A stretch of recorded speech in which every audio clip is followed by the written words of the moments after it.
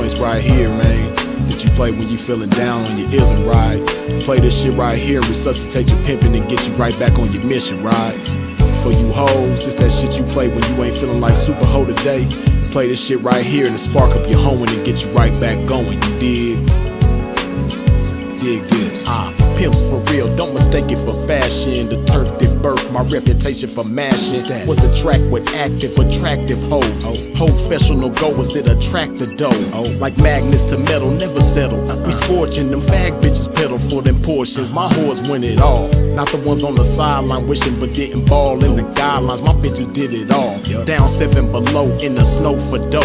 Over 120 in the sun for fun. They mash for hours, hooker baths, not showers. Bright and early, down and dirty for the cash and power. They gotta get the cash, the towers, and reach it all to a pimp. In my position, I'm all but exempt. These bras not wimps, I'm like them renegade bitches. BFFs with tricks but never getting paid riches. Grenade bitches, they dynamite, blowing up on the pimpin' and missing when the time is right. But when they life gets strife, they see pimpin' shining bright, but they action is life without. Bitch, one strike you out. Can't stop, won't stop. Poppin' pimpin', nigga, can't stop, won't stop. Smashing on these bitches, nigga, can't stop, won't stop. Poppin' pimpin', nigga, can't stop, won't stop. Smashing on these bitches, nigga, can't stop, won't stop. Poppin' pimpin', nigga, can't stop, won't stop. Smashing on these bitches, nigga, can't stop, won't stop. Poppin' pimpin', nigga, can't stop, won't stop. Smashing on these bitches, nigga. See, that's the difference, nigga. The pimpin' mashin' for these riches, nigga. Nothing like you master magician niggas. Smoking mirrors with your game, hella extras to reflect the opposite appearance of a lame. Bitches coming from y'all, I can't rock with those.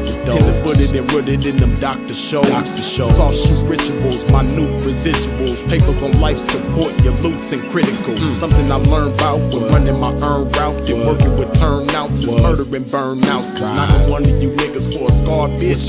That's knocking one of you niggas for some garbage. I'm heartless regardless, empty with sympathy, but banked up to the max with pimpathy. No remedy for me, I'm like this. My life is vice grip, synced in permanent ink. You can't rewrite this. My blood type is P positive, beautifully deposited with a lot of it. I'm popping this shit, and when I pop it so hard I make a trapping ass bad bitch wanna hoe hard. Can't stop, won't stop. Poppin' pimpin', nigga, can't stop, won't stop. Smashing on these bitches, nigga, can't stop, won't stop. Poppin' pimpin', nigga, can't stop, won't stop. Smashing on these bitches, nigga, can't stop, won't stop. Poppin' pimpin', nigga, can't stop, won't stop. Smashing on these bitches, nigga, can't stop, won't stop. Poppin' pimpin', nigga, can't stop, won't stop. Smashing on these bitches, nigga. Come on, pimpin', man, pop that shit. Show these sucker niggas they can't stop that shit. Let these hookers know if they wanna cop that shit. Treat the bag like it's hot, bitch, and drop that shit. And to you hoes, if you ever took a loss, bitch, show these bitches how to bounce back like a boss, bitch. Let them know that the best way to floss, bitch,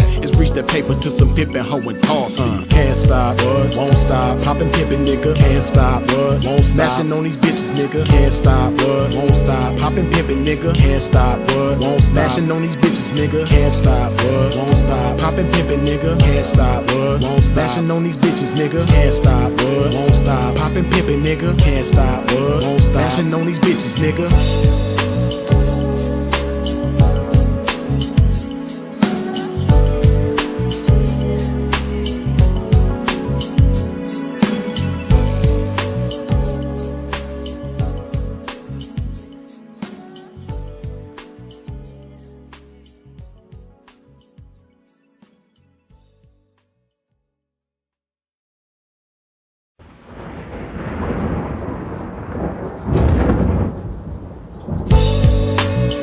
One of them joints right here, man, that you play when you feeling down on your ism, right?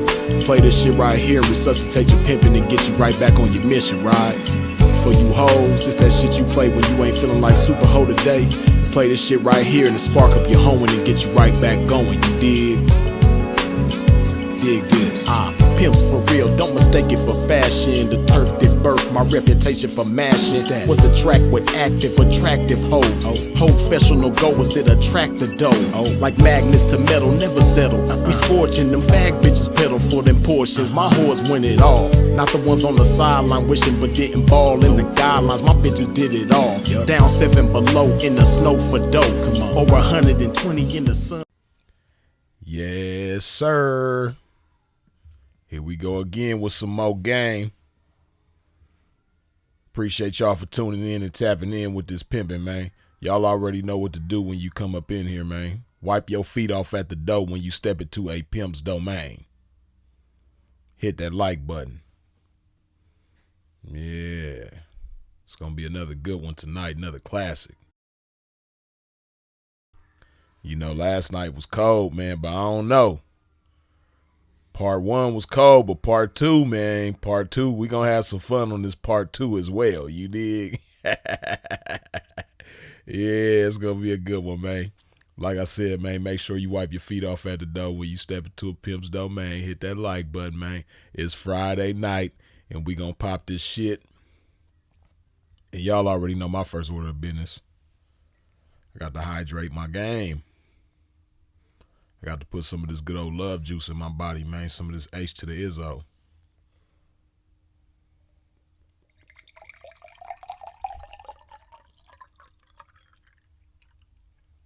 Yes.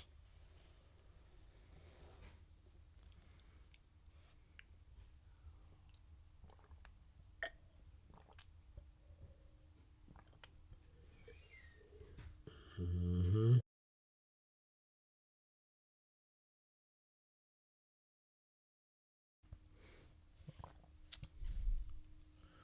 Let's see, man. Hold on. Let me get something together right quick before we get to this game. It's going to be a good one, man. This will be a good one. Let's see. Let's do something real quick. Hold up.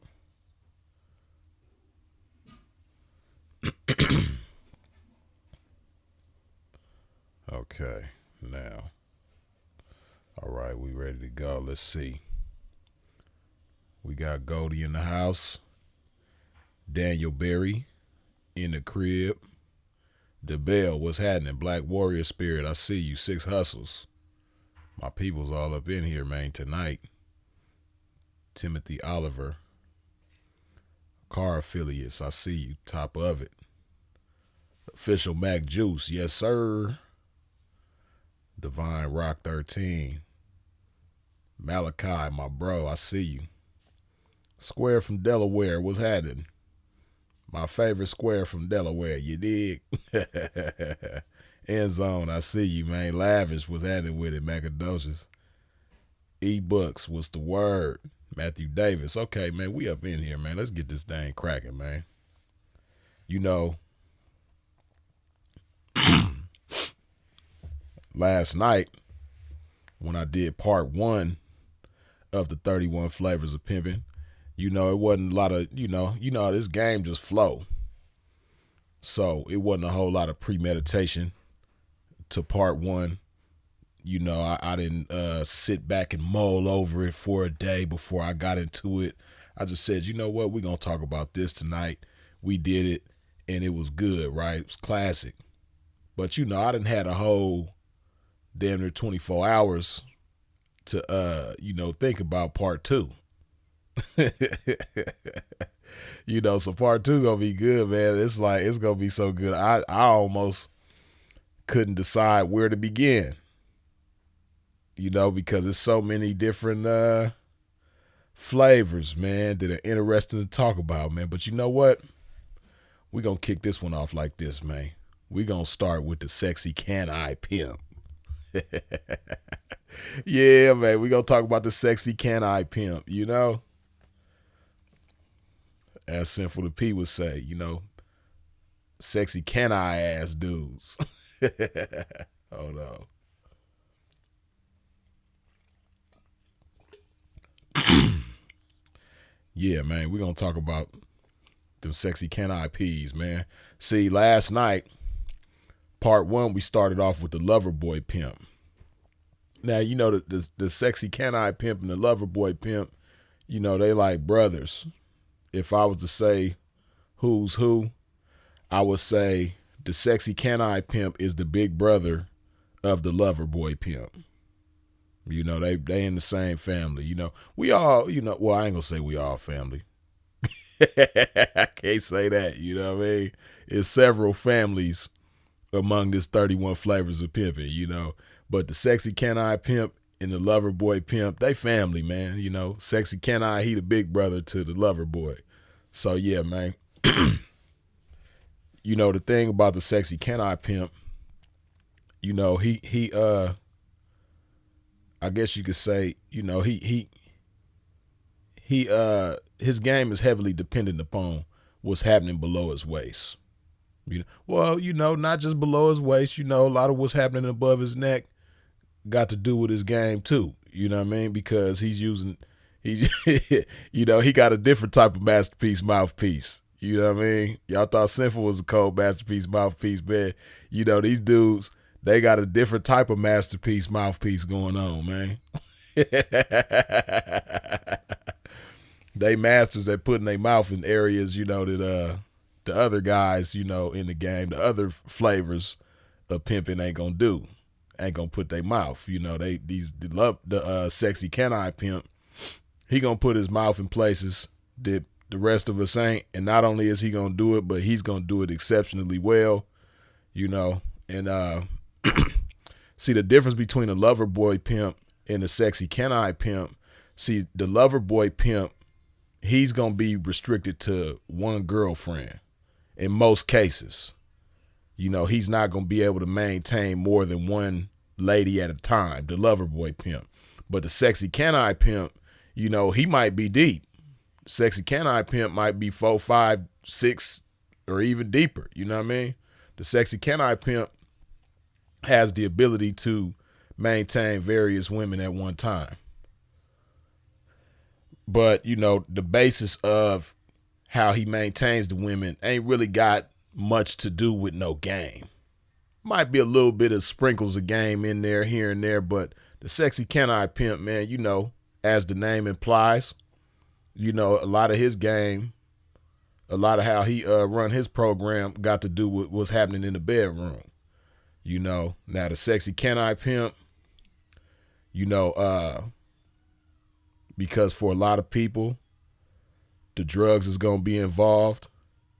So, a lot of people, like we talked about last night, like to be under the influence of that ecstasy or that Molly when they in the bedroom. A lot of people like to be under the influence of that powder, especially the ladies when they in the bedroom.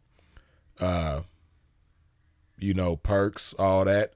It's a lot of people that they like to be under the influence of different things. But see, the sexy can-I pimp, he's not the dope fiend pimp. The sexy can-I pimp might play around with, different party favors, but he's not going to be addicted to them in a lot of cases. He just uses it as a, probably like sometimes a performance enhancer. You dig? Hold on. Oh, I gotta figure out why my shit keep doing that. But yeah, man, the sexy can-I pimp, man, so he gon' party with the ladies. He gonna do a lot of stuff that a lot of us ain't gonna do. See me, man, I don't have a whole lot. Like, I don't have as many tricks up my sleeve in the bedroom as some of these guys. But, the things that I do them well. But I don't do everything, though. I do some things, but I don't do everything, man. Yeah, like Marshall's like Marshall say, that Kevin Gates ministry, man. They don't get tired, man. They got the stamina for that situation.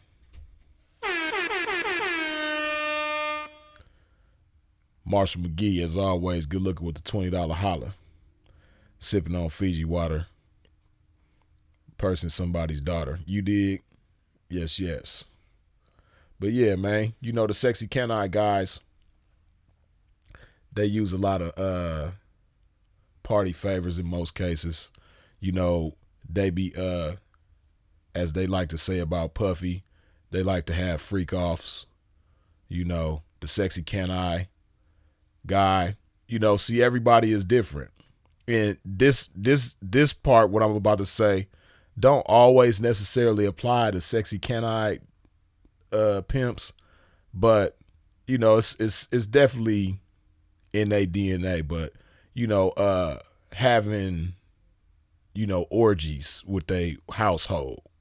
You know, they of course they gonna be the only dude involved in the orgy, but they having all of they ladies in the bed together, doing things to each other, doing things to him, he doing things to them, all that kind of stuff. To each his own.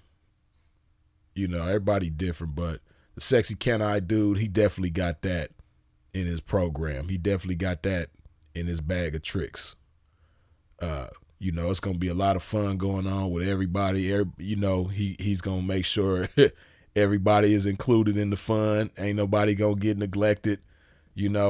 But see, the thing about the sexy can-I dude, by him using those kinds of tools to acquire and maintain his household, as you can imagine, there's going to be a lot of emotional flare-ups going on in the household. It's going to be a lot of emotional roller coasters happening up in there. Because, see, guys, in a lot of cases, guys have the ability to maintain themselves emotionally when they dealing with multiple women at one time. And, sometimes even if that woman is dealing with other guys, some guys have the ability to not be so attached. But females, on the other hand, they respond to intimacy a little differently. They get their feelings involved, especially if they feeling the dude, they digging on him. And then you just got to imagine for a 304, she making all these sacrifices every day. She going out there, stomping down, breaking herself to this guy, cooperating with him, following his instructions, respecting him a certain type of way, playing her role to the best of her ability. When a chick is doing all of that for a guy, when she's dedicating herself to a guy in the game like that, man, it's gonna be some emotional attachments, but it's on the guy to navigate that a certain type of way and keep it under control. How the guy deals with that is going to determine how under control these women's emotions are going to be.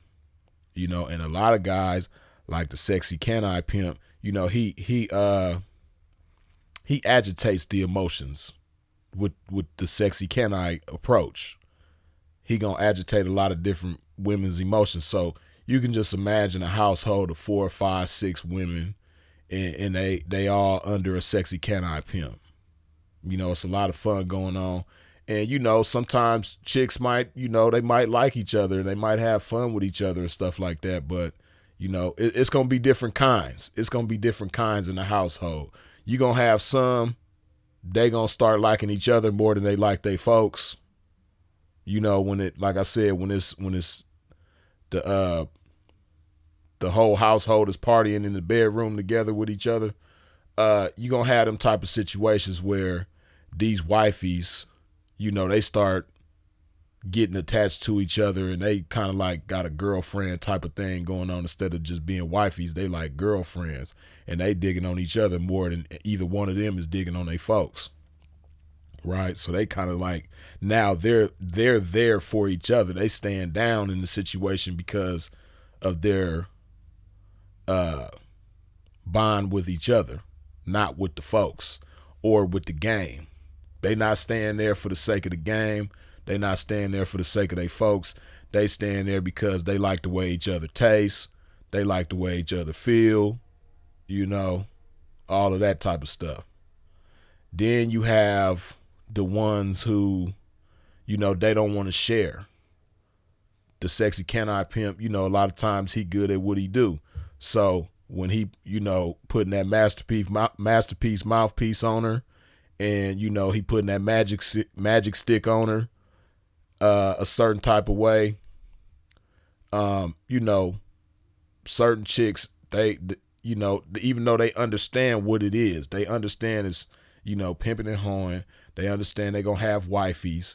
They understand they're not going to be the only one. They intellectually understand all of that, but emotionally they can't accept that because, ain't no way I'm going out there. Then don't let it be the one that's, trapping the most. Don't let it be the one that's coming with the biggest traps in the household. You mean to tell me I'm staying down? I'm the most down. I'm the most loyal. I'm checking it the most, and he putting it on me like this. And you mean to tell me I'm supposed to share this? Hell no. Some chick, you got them kind of chicks too. And you can imagine the kind of drama that comes along with that. Just like with the two wifeys that like the way each other feel and taste more than they like the pimping that's going on. You can imagine the kind of drama that comes from that. And just as well, you can imagine the kind of drama that comes from the chick that's getting it put on her so good that, she don't want to share that. And, the sexy can I pimp, he might be handling his business. He might be, he might not have like a whole lot of game. Sometimes the sexy can I pimp can have some game on, how to make the ladies more effective at what they do than they would be if they wasn't with him. But that's not a requirement. The sexy can I guy, he relies more on his abilities in the bedroom than he does anything else. But in spite of that, he might be a responsible guy. He might be handling his business and things like that. And it might be the best situation for the chick, but her emotions just got her so, she ain't never lived like this. Her credit score ain't never been like this. Her financial situation ain't never been like this. Her living situation ain't never been like this. She's never been able to be a blessing to her family like she has been since she been with the sexy can I pimp. But, she don't care about any of that. All she knows is that it's my pipe and I need it now. It's your masterpiece, mouthpiece. Use it when you need it. She on her JG Wentworth with sexy can I pimp, it's her sex game and she need it now, and she don't want to share it, and she don't care if she got it. Some of them, man, they'll torpedo the whole household. Some of them is they're going to be a tornado and come wreck the whole situation just because they selfish, just because they don't want to share,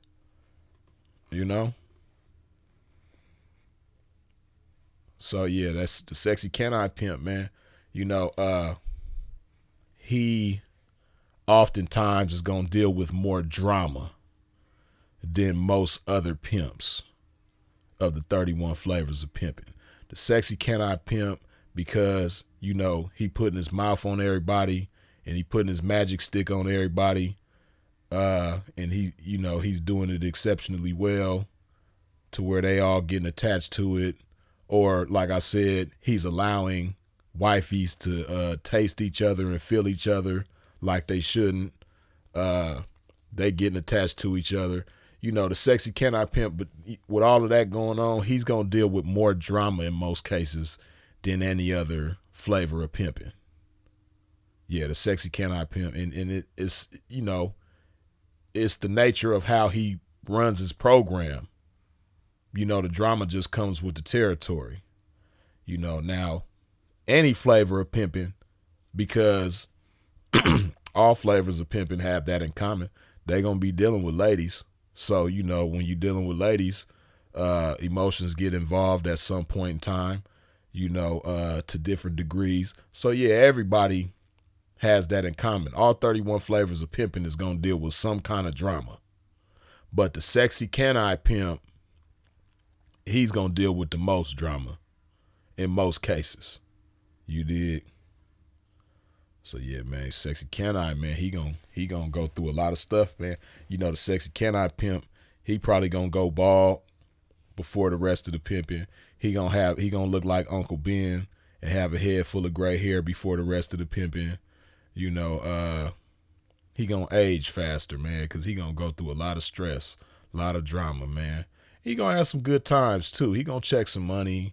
He gonna do some things, some fly stuff, and he gonna have some fun. But he gonna go through a lot of stress too, though. He gonna deal with a lot of drama. He gonna have a lot of tires slashed. He gonna have a lot of windows broken out. He gonna have a lot of clothes destroyed one way or another, whether it's by bleach or by fire or, just by whatever. He gonna get stolen from a lot, because the emotions is gonna be so out of control. He gonna have chicks stealing from him in his household and blowing up with his jewelry and his money. A lot of times, sexy cannot pimp. He gonna be careless, so he gonna be trusting chicks in ways that he shouldn't trust them. That he didn't position them to earn that type of trust. They gonna be knowing where he keep everything that he should only know where he keeping certain things. They gonna know where all that stuff is, man, and they gonna know just how to peel him back like a banana, man. So that's some of them is gonna do that. Sexy cannot pimp. He gonna deal with a whole lot. He gonna have the police called on him sometimes. Yeah, he gonna go through a lot. A lot of bail situations, a lot of lawyer situations, a lot of yeah, man, a lot of domestic shit. The sexy cannot pimp. He gonna deal with a lot of drama, man. Whole lot.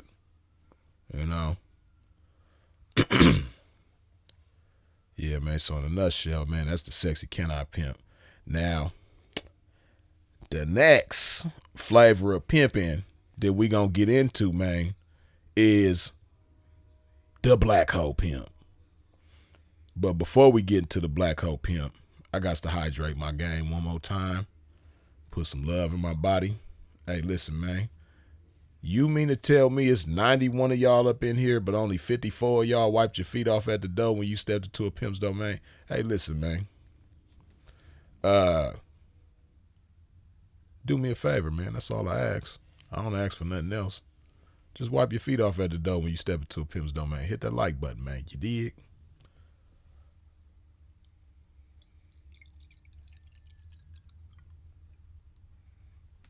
Yeah, ebooks. You right about that too. Grape allegations, all that type of stuff. Yeah, sexy Kenai, he gonna go through a lot, man. But hey, he on his diamond from Players. He on his Ronnie from Players Club. You know what I mean? Sometimes you gotta use what you got to get what you want. And that's the sexy Kenai pimp gonna do. You know what I mean? He like, man, I got a cool magic stick and I got this masterpiece mouthpiece. I'm gonna use what I got to get what I want, man.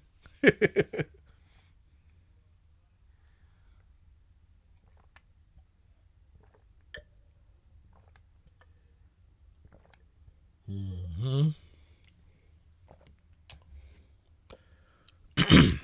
The black hole pimp. Now, it's more than one type of black hole pimp, right? But we gonna get into this type of black hole pimp right first. Now, this type of black hole pimp, as the name implies, he gonna deal with majority black hoes, right?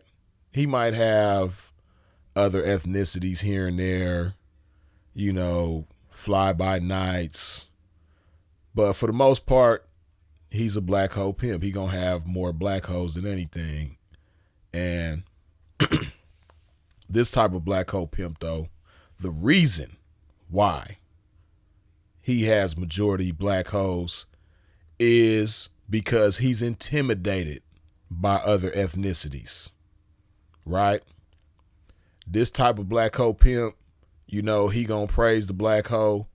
He gonna say that that's all he want. He don't want nothing else. He don't like white women. He don't like other ethnicities.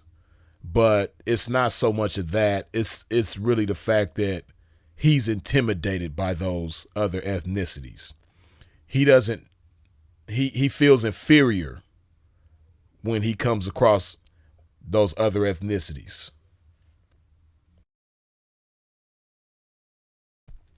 Yeah, that this black hole pimp is like that, man.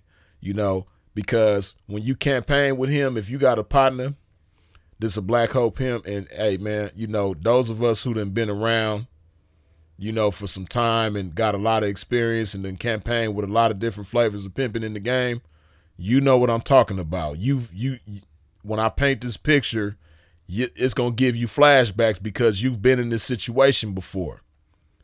But hey, man, you know, a lot of times when you campaign with this type of black hole pimp, which doesn't speak for all black hole pimps, but this type of black hole pimp, you know, to swear up and down he don't want nothing but a black hole, you know, deep down inside, he would like to have white hoes or Asian hoes or Latina hoes or, you know, what have you. He would like to have these different flavors of hoes, but he feels inferior to them. So he puts on this, as Sinful to P would say, Oscar Award winning performance that he just don't like those other ethnicities. But it's not that. He feels intimidated by them. He feels inferior to them. Right? And the evidence is when you campaign with somebody like that, man. You know, a lot of people in the game operate under the theory of I like who likes me. Right? That's what most P's is gonna say. I like who likes me, right? And a lot of these types of black hole pimps that feel inferior to other ethnicities, man, when you campaign with them, hey man, them other ethnicities be digging on them and giving them action. And be really wanting to mess with them, man, and see what they about. But yeah, man, you know, they be awkward. You know, they don't really know how to hold a conversation. You know, they ain't really got much to say. You know, and it's really intimidation. You know how it is, like when, as you know, anybody, whether man or woman, you've encountered somebody who was intimidated by you before, or you've been intimidated by somebody. So on one end or the other, you know what an encounter feels like when one person is intimidated by the other. You know what that feels like, whether you've been the one who's intimidated or you're the one who's intimidating. Because you got a lot of ladies. You know, a lot of ladies know what both feel like. You know what I mean? It's not as many guys, I would say, that know what both feel like than ladies. I think a lot of ladies know what both feel like, as much as some of them probably won't admit it. A lot of ladies know what it feels like to intimidate, and a lot of ladies know what it feels like to be intimidated. So, you know what I'm talking about. But a lot of times these type of black hole pimps, man, you know, they're going to be intimidated by these chicks, and it's going to reflect in their behavior when these chicks get to liking on them. You know, it might just be you and him. This your pimp partner, y'all campaigning, you know, and you the type, you really do like who likes you.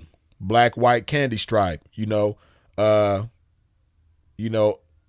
your game is rated E for everybody. You know, everybody got action. So, y'all out campaigning and you getting some action. Both of y'all, you know, it might be both just you and him, and y'all got two white girls just digging on y'all. And, you know, it's going well for you to begin with. But, you know, the friend is digging on your partner. You know, she's really giving him some rhythm, but he just socially awkward. He don't even know how to have a conversation with this chick, even if he's not digging her, if he's genuinely not digging her, but she's digging him. If he sees that you got action with her friend, you know, that's one thing about the pimping. Like we all have done that before too, I think. Like me, I done been in situations where this chick digging me, but I ain't really digging her, but her partner and my partner is having a good conversation. So for the sake of them maintaining what they got going on, I'm gonna keep this chick occupied, right? So that she don't drift off into their business. But these type of black hole pimps that I'm talking about, they don't even know how to do that because they so intimidated by this white girl.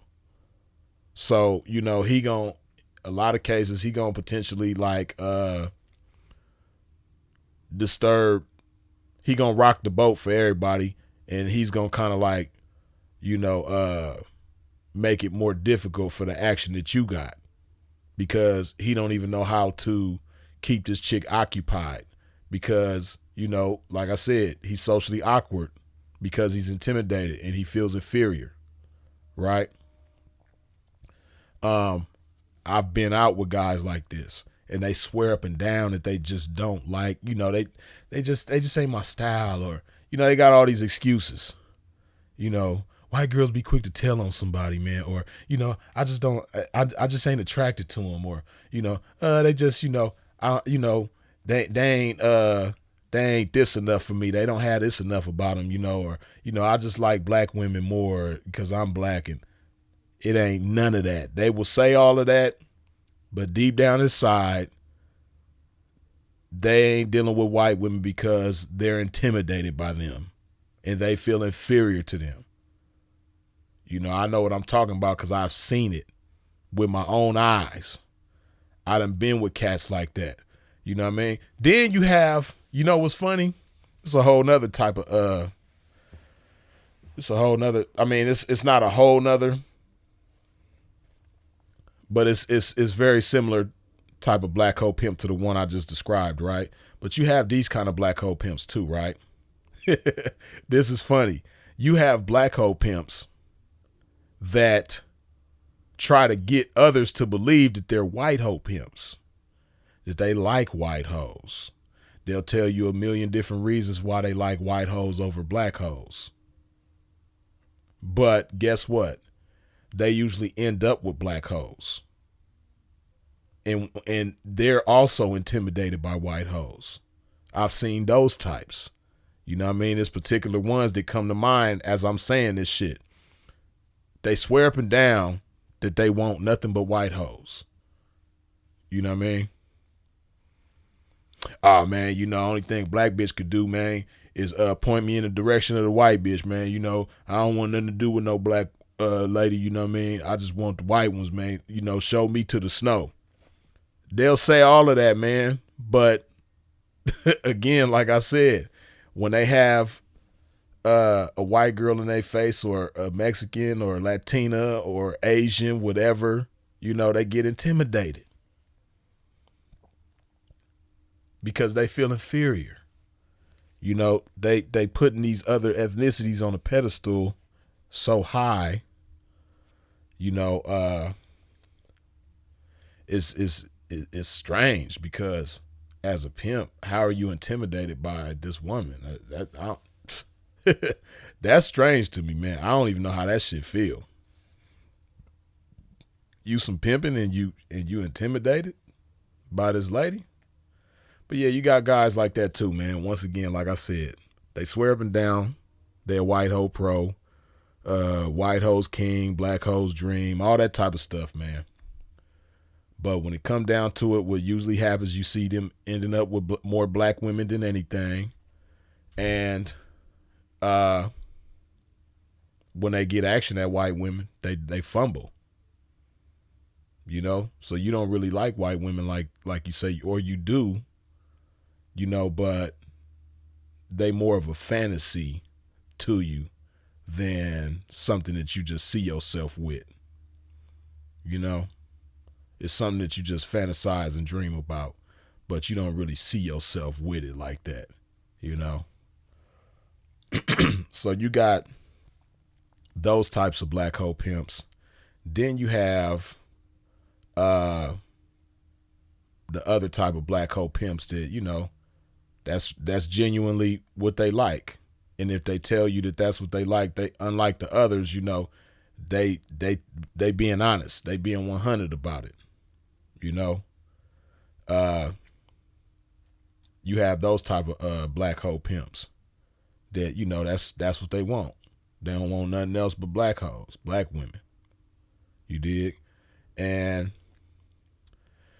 you have these type of black hole pimps that, you have different kinds. Like you have some black hole pimps that only want black women because they have a knack for turning these women into reachers. You know, it's just a fact. It's not to say that there's never been any other ethnicities that are reachers. Trust and believe, there definitely are. But historically, the most notorious and the majority of reachers in the game have been black women, you know? And you have a lot of guys in the game, these black hole pimps that, that's just their forte. They know how to identify certain black women because not all black women are reachers. I don't want you to get that misunderstood either. Just because you see a chick that's, a black woman and she might come from poverty and, she might be fearless in certain areas and things like that. That doesn't mean that she's going to be a good reacher. Right? So don't get that misunderstood. But, you got these type of guys in the game. They just know how to identify it in certain chicks. They know how to identify that larceny in her heart. Like, yeah, she gonna be the one. You know what I mean? She was getting in trouble for shoplifting when she was in high school. You know what I mean? In elementary school, she was getting in trouble for stealing candy out the candy store. Then when she got to high school, she graduated from candy to clothes. She was shoplifting, stealing clothes and things like that. You know what I mean? But you say more than chops. Yeah, man. There's no other ethnicity in the game that is more notorious for reaching than black women. You know what I mean? Hitting major licks and all that type of stuff. Like I said, don't get it twisted. There are some other ethnicities that do their thing and are, great at what they do, and it's game involved. Not them roguish ones or the ones that got additives and preservatives to their game, and I ain't talking about them. I'm talking about them ones that got some real game and know how to reach for real. You know what I mean? You familiar with the term rob somebody blind? To where, they by the time they understand and realize what happened, they long gone. Yeah, I'm talking about them type of reachers. Not them types that, you see a naked trick chasing her down the street, you know what I mean? Cause she done got him and she wasn't smooth about it. Or the ones that's fighting in the Uber with the trick because they try to get over in the trick inside the Uber like a dummy. And, they fighting with the trick and wrestling with the trick, and then they jump out the Uber. The trick jump out the Uber driver chasing her, he chasing her. Now, I ain't talking about all that kind of reckless stuff. I'm talking about real reachers. You know what I mean? And like I said, you got other ethnicities that do their thing, but for the most part, it's just a fact. The majority of reachers in the game have been black women. You dig?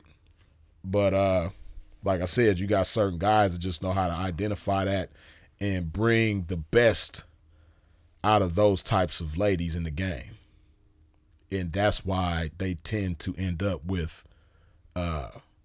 more black women than anything in the game. You dig? So you got them type of black hole pimps too. You dig? But and then, a lot of it depends on, I would say, this is just my theory. I would say a lot of times it depends on your background, like how you were before the game, your conditioning before you got into the game, your points of reference before you got into the game. You have certain people that are raised a certain way with certain types of understandings, you know,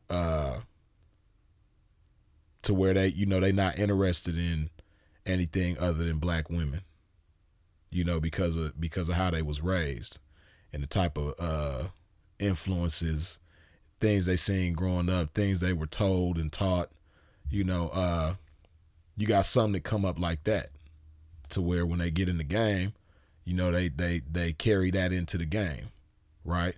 Then you have others who, you know, they come up and they, you know, they might live in a diverse neighborhood. You know, they got different types of friends where, you know, whose house they spending the night at, or those friends are spending the night at their house. You know what I mean? To be honest with you, I was like that when I was growing up. You know, I had friends of different ethnicities that spent the night at my house and I spent the night at their house, or they ate dinner at my house or I ate dinner at their house.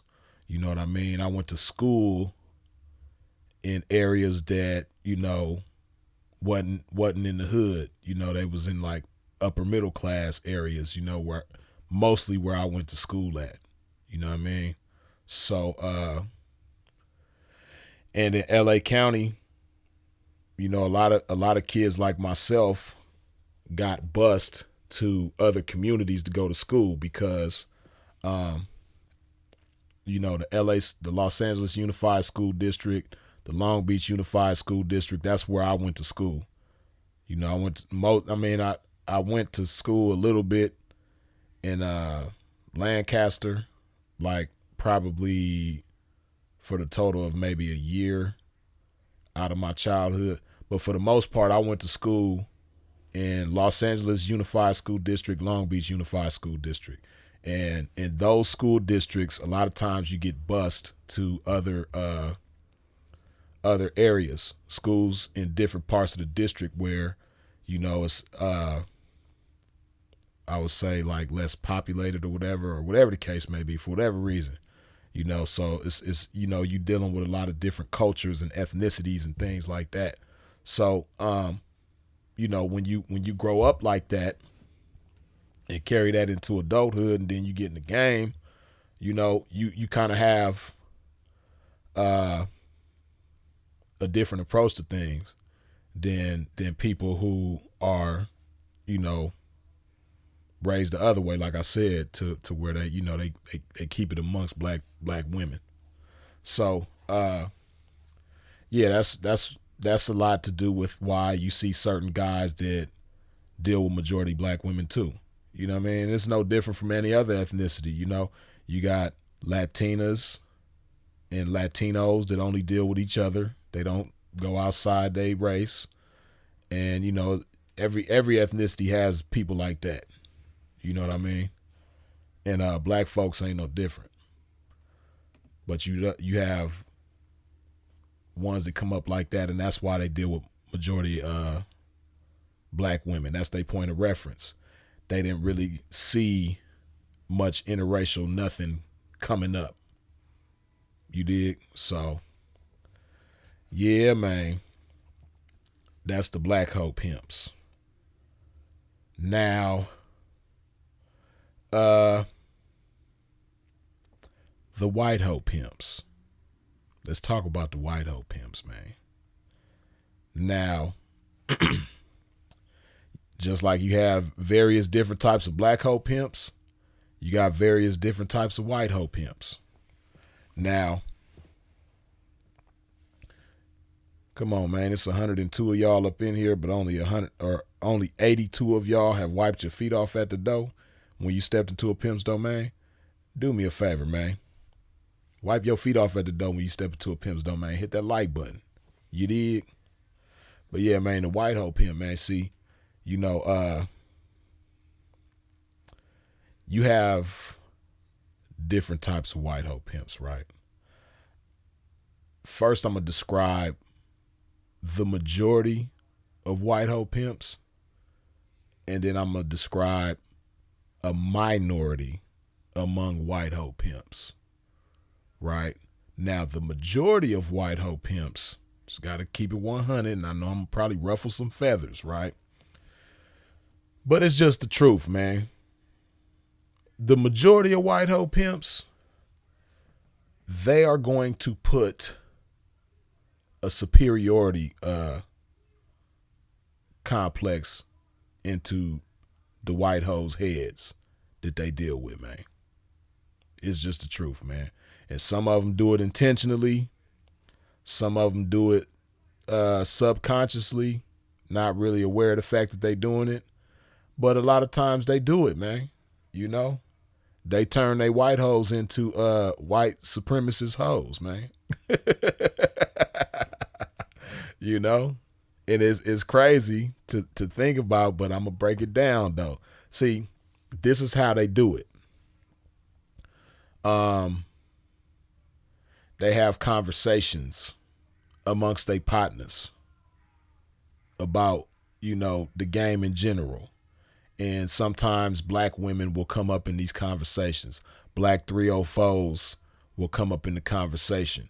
And, you know, he's having this conversation with his partners, whether it's on the phone or his partners are in his presence. And she's just around. You know, you got some cats that just, they get down like that, man. You know, see me, I'm not chopping it up with my partners around my peoples, around my game. I don't do that. But you got a lot of cats that do. And some of these white hoe pimps, you know, they will chop it up with their partners about black 304s in the game and, you know, have a lot of derogatory things to say. Like, yeah, man, that's why I don't be dealing with them black bitches, man, because, you know, they always with the drama, man. They always this, they always that. They always, you know, it's a bunch, they ain't got nothing but negative things to say about black 304s. Now, what the white hoe may not understand about her folks is that he doesn't have a hatred for all black women. He might adore black women because his mother is black. He probably got black sisters. He probably got black aunties and grandma and all of that. So he might have, you know, adoration for black women, but he just don't like black women in the game because according to his experience, you know, he ain't seen no, and it's not to say that it ain't no good black women in the game. He just ain't seen them. He ain't dealt with them, you know? And a lot of times people in the game got that bad. You know, if they have a bad experience with certain aspects of the game, they talk bad about that, you know, just like the majority of people, or, you know, you got, and it sounds weird to say, but you got pimps that talk down on the blade, right? But they've never had a hoe check more than $500 on the blade before, right? So they just never figured out how to thrive on the blade. So guess what they're going to do? They're going to talk bad about the blade. They're going to say it ain't no money on the blade. No, you just didn't figure out how to get the money on the blade. That's why you think it ain't no money on the blade. But that don't mean just because you didn't figure it out, that doesn't mean that it's not money on the blade. You just don't know how to get it. So on that same token, you have white hoe pimps that have a bad outlook on black hoes in the game. And it's because their experience has been, you know, you can't really do your thing the way, I can't do my thing the way I want to with black hoes because, you know, this, that, and the third. But it's not to say that it ain't no good black women in the game. He just ain't never found them. So that's why he looking at it like that, right? But they had these kind of conversations in front of white hoes, you know, and then, so there's that. And then you have guys that take it a step further and are even worse, and they have conversations with they white hoes about black women.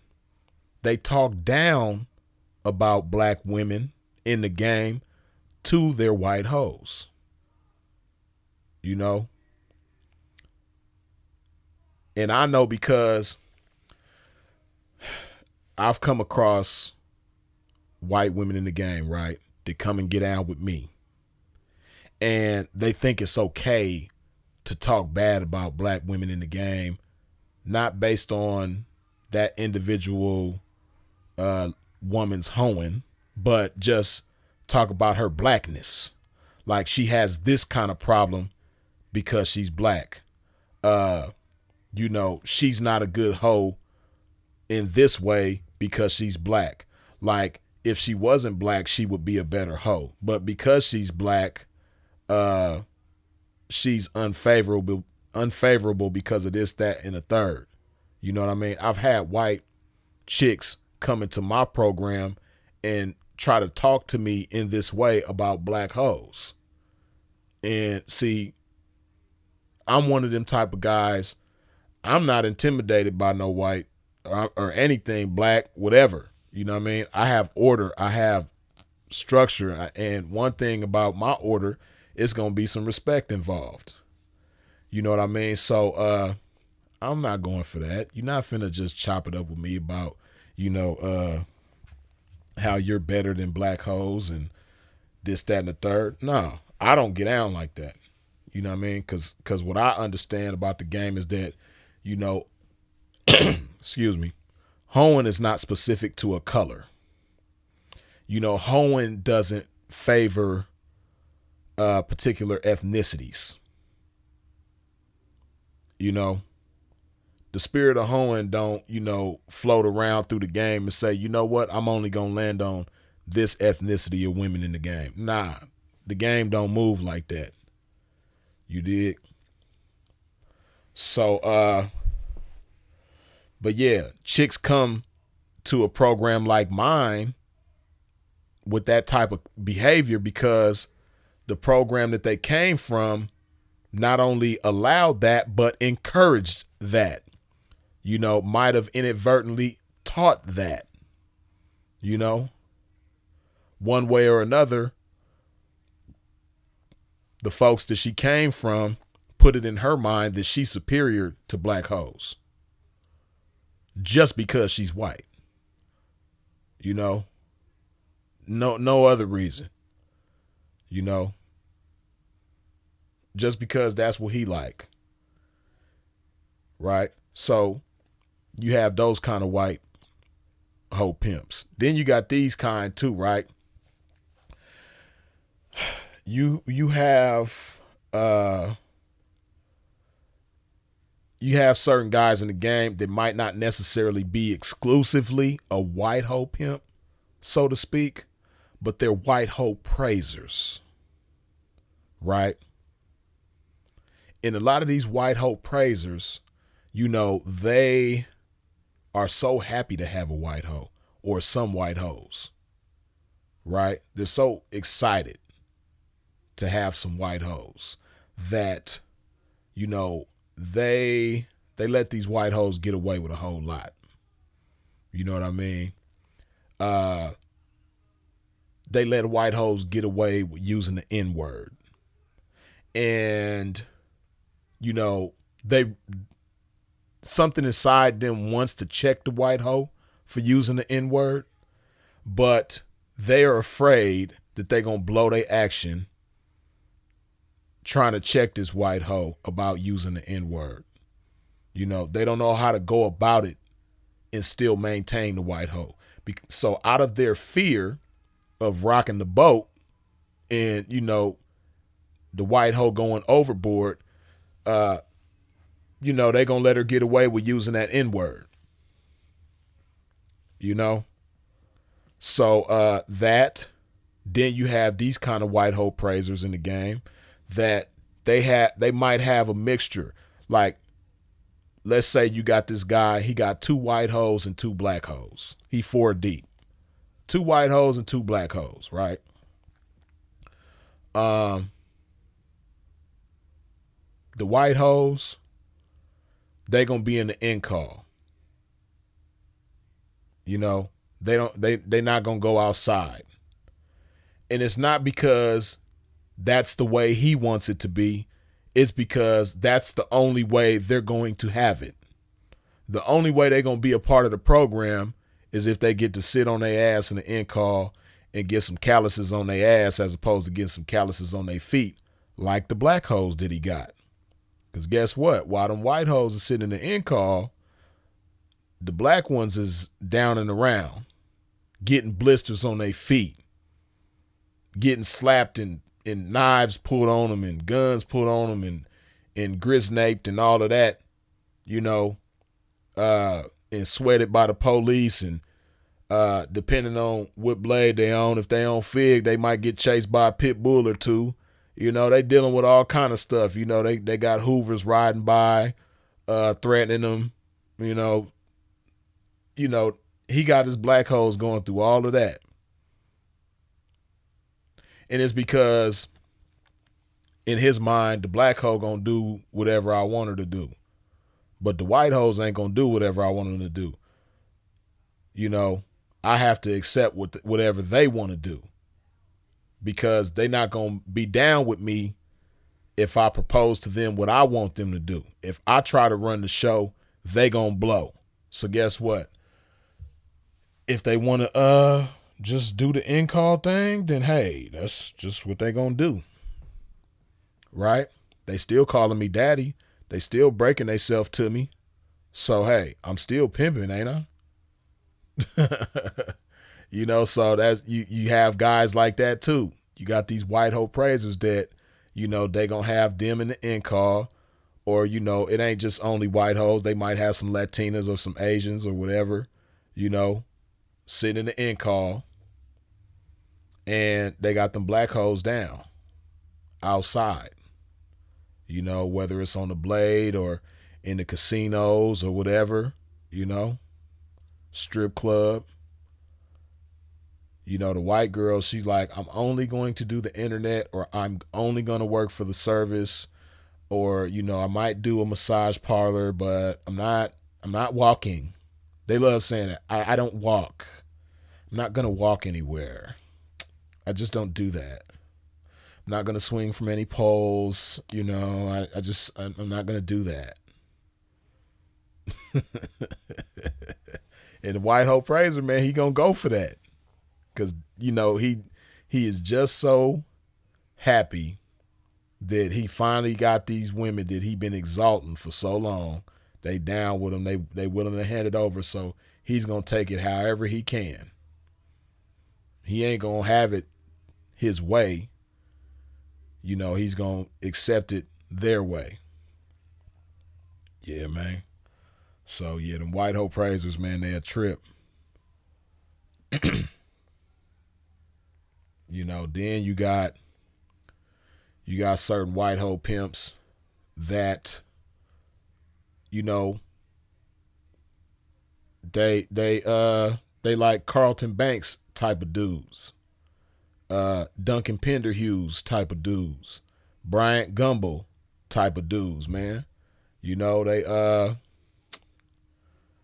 they got white hoes, and, you know, they just, you know, and it's not to say that every black woman in the game is like that, because, you know, you got your Hillary Banks types in the game and all that too. But, you know, it's just real. Like, the majority of black women in the game, you know, they're going to try you in ways, because all of them is going to try you. You know, the white ones is going to try you just like the black ones is going to try you. But the black ones are going to try you in different ways, while the white ones is going to try you in different ways. And the ways that the black hoes are going to try you, you know what I mean? You're going to have to respond a certain type of way. And you have certain white hoe pimps, they just not built to respond the way that they should accordingly to the black hoe. So because they not built like that, and they can't handle that, you know, they gon' you know, it's much smoother. It's much more easygoing to just deal with these white ones. You know what I mean? And the way that they see, you know, you have some guys that, you know, it's going their way no matter what. And they gonna do their thing no matter what. It don't matter, black, white, candy stripe, you know, they gon' they gonna run their program like a man and like a pimp. But you have some guys that, they just they doctor shows with it, man. Their manhood is a little mushier, it's a little softer, you know? And you have some white hoes too that's gonna try you in some of the same ways that the black hoes will. But you got a lot of white ladies that, they're just a certain type of way. And, you can be you're not gonna get tested in certain ways. So it's nice, smooth, easy going program, and it's all good. You dig? Let me hydrate my pimping one more time, man. Come on, man. If you ain't wiped your feet off at the door when you step to a pimp's domain, please do so now. Hit that like button.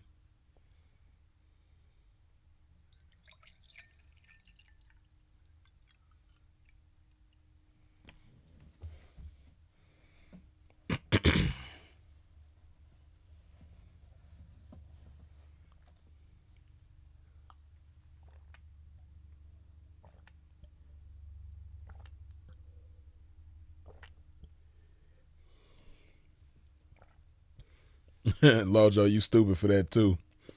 As Sinful would say. But it's the snow, P. But it's the snow.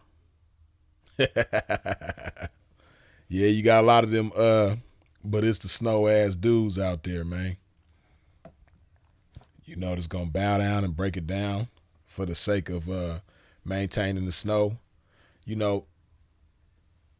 Basically, man, see, one thing about some pimping, right?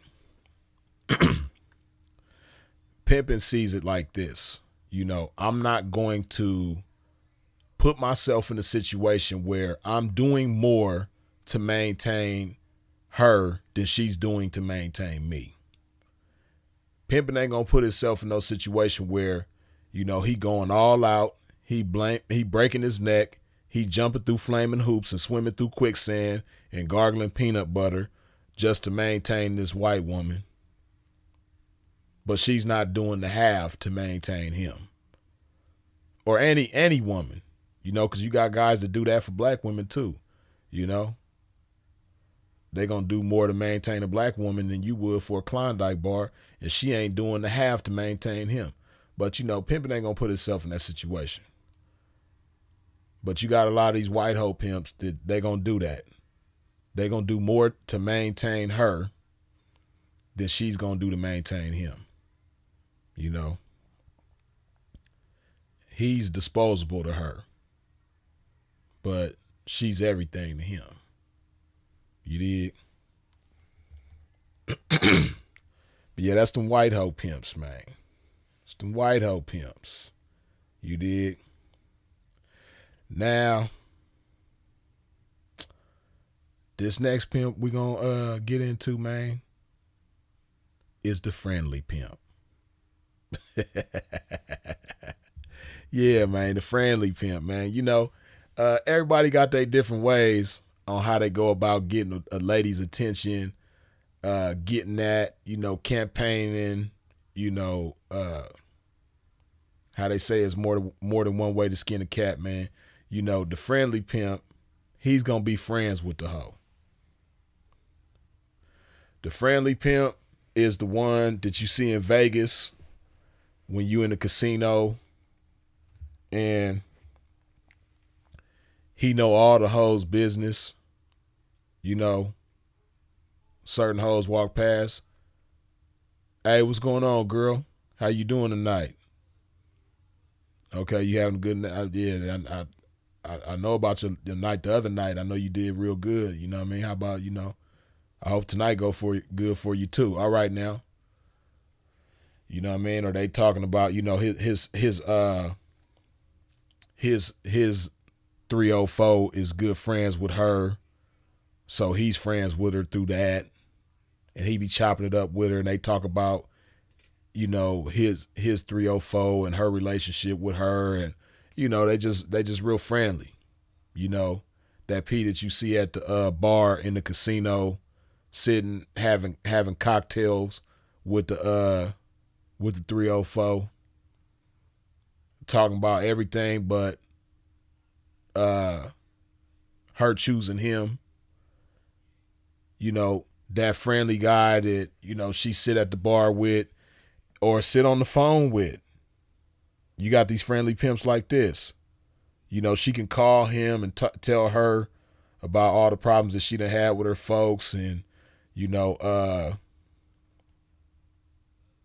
why she gonna blow up on him. She thinking about blowing up on him. He ain't trying to pimp at her. He ain't trying to have her. He just being friends with her, hoping that she just like his friendship so much that she decide to choose him. He's such a good friend. I want to make him my folks. You know what I mean? One of them type of guys, man. He's sitting up with his chin in the palm of his hand, smiling, listening to all her what she done went through today. She telling him how her night went, and he just sitting up there listening. She telling him about licks that she done hit, and he ain't asking for it at all. He just, being friends with her. You know what I mean? If she need a ride up the street, he gonna give her a ride. Ain't gonna try to break on her while she in his car. You know what I mean? He's a friendly guy. He just want to be her friend. He's friends with all the hoes like that. The friendly pimp is also the one that's gonna go live with these chicks all the time. And he ain't trying to campaign. He ain't talking about no game. They gossiping about other pimps that both of them don't like on live on Instagram. You know what I mean? They have the same pimps in common who they don't like. They gonna sit up and gossip about them together. He's not trying to have nobody. He might be the only guy in the live, and it's like three other ladies in the game in the box with him. He's the only guy in the box with three ladies. They all gossiping about different pimps in the game and why they don't like him and all this type of stuff. Yeah, man. Friendly to P. The friendly pimp. Yeah, man. The friendly pimp, man, he's something else. He's something else.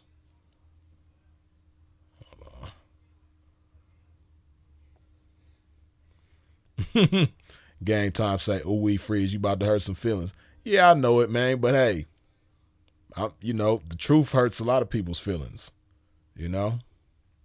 Some people accept the truth. Some people in denial about the truth.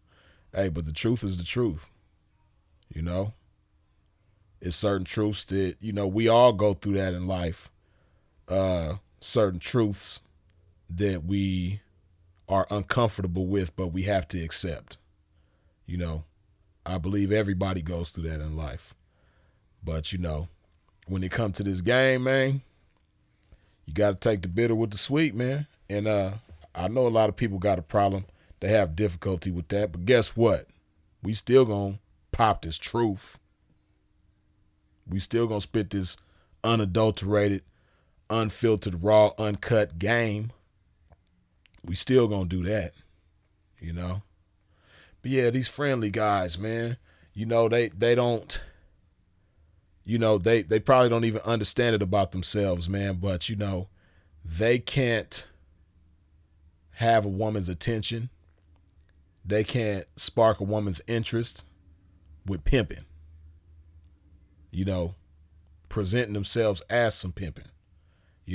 So they'll present themselves in a friendly type of way. Even though they saying pimping out their mouth, they letting her know that it's pimping, but they ain't trying to have her. You know what I mean? It's certain friendly pimps, man, who done did this, man. Like, they so friendly, they'll meet up with chicks and be like, yeah, pull up on me over here. This ain't no breaking though. I ain't trying to break on you. I just want to sit and talk with you.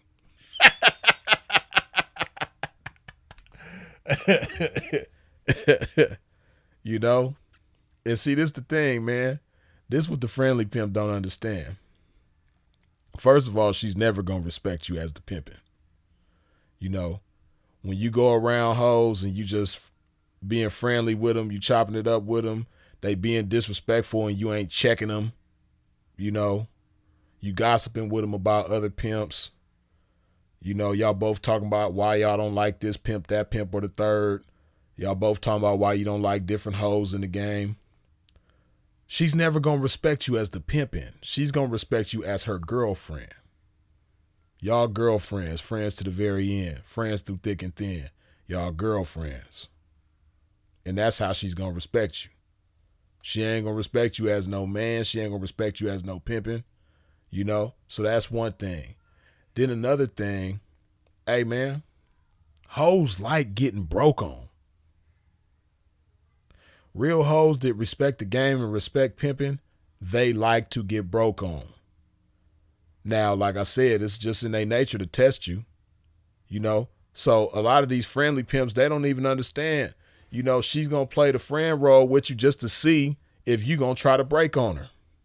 She might want to break herself to you bad, but she going to see, you know, whether or not you going to be her friend, sit up and gossip with her and let her gossip with you about other pimps, or if you're going to be like, hey, man, skip all that, you know. Hey, bitch, how much money you got? You hand that over. She's trying to see if you're going to pimp. She's trying to see if you're going to do that. But, you know, you don't even understand. Hey, man, it's crazy, man. It's a lot of these friendly pimps don't even know how many times chicks done got around their ass with a bankroll, you know. Hey, man, now this is a crazy friendly pimp story, right? All the pimps and all the hoes in attendance right now, man, y'all gonna be like, what? But yeah, man, this is hilarious, man. So this cat, man, he had action at this chick, right?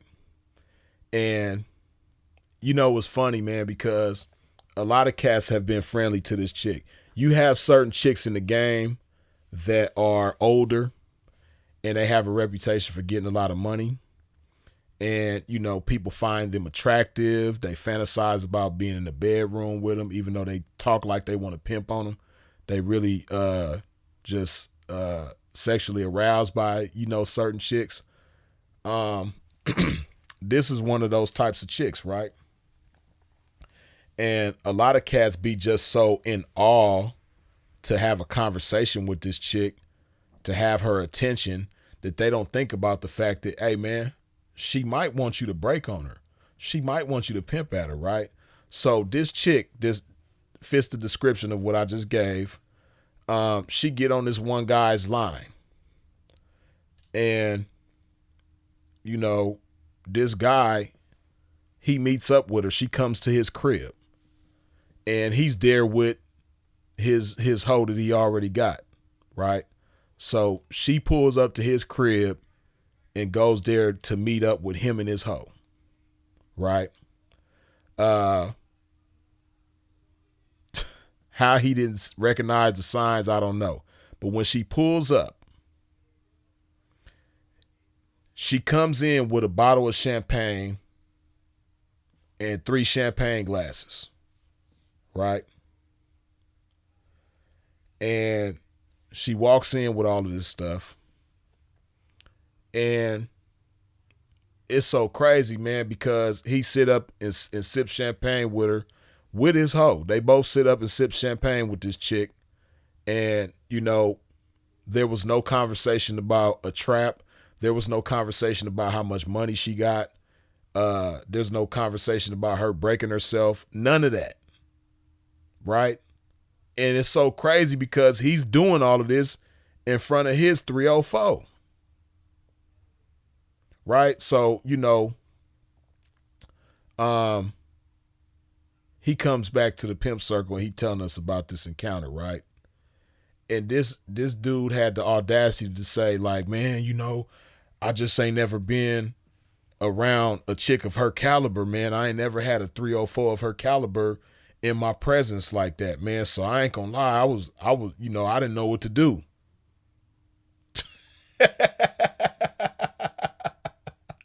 Man, this dude was so ridiculous, man. And he don't understand. Hey, listen, man, this is a veteran 304. She came over to your joint with a bottle of champagne. Where she knew that you and your 304 was going to be there together. She comes over there with a bottle of champagne. You don't think she had a trap on her? She didn't come with no bottle of Hennessy. She didn't come with no 6-pack of beer. She didn't come empty-handed. She came over there with some champagne and 3 champagne glasses, man. Come on, man. How you don't understand that she want to choose? What you think she came over there to play patty cake with y'all? You think she came over there to gossip with y'all when she walking through the door with a bottle of champagne? And what he don't understand is this is a chick that's known for having traps on her. This is a chick that's known for breaking herself to guys that pimp at her. But he want to be so friendly with her. He just so happy to be having a conversation with her. He just so happy that she was willing to pull up to his crib that, he's so mystified by this chick. He's so mesmerized by this chick that the last thing on his mind was breaking on her. The last thing on his mind was asking her how much money she had. Just so happens that I know this chick and I've had personal dealings with this chick, right? But beyond my knowing her and having personal dealings with this particular chick, I know this game. And for you green ass dudes out there, man, that fall under the various 31 flavor categories of this pimping, man, listen, man.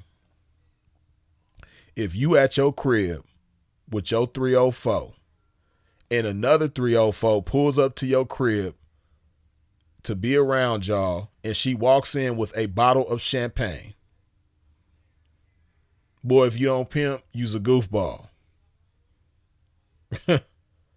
First thing on my mind is going to be like, okay, shit, she walked in with the champagne. She trying to celebrate because this is a new household that she coming into. Okay, I see the play. All right. Yeah, I know she got a big old trap on her. This boy didn't even ask for the money. And see, what he don't understand is this chick, she likes attention. She like breaking herself too, though. But she likes attention. She'll get attention wherever. And then, she like breaking herself so much. Hey, listen, man, this chick is like this, right? You got certain chicks in the game, man, that like breaking themselves.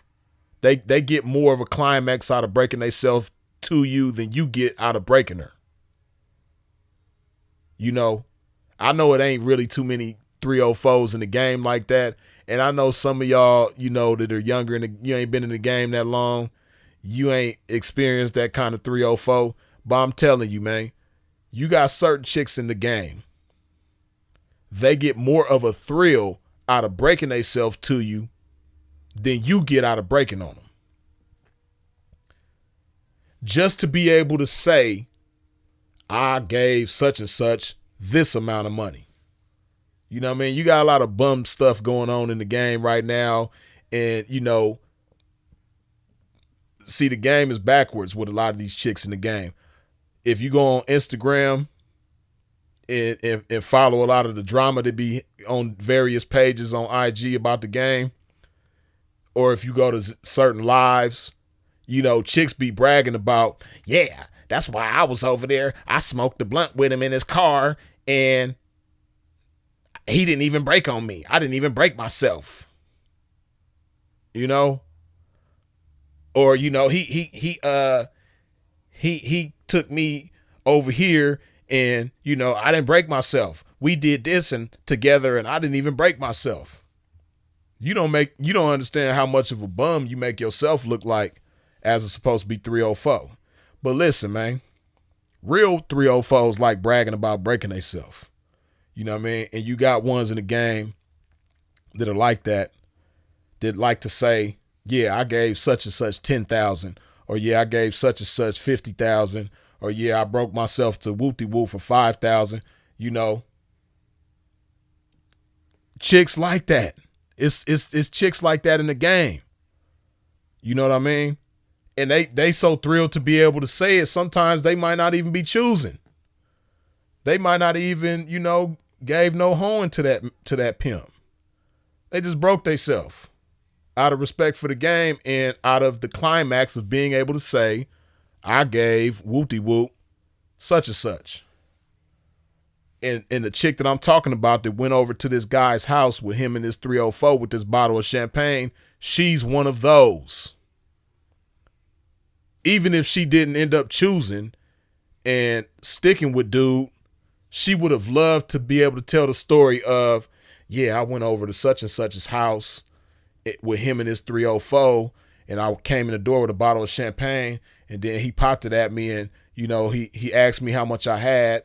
I ain't going to lie to him because I don't lie on my horn and I don't disrespect the game. So I told him, I got 8,000, and, he asked for it. So, again, I'm not going to disrespect the game. I broke myself to him, but, for whatever reason, I just felt like it wasn't, after we sat down and had a conversation, I decided that, I didn't want to go there.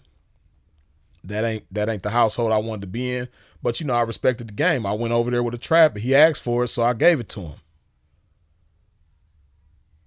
She would have loved to tell that story. You know what I mean? And that's what these friendly guys don't understand. The friendly pimps don't understand, man. Hey, some chicks like being pimped at, man.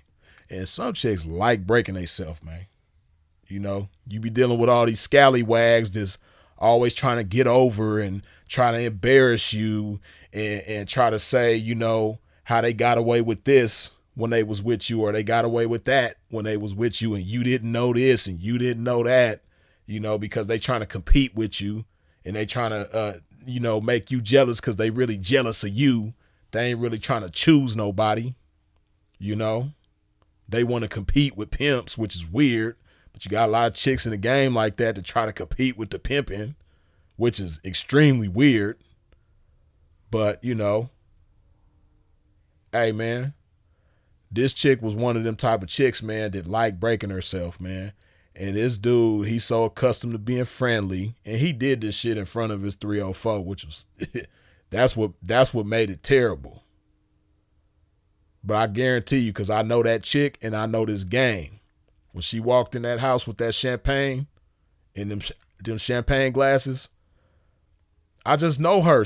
I know she had at least 10,000 on her. In her purse, cash. I know she did. Or at the most, she might have left it in the car. But if he asked for it, she would have gave it to him. But he's over there talking about I ain't never been around no chick of her caliber like that, man. Just, the way she talked, the way she pop it, man. I ain't gonna lie, she got game, man. Come on, man. Right. Like Paint Love say, pleasers by nature. That's her. She is a pleaser by nature. And then, you got some chicks that they just like to be able to say that, I gave this pimp, don't let it be somebody that got some notoriety in the game. Don't let it be somebody that got just well respected in the game. Oh yeah, I gave such and such this amount of money. Oh yeah, I broke myself to him. Wooty wooty woo. Yeah, that's how you want your pimping to be talked about, man. You don't want to develop no reputation of, you just kicking it with all these different chicks, man, and you ain't asking for it. Especially when they come through with a bottle of champagne, man. Come on, man. She came to your house. She came to your house. You didn't go to her house. She came to your house on her own abode with some champagne. Come on, man. Wake it up. But yeah, that's them friendly pimps, man. You know, as the old cliche goes, man. Nice guys finish what? Dead last, man. Nice guys finish last. You know, so it don't pay in this pimping, man, to be a friendly pimp.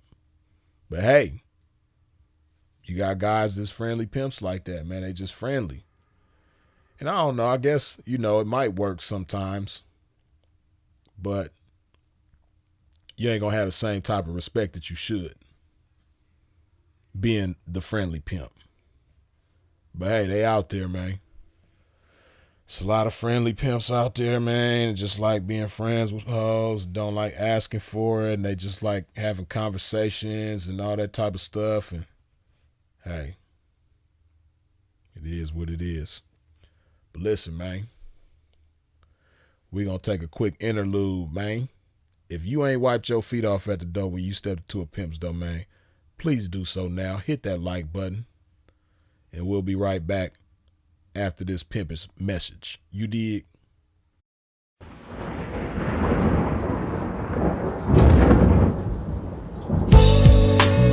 It's one of them joints right here, man, that you play when you feeling down on your ism, right? Play this shit right here, resuscitate your pimping and get you right back on your mission, right? For you hoes, just that shit you play when you ain't feeling like super hoe today. Play this shit right here and spark up your hoeing and get you right back going, you dig? Dig this. Pimps for real, don't mistake it for fashion. The turf that birthed my reputation for mashing was the track with active, attractive hoes. Professional goers that attract the dough. Like magnets to metal, never settle. We scorching them fag bitches pedal for them portions. My whores win it all. Not the ones on the sideline wishing but didn't ball in the guidelines. My bitches did it all. Down 7 below in the snow for dough. Over 120 in the sun for fun. They mash for hours, hooker baths, not showers. Bright and early, down and dirty for the cash and power.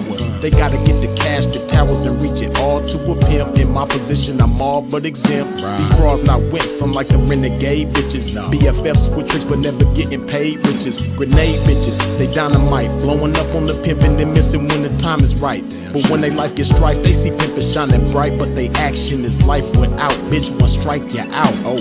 Can't stop, won't stop. Poppin' pimpin', nigga, can't stop, won't stop. Smashing on these bitches, nigga, can't stop, won't stop. Poppin' pimpin', nigga, can't stop, won't stop. Smashing on these bitches, nigga, can't stop, won't stop. Poppin' pimpin', nigga, can't stop, won't stop. Smashing on these bitches, nigga, can't stop, won't stop. Poppin' pimpin', nigga, can't stop, won't stop. Smashing on these bitches, nigga. See, that's the difference, nigga. The pimpin' mashing for these riches, nigga. Nothing like you master magician niggas. Smoking mirrors with your game, hella extras to reflect the opposite appearance of a lame. Bitches coming from y'all, I can't rock with those. Tender-footed and rooted in them doctor shows. Soft shoe rituals, minute residuals. Papers on life support, your loots and critical. Something I learned about when running my earned route and working with turnouts is murdering burnouts. Cause knocking one of you niggas for a scarred bitch, that's knocking one of you niggas for some garbage.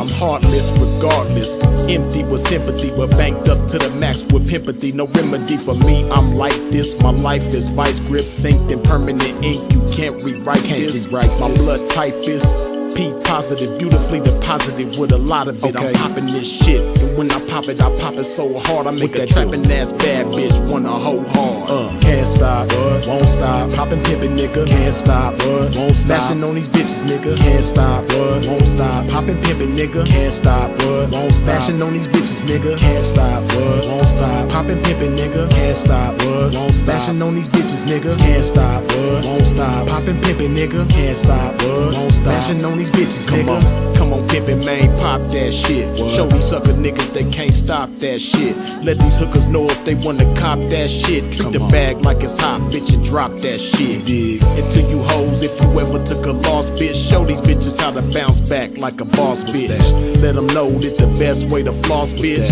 is reach that paper to some pimpin' hoe and toss it. Can't stop, won't stop. Poppin' pimpin', nigga, can't stop, won't stop. Smashing on these bitches, nigga, can't stop, won't stop. Poppin' pimpin', nigga, can't stop, won't stop. Smashing on these bitches, nigga, can't stop, won't stop. Poppin' pimpin', nigga, can't stop, won't stop. Smashing on these bitches, nigga, can't stop, won't stop. Poppin' pimpin', nigga, can't stop, won't stop. Smashing on these bitches, nigga.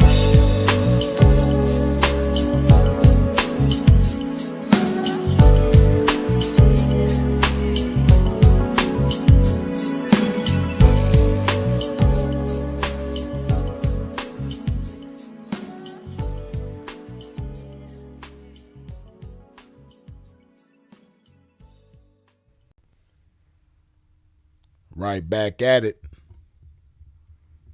Yeah, man. If you have not, at this point, wiped your feet off at the door when you stepped into a pimp's domain, not just any domain, but a pimp's domain, wipe your feet off at the door, man. Hit that like button. Because we chopping some good game tonight, man. As usual, you know, it ain't nothing new, man. We been chopping and popping this shit. It ain't nothing new, man. Yeah, man. And I want to say, before we continue, I want to thank y'all again, man, for subscribing to Ambassador Ron, man. In the past 24 hours, he done got over 100 subscribers, man. So I appreciate y'all for subscribing to Ambassador Ron's page. You dig? You know what I mean? Promoting the game. Promoting the young man, you dig? About this game. Yeah, I appreciate y'all. But yeah, man, let's see. So far, we have talked about the sexy can I pimp. We have discussed the black hoe pimp. We have discussed the white hoe pimp. And most recently, we have discussed the friendly pimp. Now, man, there's so many different flavors, man, to choose from and discuss, man. Let's see, man, who we gonna talk about, man? Let me think about it. Let me see, because, man, there's so many.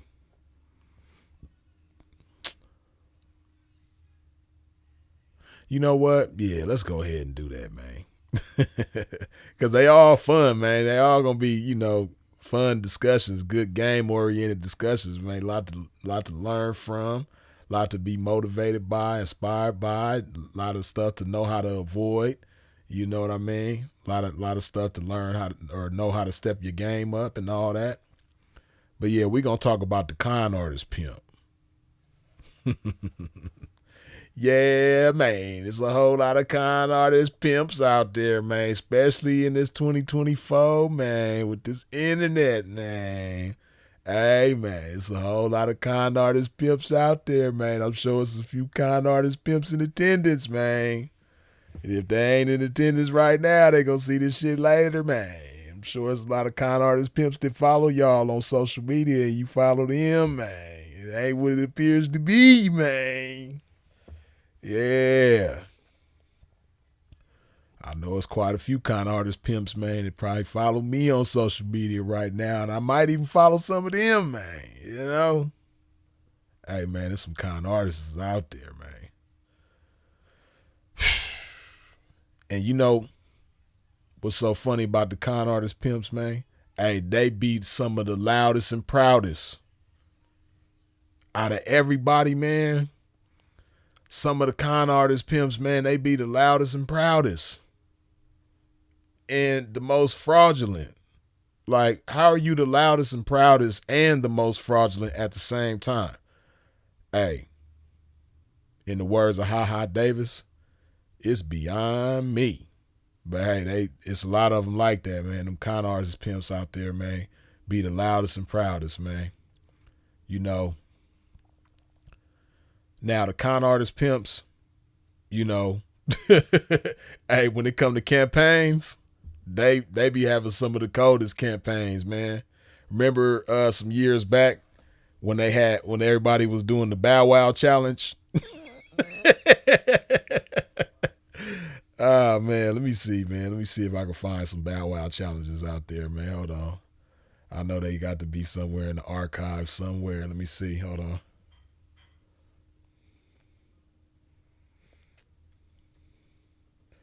Because this best describes a lot of these con artist pimps, man. They masters at the Bow Wow challenge. Let me see. Let me see.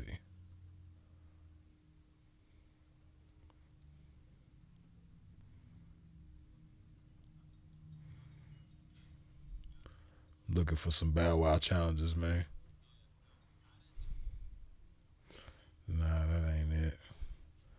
trying to find a good Bow Wow challenge, man.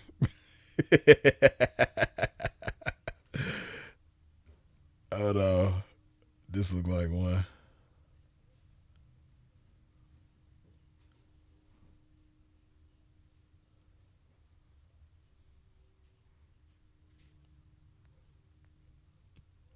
Damn, man, I'm trying to find a cool Bow Wow challenge, man. I don't know. They might be too deep in the archives. It was a little while ago when they was doing the Bow Wow challenge, man. Let me see. Hold on. Let's see if I can find it somewhere else. Hold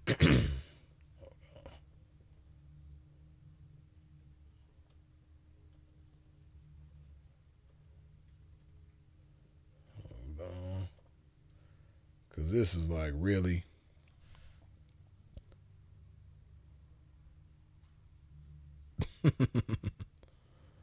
Oh, man.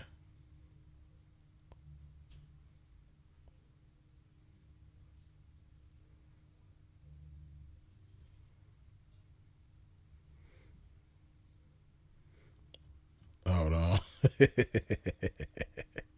All right, I think I might have found a cool little Bow Wow challenge. Hold on. Let's see what this one is.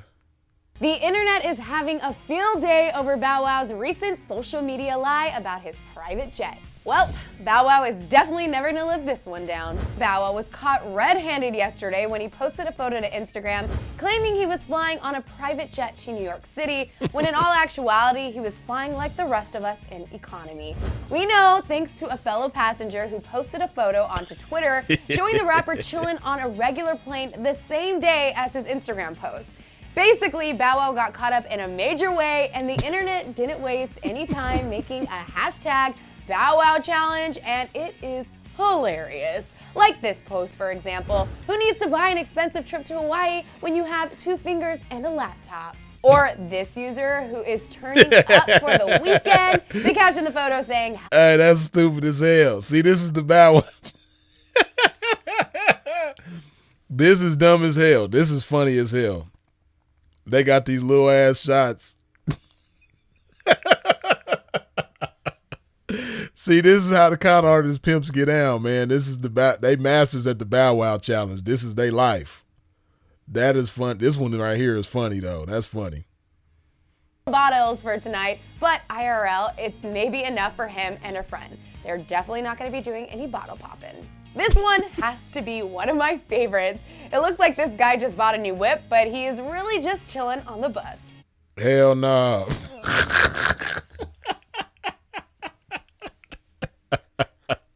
Oh, no, this is funny as hell. He flexed like finally whipping. He made the bus seat look like the steering wheel. That is stupid. This is how the con artist pimps get down, though. This is their style for real. Too good. And lastly, this one caption: hard work pays off. Hashtag Bow Wow challenge. Yikes. Hey, this is retarded. This is dumb. Like, who thinks like this? Bless my new ride at the car wash. This is hilarious. They got the Range Rover and they, man, this is stupid. Like, who does this? Con artist pimps. This is how they get down. The internet is so fast, and if you thought it couldn't get any worse, think again. One tweet indicated that the photo Bow Wow posted was actually a stock photo from a Fort Lauderdale website that provides VIP transportation. And see, what's so stupid, what Bow Wow wasn't thinking about, because this wasn't that long ago, they have this thing like I talked about last night, man. It's called Google Image Search. All you have to do is take this image, put it inside the Google Image Search, and it'll tell you where other places on the internet where this photo is. And you'll be able to find the origin of the photo in a lot of cases like that. You know what I mean? So, of course, you know somebody did that. You know somebody did a Google Image Search, and that's how they found out where Bow Wow took this photo from, man. And it's just so funny because it's like, come on, Bow Wow, you Bow Wow, man. You already done established the name for yourself, man. You done already made your mark in history, man, as a rapper that people ain't gonna forget, man. Why you still trying to prove yourself with photos like this, man? And then if you Bow Wow and you want to fly commercial, then hey, man, it's all good. It's a whole lot of very rich people that still fly commercial. You know what I mean? Probably some of the richest people still fly commercial, man, because a lot of those rich people will tell you, man, that jet fuel, ridiculous. You know what I mean? The jet fuel, ridiculous, man. The flying in private jets, ridiculous, man. So but this was hilarious, man. But that's how a lot of these con artists. So back to the con artist pimps, man. Yeah, man, that's how a lot of them con artist pimps get down, man. They fake it till they make it. I remember a con artist pimp, man. True story. I'm with my partner one day. We kicking it. He get a phone call from this guy that he know, right? I don't know the guy, but I know of the guy. But he knows the guy. Guy hit him and asked him if he could borrow $100, right? Now, pimps ask for jugs. That don't take away from nobody's pimping. But my partner, he was doing all right, but he wasn't like super up. He wasn't in a position where he had to ask anybody for a jug, but he wasn't just like having it his way neither. You know what I mean? He was, getting by. He was in the process of pimping up. So he had the 100 to give to his partner. But what I like about him is that he kept it real with him. He was like, wait a minute, P, like, just yesterday, and he showed me the post, man. He like, just yesterday, P, you posted a picture like you just bought a brand new Rolls Royce. You made a post on Instagram, man, like you just got this brand new double R. And the very next day, you asking me for 100? I should be asking you for 100. You know what I mean? So needless to say, man, it was more to that picture than what was being led on, man. A lot of cats, this is why for the ladies in the game, man. For the ladies in the game, this is why it's so foolish. And yet and still, the majority of women, this is what they do. They choose situations that they don't even really understand the extent of. They choose situations. They choose the way things look.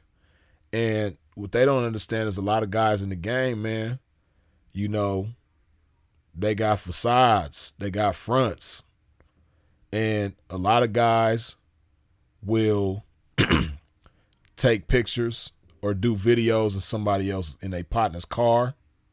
Their partner might let them campaign in their car for the night or whatever, and they'll take pictures and videos and all of that like it's their car when it's their partner shit. A lot of cats will they partner might let them house sit for the weekend while they out of town or something, you know what I mean? Or, P, yeah, I know you're going through it right now, man. I'm about to go out of town for about 2 weeks, man. You got the crib to yourself, man. Do your thing. You got cats that'll campaign like this crib is theirs. You know what I mean? They might even have parties over at that thing. You got cats that'll wear somebody else's jewelry, and pass it off like it's theirs. You got cats that'll count other people's money on video and pictures like this is their money. But it's some money that somebody else, one of their partners, done pimped up for. It's they trap money. You got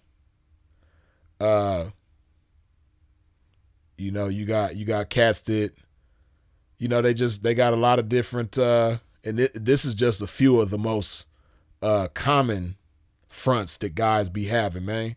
You got cats, man. Hey, Chicks be so stupid. Hey, man, let me tell you, man. Hey, man, it's some dumb ladies in the game, man. I hate to say it, man, but it's some ladies in the game that are dumb as a box of rocks, man. Because they be going for the most con artist type of moves, man. I had a partner, right? And this is somebody that I got a lot of love for, man. This is my partner, man, but I just got to keep it real. This is what he would do when he was leaking, man, or when he was trying to come up. First of all, he finna go to the swap meet and get the coldest chain that cost $25, but it looked like it cost $25,000. He about to go to the swap meet or the flea market or whatever you want to call it, man. He finna get a cold ass chain. You know what I mean? He about to get a chain, boy, that if a chick don't know, how to separate game from lame, she gonna believe this is the iciest, this the coldest chain that she ever seen. He gonna go get a cold ass chain. And then I done seen him pull this move on several chicks, man. And I just be sitting back laughing like, I know she ain't dumb enough to go for this shit. But, if a chick ever had like an attitude towards him like, oh, you ain't even, you trying to act like you this big old and you ain't even doing it like that. You ain't even whoop-de-whoop-de-whoop. If she ever got at him like that, he gonna be like, bitch, let me show you something. And he gonna show her his phone with his bank account balance, right? And the balance might say 200,000 or 300,000, right? Like he got 200 and 300,000 in his Bank of America account or his Wells Fargo account or Chase account or whatever it is, right? Hey, and I never seen it fail him. When he shows the chick his bank account balance, oh man, the energy is totally different. She went from like popping it to copping please. Oh, damn, for real? Oh, you doing it like that? Oh, damn. Oh, shit. Okay. Damn, all right. Hey, energy is totally different. You know what I mean? They energy be like, OG Killer Bobby Johnson's baby mama on South Central. You know what I mean? Damn, Bobby, if I'd have known you was getting out, I would have did something with my hair or something. They whole energy just be totally different when they see that bank account balance. But guess what, man? The whole time they ain't even sharp enough to pick up on the fact that this is a screenshot. This is a screenshot, you dumbass broad. He's showing you a screenshot of somebody else's balance for $200,000 or $300,000. But these chicks be so game goofy. They nose be so wide open for a big situation, a good situation.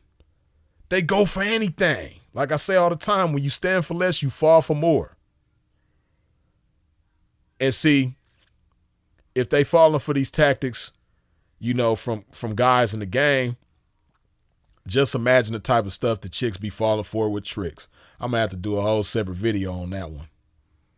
The type of stuff that how tricks be getting over on 304s. Man, that's gonna be one of them ones.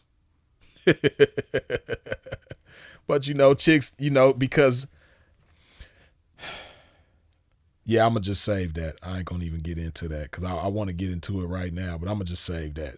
But yeah, man, chicks be falling for stuff all the time, man. But you got con artists in the game, man. They got some moves. And they know how dumb chicks are in the game. They know how chicks don't want nothing but a situation. They don't care what kind of man is in the situation. They don't care if you a sucker. They don't care if you a liar.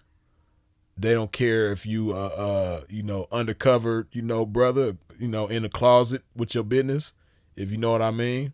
Rainbow Committee. They don't care about nothing but the situation. And as long as the situation appears to be beneficial, they going. Big mouth bass, they going, they biting on it. and they just be so goofy, and it's just so it's I ain't gonna lie, man. It'd be funny, man, to see some of the con moves that these chicks be falling for, man. So yeah, the con artist, man. Con artist got some moves for a chick, man, for real. You know, and yeah, man. The con artist, man, he gonna make his situation look like something that it really ain't. You know, and you know, that's why a lot of chicks fall for certain things, because, you know, and that's not just chicks, that's just part of our culture, period.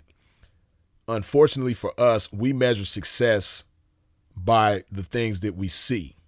And I've said this before. Those of y'all who listen to me and watch me have heard me say this before. But, you know, a lot of us, we measure success by what we see, right?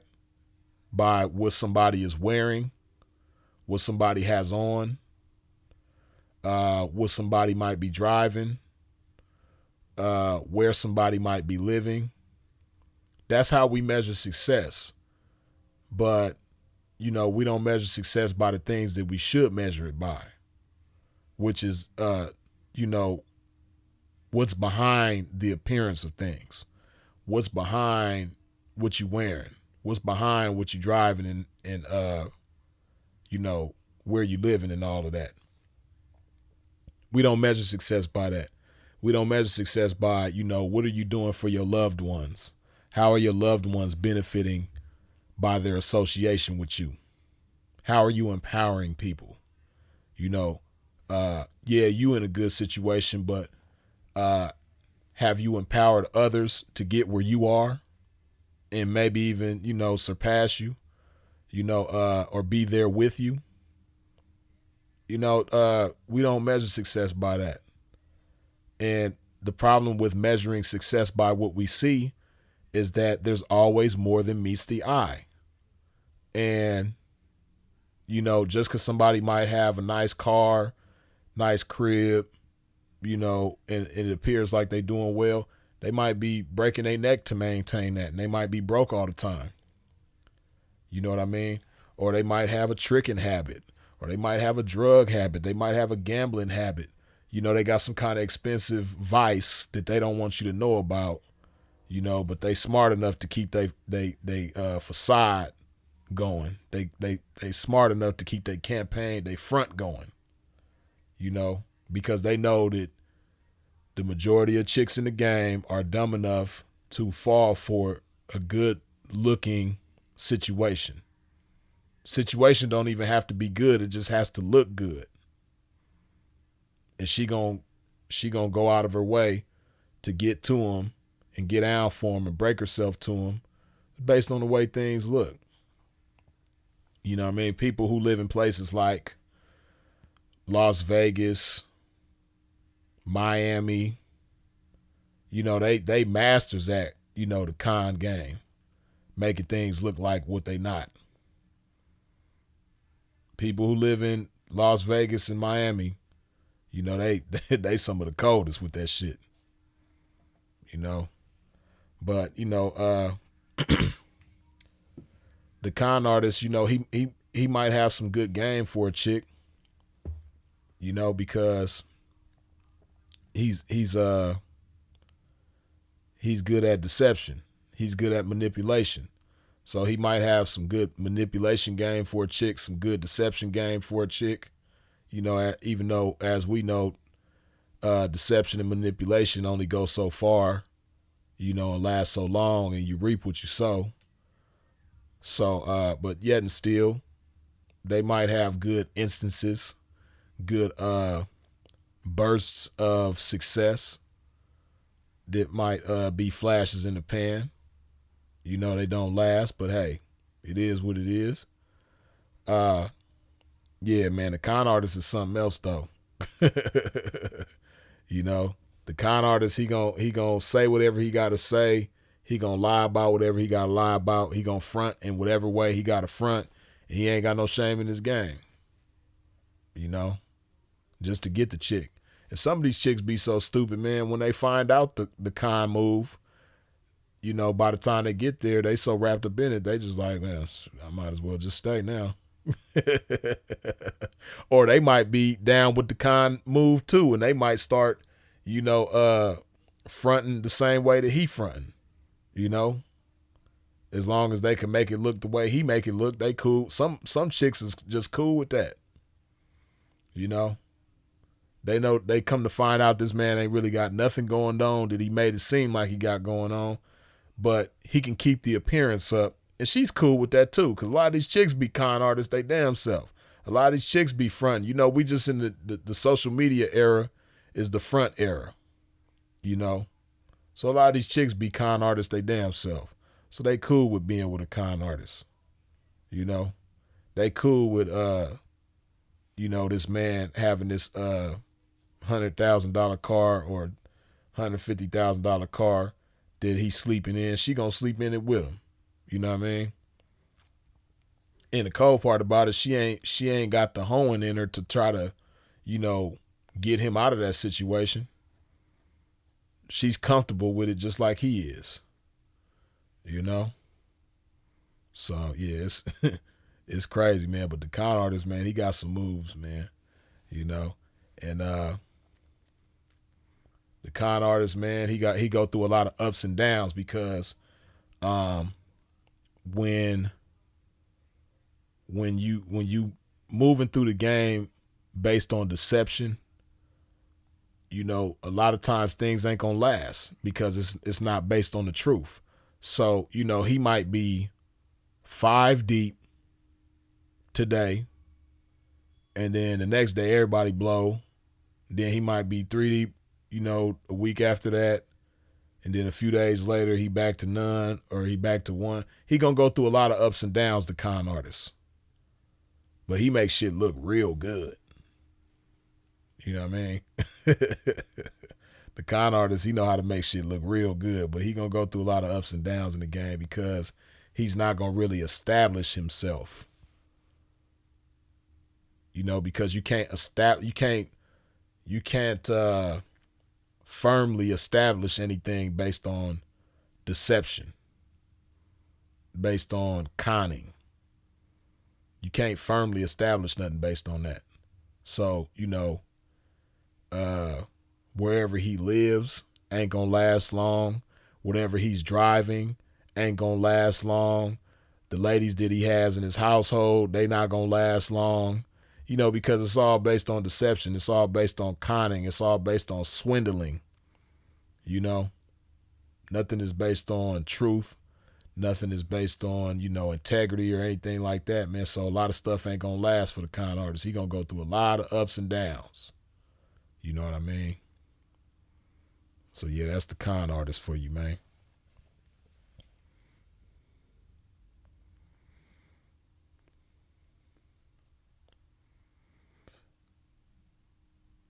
Wavy Butcher, by the way, says, some people only take screenshots of their illusions, a moment in time that captures who they really want to be, how they really want to feel, hoping it takes over the true picture of their lives.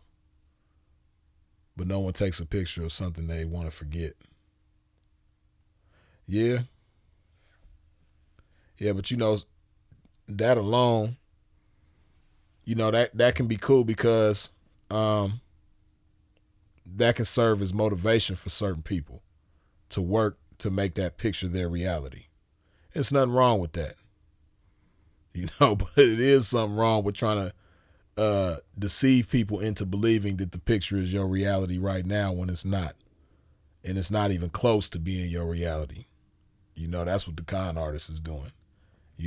It's cool to have a picture and be motivated by that picture and inspired by that picture to bring that picture to life and make it your reality. That's cool. Ain't nothing wrong with that. But, flexing like that's your reality when it ain't even close to your reality. That's what a lot of people got a problem with in the game. You dig? But yeah, let me hydrate my pimpin' one more time, man. Hey, listen. If you ain't wiped your feet off at the door when you step to a pimp's domain, please do so now. Hit that like button.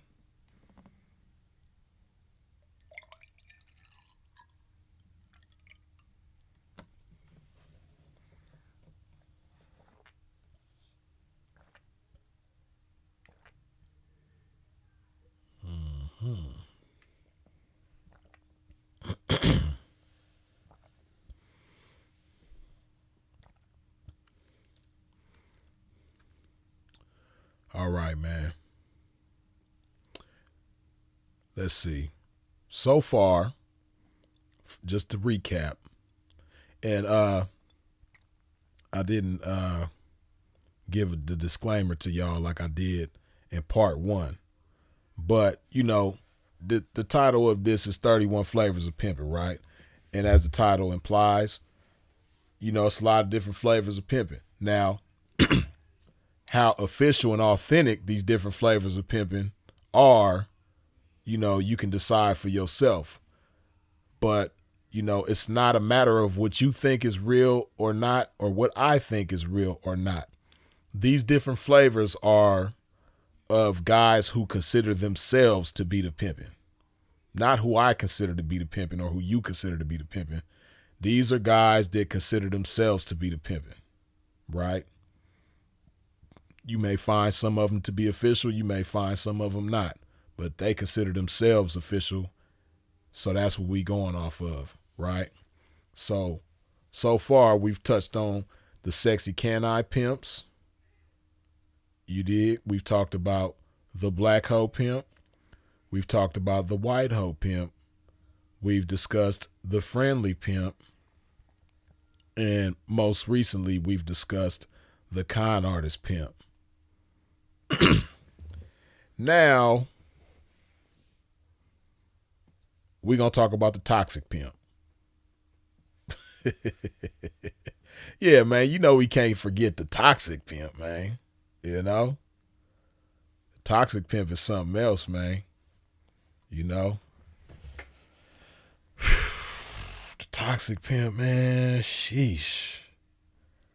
Toxic pimp, he like a tornado, man. He come through and do a whole lot of wreckage, man. The toxic pimp. The toxic pimp, man, sometimes he might have a cool catch hand. Sometimes the toxic pimp is very nice to talk to. The toxic pimp, sometimes he might have a good word of advice for you, as one of his partners.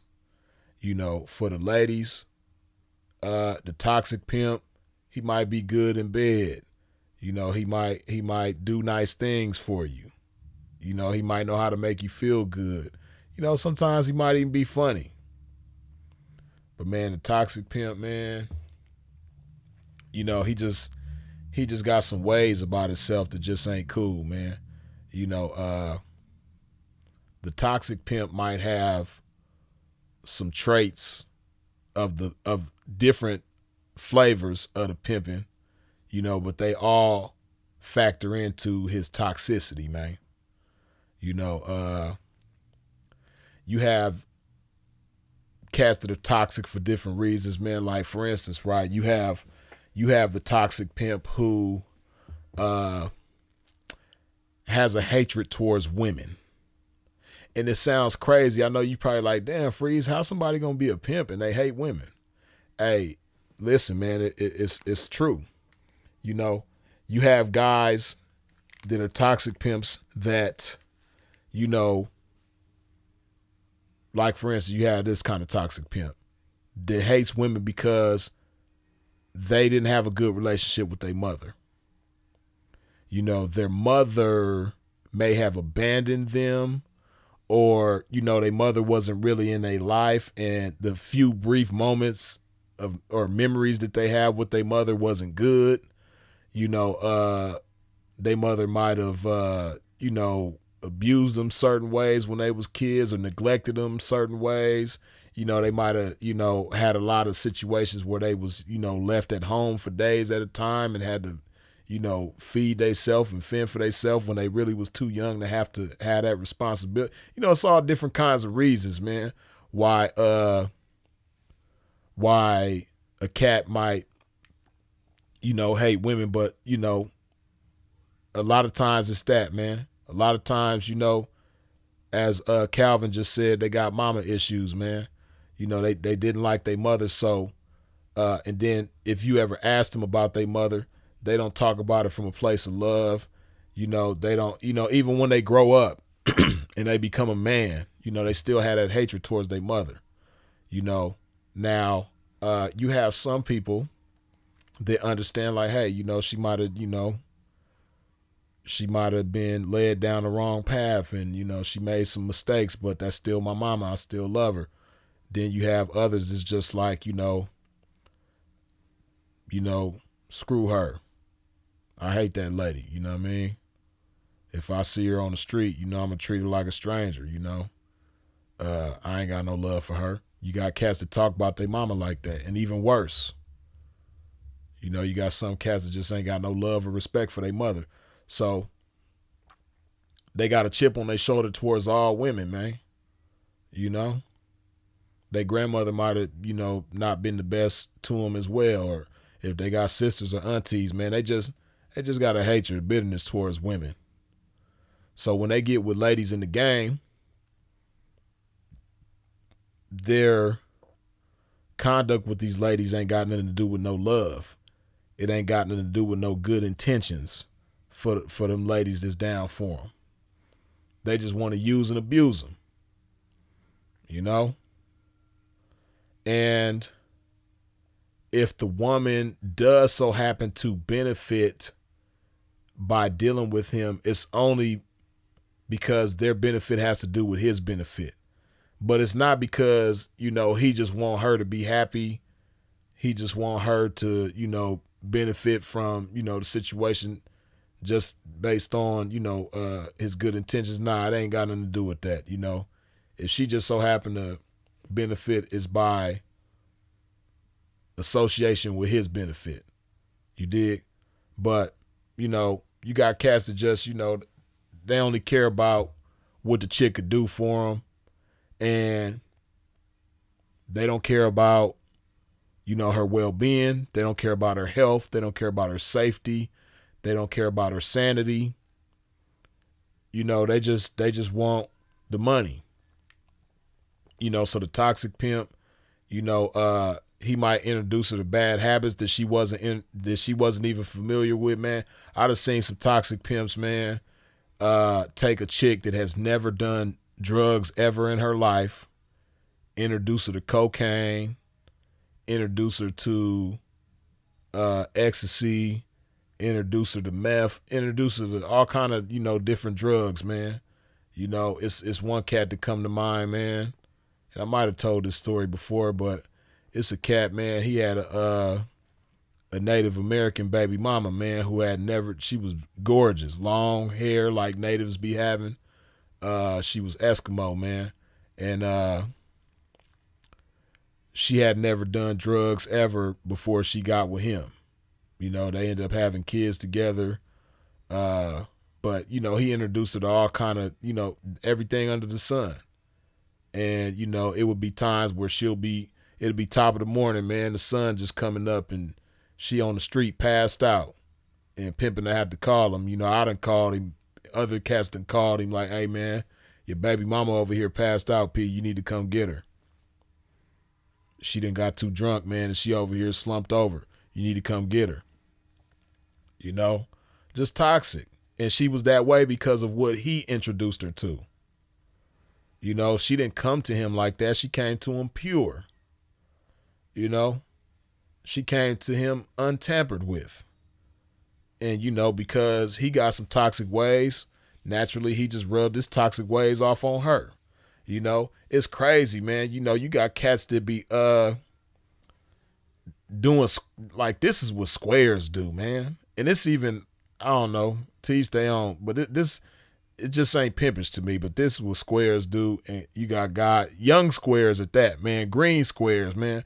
But you got guys in the game that be passing they supposed to be hoes around to their partners. Yeah, baby, go in the room over there and take care of my partner or my two partners, man, or my three partners. Yeah, go over there and take care of them. Like, what?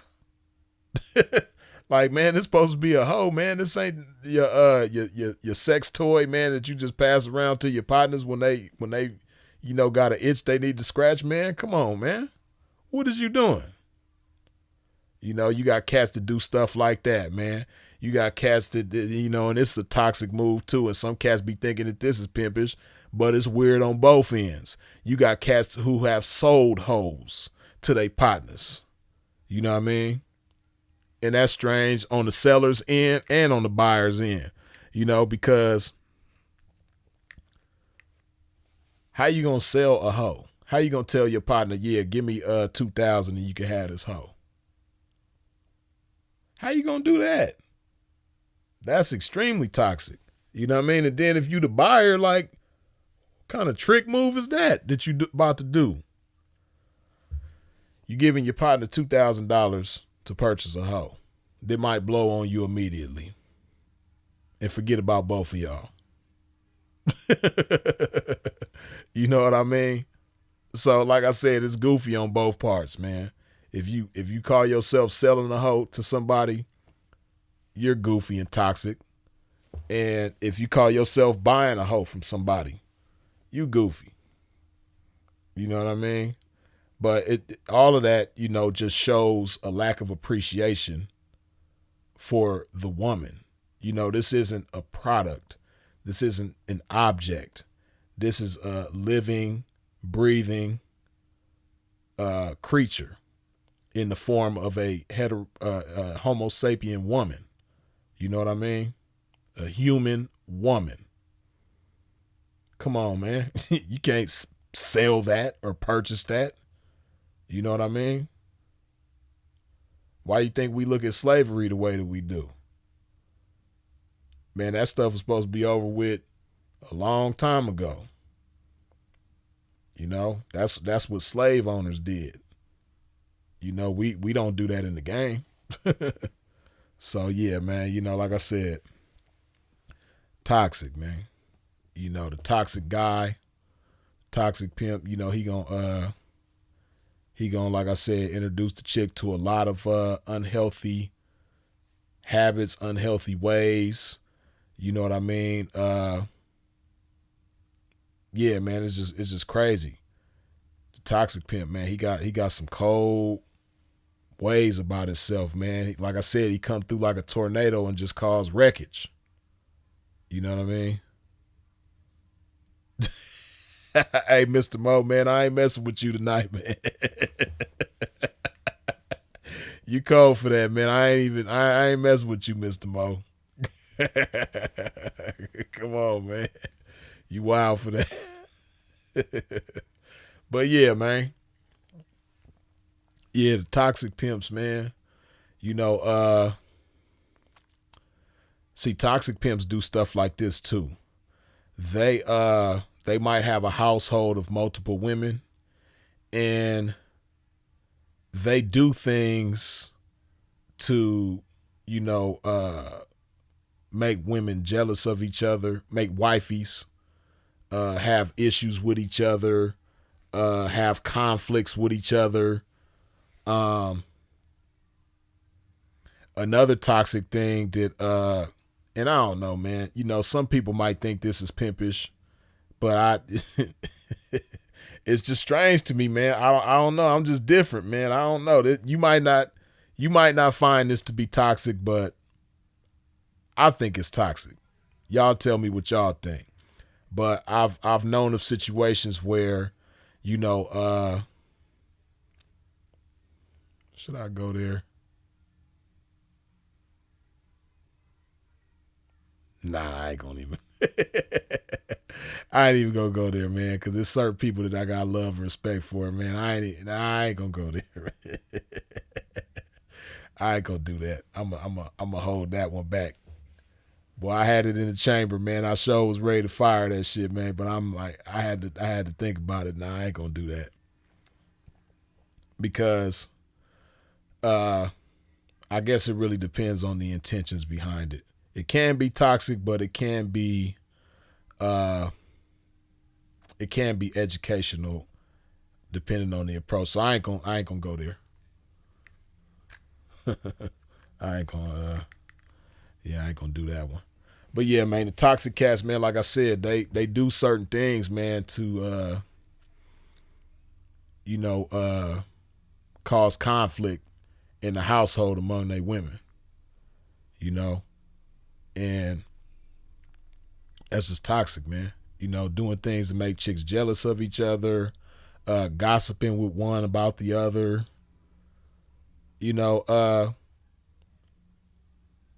That's like, just imagine, your parents gossiping with your sibling about you, or your boss at your job gossiping with your coworkers about you. Like that, that's toxic, man. Especially in a household of pimping and hoeing, man. You ain't supposed, as a pimping, you ain't supposed to be gossiping at all. But the last thing you need to be doing is gossiping with your 304 about your other 304 or other 304s, or gossiping with these 304s about that 304 in your household and stuff like that. It's just toxic, man. Yeah, the toxic pimp, man. He gonna go through a lot of issues too, because he's toxic and he's creating toxic individuals in his household and in the game. So you could just imagine all the drama that he gonna go through. You know what I mean? Like I said earlier, man, the sexy can-I pimp, he gonna go through a whole bunch of drama. But the toxic pimp, man, he gonna go through some shit too.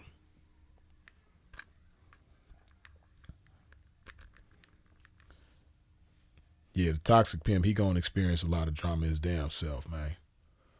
But yeah, man, listen. If you ain't wiped your feet off at the door when you stepped into a pimp's door, man, please do so now. Hit that like button while we chopping and popping about this game. Yeah, man. So hey, it's a crazy. Now this, hey man, don't try to fight me. Don't try to beat me up, man, when we get into this kind of pimp that I'm finna mention, man. But they are out there. They do exist.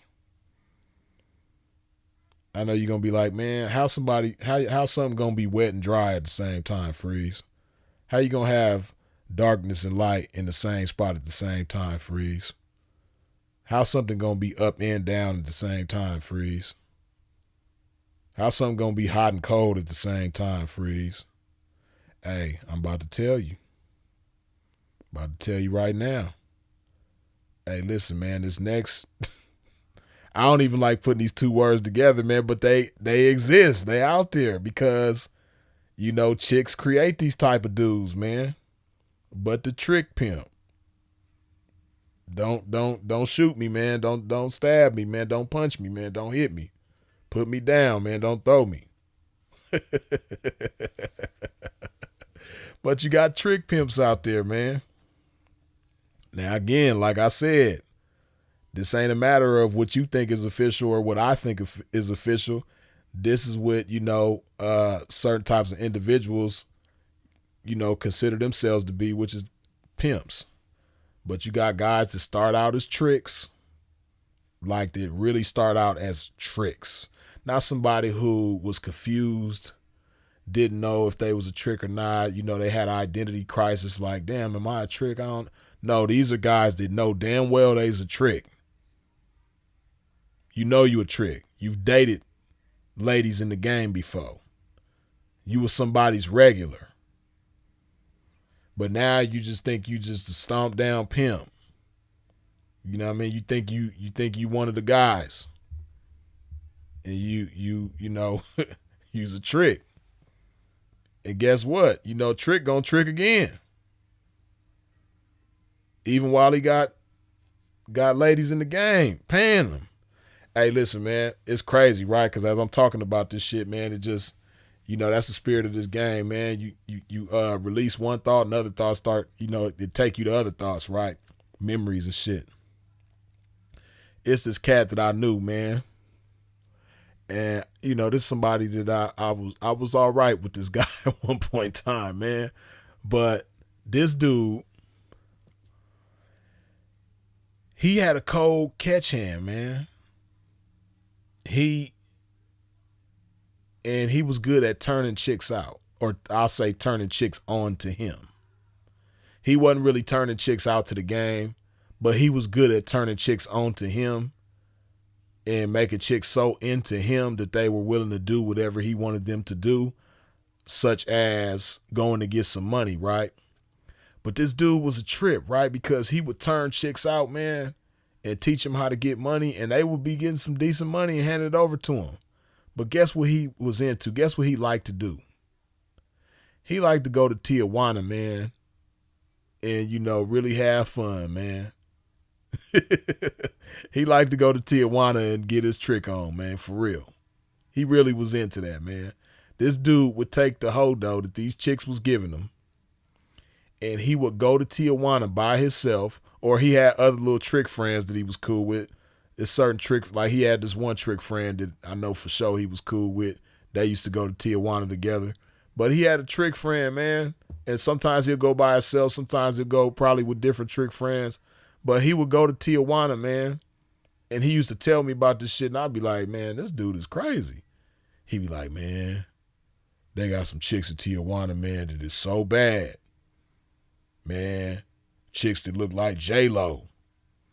Man, chicks that look like Gloria Velez, man. Chicks that look like Jessica Alba, man. I'm talking about super bad. And man, you could have fun with them for $60. Man, $60, they gonna do whatever you want. Everything that you want. $60. I'm like, come on, man. True definition of somebody that's hot and cold at the same time. And the cold part about it, like, I don't know, maybe it's because he was a trick at the same time, man, but he would like instruct these chicks, give them game, and the game was good. They'll take the game and they'll like apply it, the game that he was giving them, and they'll come back with some cool money. But man, this dude, that was really what he was into, man. He would take trips on a regular. He wouldn't go like 30 days without making a trip to Tijuana, man. He going to Tijuana to have fun.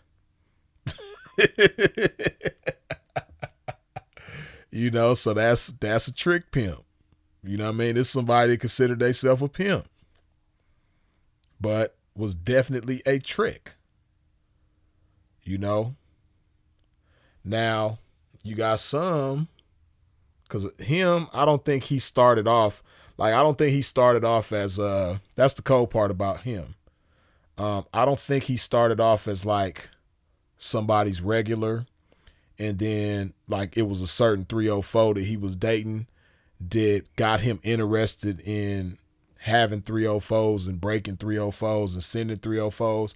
I don't think his story went like that. I wasn't there in his beginnings, but I think it was probably a situation where, maybe when he was younger, he probably did some tricking here and there, but he wasn't like a regular trick.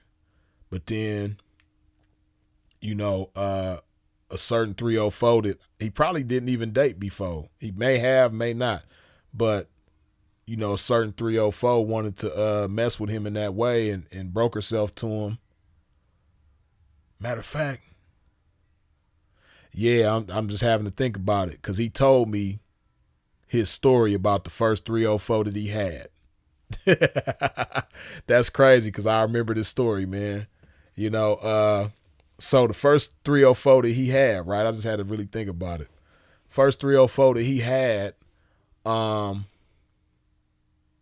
was in Vegas, and I forget exactly how they met, but I just remember him saying, she introduced him to Sugar Free. And man, when how they say, the music and the movies, documentaries and books and all that, and even shit like this make people want to get in the game. It's true. She got in his car, and this is before Bluetooth, so it wasn't a matter of hooking your Bluetooth up. It's a matter of whatever music you listening to, you got to have it on CD or cassette. But she get in the car, and she was like, turn on some Sugar Free. And he was like, who? And she's like, boy, you ain't hip to Sugar Free. And He was like, nah, what's that? And then she went in her purse and she had a sugar-free CD in her purse. And she popped it in the CD player and and he pimping and she hoeing. They going round and round and his tricks fall down. And that was his introduction to sugar free. You know what I mean? Then she had him. Of course, she instructed him to take her to the track. I think if I remember correctly, they went to Boulder Highway. She got down on Boulder Highway. She got some money and she handed it over to him. And that created a monster. You know what I mean? But the tricking was already in him. You know, he was a trick to begin with. So, but see, this is in the 2000s, like the early 2000s in Vegas. See, anybody who was in Vegas at that time, like you've probably heard Sinful say before, and I'm sure you've heard me say before, and you've probably heard others say before, hey, listen, man, everybody was getting chose in Vegas at that time. If you was outside on that Las Vegas Strip, hey, listen, man, everybody was getting chose. You know, they used to have the guys that be out there flicking the cards, you know what I mean? They be out there, they wouldn't say nothing. They had the cards that was promoting the escort services out there. They'll be all up and down the strip, little paisas, you know, from Mexico and Central America, South America, you know, didn't speak really no English, but they wouldn't say nothing. They'll just flick the card and try to hand it to you as you walk past. Man, them dudes was getting chose. The guy on the strip selling timeshares was getting chose. The weed man was getting chose. The powder man was definitely getting chose. Crips and Bloods that wasn't even thinking about having a hoe was getting chose because they was just outside all the time. Man, everybody was getting chose on that Las Vegas Strip. You know what I mean? Cold part about it. Metro was even getting chose, as we come to find out later on that we didn't know at the time. Vice officers was getting chose. You know what I mean? Everybody was getting chose. Everybody in Vegas was getting chose in them days, man. 2000s, if you was outside on the strip, you getting chose, man. Everybody. Like I said, even the police was getting chose. Even the police was checking traps. For real. So, you know, this is how my associate that I'm talking about, this is how he got in the game. He just was available. He was outside on the Las Vegas Strip, and a chick liked on him. And, you know, he didn't even know what to do. He wasn't thinking about having no 304. She just chose him, man. He just got chose by being in the right place at the right time. You know, but you know, chicks didn't care if you was the pimping or not. They, as long as they liked you, man, they was gonna choose you. And you know, they wasn't taking time to determine like, damn, I wonder if he gonna trick off the money that I hand to him. They didn't even care about none of that. If they liked you, they was gonna break themselves to you. They was gonna give you some money. And she liked him, and she gave him some money. And then that, like I said, that opened Pandora's box that created a monster. Then next thing you know, he started having other ladies in the game. Then he started turning chicks on. He started taking squares and turning them on to himself and having them handed over to him. And he would go to Tijuana, man, with the money that these chicks was giving him and have fun. You know, he wasn't the type of trick that, you know, he gonna take the money that this hoe give him, and in the same city or on the same blade or at the same end call or whatever, you know, he didn't shit where he slept.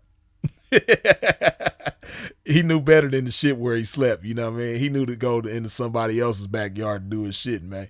So he going to Tijuana to get his trick on. He going to, you know, he crossing that border into Mexico, man, where he's in a totally different country. You know what I mean? And he getting his trick on, man. So yeah, you do have trick pimps out there. You know what I mean? Like I said, this ain't what I consider to be, but this is what they consider themselves to be, man. Then you got guys that like, So he started off a little different, right? But you got trick pimps that start off like this, man. They really start off as like they ride around the blade. They was riding around Sepulveda back in the day. They was riding around Century back in the day. They was riding around Figueroa back in the day. They was riding around Harbor Boulevard and different blades back in the day, man. They was riding around trying to have some fun, trying to date somebody. Then they was dating somebody. They was dating a few somebodies. You know what I mean? Then they got a reputation around there, like really a well-known trick. You know, there's several 304s in the area have dated, you know, and probably even took a liking to, like, yeah, he a good trick. You know, he don't try to lowball. He don't try to haggle. He don't be tripping about the time. You know what I mean? He one and done and he up out of there. He's a good trick. You know what I mean? And, you know, he might come across a particular 304 that he becomes her regular. And after he became her regular, you know, her guard just kept getting lowered and lowered. You know what I mean? She letting her guard down little by little. And, you know, before you know it, when he first started dating her, he was giving her 120. Then the 120 turned into 90. 90 turned into 60. You know what I mean? 60 turned into 40. And then eventually, you know, she like him so much and it feels so good when she date him. You know what I mean? Eventually they just having like a intimate relationship with each other where ain't no money involved. You know what I mean? Then, you know, the protection goes out the window. They started off with condoms. Now they ain't using condoms no more. You know? Then she might end up pregnant by him. You know what I mean? And when she end up pregnant by him, if she got folks, that messes up that situation. You know, now next thing you know, she done moved in with this regular. So it started out as him regularly dating her for 120 each time to now she pregnant by him and living with him. And this stuff really happens in the game. I know stories, I know individuals who this has really happened with. You know what I mean? It might sound far-fetched to you, might sound like a movie, might sound like a Lifetime movie, but it's real stuff. You know? The next thing you know, she's still getting down, and because this is her man that she living with, she giving him the money. So she done turned this whole trick into her folks, you know? And he started thinking to himself like, damn, you know what? If I did that with her, I could do that with more. There's others out there I can do this with too. Only difference is I ain't gonna turn them into my baby mama and I ain't gonna let them move in with me. But I know how to make them like me now because I know how I got her to like me. I can get somebody else to like me and hand the money over too. Shit, and then, certain ones that I want to trick on, I can still trick on, but, the ones who I can convince to give me their money, I'm going to do that too. So he tricking and, quote unquote pimping at the same time. The trick pimp, man. And how we say, how you start is how you end. She started off with him like this. So, that's the cold part. If she ever wanted to get mad, because of the way things are, this is what you chose. This is what you decided to align yourself with. This is what you decided to get involved with. So how are you going to be mad? You knew he was a trick when you started. And, you start paying him thinking that he wasn't going to still be a trick. He's still a trick, So, like I say all the time, man, this is with certain, and a lot of times this happens with renegades. That's the funny part.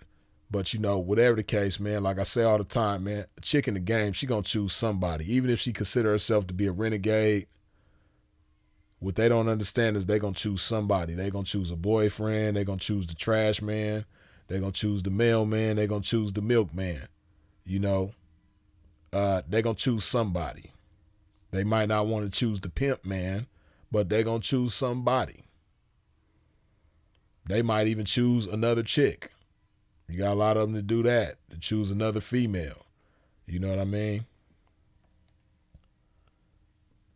Which is a good segue into a flavor that I probably wasn't even going to touch on, but since we didn't went there, hey, listen, man. This next pimp that we going to talk about is the female pimp. Yeah, man, it's only right that we discuss the female pimp, man, because they out there. So we going to discuss the female pimp. Let me hydrate my pimping, man, before we get up into this next flavor of pimping. If you ain't wiped your feet off at the door when you step into a pimp's domain, please do so now. What I mean by that, hit that like button. Yeah. Hydrate this game one time.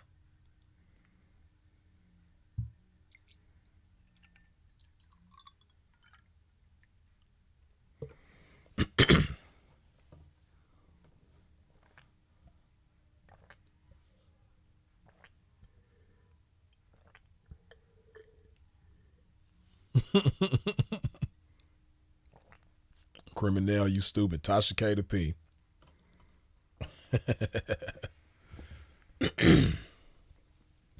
Yeah, man.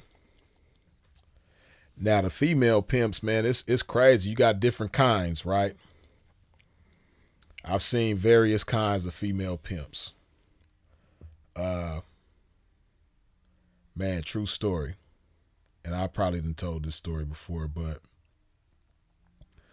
it's this chick, man, that used to be down in Las Vegas back in the day. This like 2007, maybe 2008, but I really want to say 2007. But it's this chick that used to get down, right? Light skin, long, pretty hair, dark colored hair, pretty face, nice body, young, probably early 20s. She used to be down on the Vegas Strip back then, right? And see, back in these days, like if you go, like right now, it's 2:13 in the morning in Las Vegas on Friday night. If you out there on the Vegas Strip right now, or if you go out there on the Vegas Strip tonight, the majority of the working girls that you see are going to have flat shoes on. And the majority of the girls with flat shoes on are going to have sandals on. Some of them may have sneakers, tennis shoes on, but the majority of them, you're going to see more girls in sandals than you will any other kind of shoe on that Las Vegas Strip right now. I'm talking about the chicks that's working. Cold part about it, you're going to see more squares. You're going to see more square ladies in heels than you will see ladies in the game in heels. Right? But back in these days, back in 2007, the majority of the working girls that you saw then were going to have heels on. The chicks with the flip-flops, the chicks with the Jordans, and all that type of stuff, that was the minority. You didn't see a lot of them on the strip back then. So this chick that I'm talking about, right? Like I said, gorgeous chick, man. Down regularly with dress and heels. You know what I mean? Looking real good. It's crazy because I was like confused. I was like, is this the same chick? But one day I seen this chick, same chick. I seen her by Bally's, which is now called the Horseshoe. But back at this time, this before they had all them shops right there, them restaurants and gift shops and stores and everything that they have in front of the Horseshoe right there. That used to just be a big open space. And they had like like water fountains, and they had area where you could sit down. It's like a little area, like a little short wall that you could sit on, and they had water fountains behind it.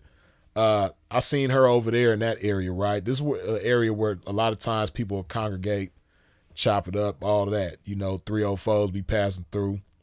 I seen her over there. This chick had on a fitted cap. She had her hair put up, tucked under the fitted cap. She had on like a button up, like a long sleeve button up, with the top two buttons open with a white tee underneath. She had on some baggy jeans. This kind of still during the baggy jean era. It's like the Soulja Boy era. And she had some sneakers on. And this was the same chick that I had been seeing down with heels and a dress with her hair down looking real good.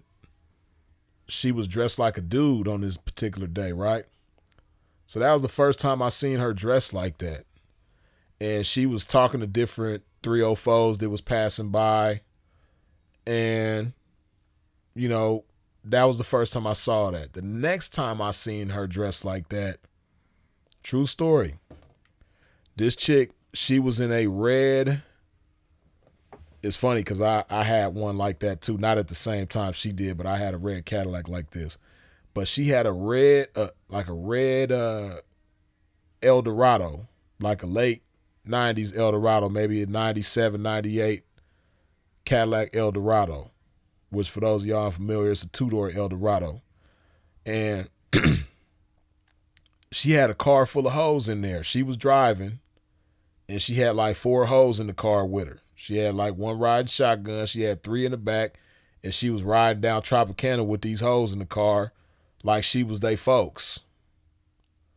And she had the fitted cap, like I said, with the hair tucked underneath again, hat cocked to the side, you know what I mean? One hand on the steering wheel, leaning to the side while she was sliding past, and she had a car full of hoes. And I was like, wow, this shit crazy. And it was wild, man. And she ended up setting them hoes down, man. And they was getting down, and she was just kicking back in the Eldorado, just, I guess, waiting for them to do their thing and come break themselves and all that, But this is somebody, just like how I was saying, you got tricks to start off as tricks and try to evolve into the pimping. This chick started off as a 304, getting down. And then, she just flipped the script and started dressing like a boy and started having 304s paying her. Now, there have been different kinds of female pimps in the game. A lot of y'all might be familiar with the Pretty Hoe case. Did happen, trying to remember when that was that Pretty Hoe got caught up. I want to say Pretty Hoe got caught up in like maybe 2018. But Pretty Hoe is a chick that was somewhat viral on the internet. She had some situations where she was, involved in some shootouts on video, like her and her counterpart, which was the Fine Hoe. You had the Fine Hoe and the Pretty Hoe. That was like real cool with each other, and they was involved in shootouts, like they be riding through South Central, having shootouts, recording themselves in shootouts with different, they kind of went viral for that, right? And okay, Mr. Mo say 2017. I knew it was somewhere around that time. But this is how Pretty Hoe became popular among the game, right? And she started to have like a lot of influence because she was known as a hoe. So she would get down and get money. She'll get out on different blades throughout LA, notably Fig. And she would get down in Las Vegas too, on the Strip. and do her thing. So she was known around the West Coast as a hoe, but she had like a reputation for being dangerous. And, you know, she had a lot of influence based on that. Freddie Pounds, I see what you saying, man. You said female pimp, no such thing. I'm gonna give my disclaimer again, like I have throughout this video in part 1, right? 31 flavors of pimping. You know, some of these flavors you might consider to be official and authentic. Some of them you might consider to be fraudulent or no such thing or whatever. But it's not based on what you believe, and it's not based on what I believe. These different flavors of pimping is based on people who consider themselves a pimp. Like they will tell people out of their mouths that they are a pimp, right? And so far, you know, like tonight, and some of these flavors, I'm sure you might be like, man, ain't no such thing, like you said about the female pimp. But we've talked about the sexy can-I pimp. We've talked about the black hoe pimp. We've talked about the white hoe pimp. We've talked about the friendly pimp. And we've talked about the con artist pimp. And right before we start talking about the female pimp, we was talking about the trick pimp. Trust me, when you go back and listen to the shit, man, you gonna get a kick out of it. Is you know, it is what it is. But like I said, these are not people that it's not a matter of what I consider to be a pimp or not a pimp. These are people that would say out of their mouths that they're pimps. So right now we talking about the female pimp. And like I said, with Pretty Hoe, right? She started out just as a hoe, but like I said, she had a reputation for being a hoe and a reputation for being dangerous. You know, pistol toter, getting in shootouts with people on camera, you know, fighting people on camera, beating people up, all this type of stuff, right? So she had a lot of influence. You know, she had a type of effect where, you know, a lot of females in the game looked up to her and admired her, right? A lot of them was probably even scared of her. A lot of them might have wanted to be like her, whatever the case, right? So, you know, with influence and popularity comes certain opportunities, right? That's just like rappers who ain't never thought about pimping because they have popularity as a rapper. You know, 304s is going to give them action. Same thing with athletes, singers, actors, all different types of people with popularity and influence. You know, hoes, they be choosing all kind of different people, right?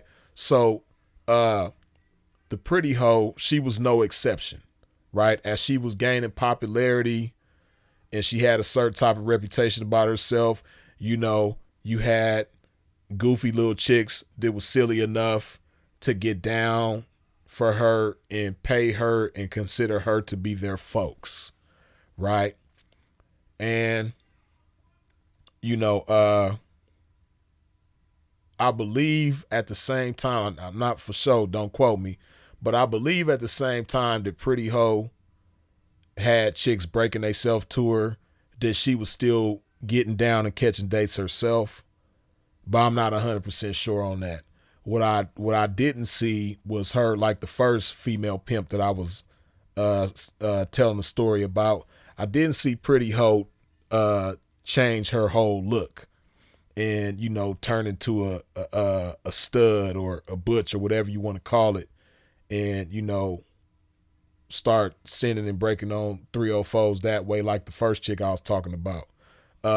Pretty Hoe was still dressing like a female, you know what I mean, was still feminine looking. So whether or not she was still catching dates, I don't know, but she did have chicks, you know, handing it over to her, you know.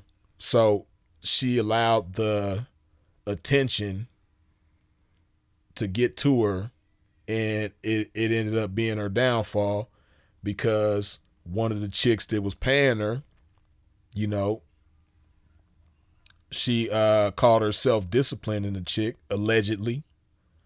Allegedly, the chick got out of line, and allegedly, Pretty hoe checked her, beat her up. You know what I mean? And then the chick, involved in people. And next thing you know, long story short, pretty hoe ended up getting sentenced to 15 years in the joint for, I don't know the exact charges, but I know they were like charges that pimps typically get, whether it was the HT charge or the PMP charge. I don't know, but I'm sure there was some other charges involved with it, like maybe charges that have to do with weapons or violence, along with, pimp related charges.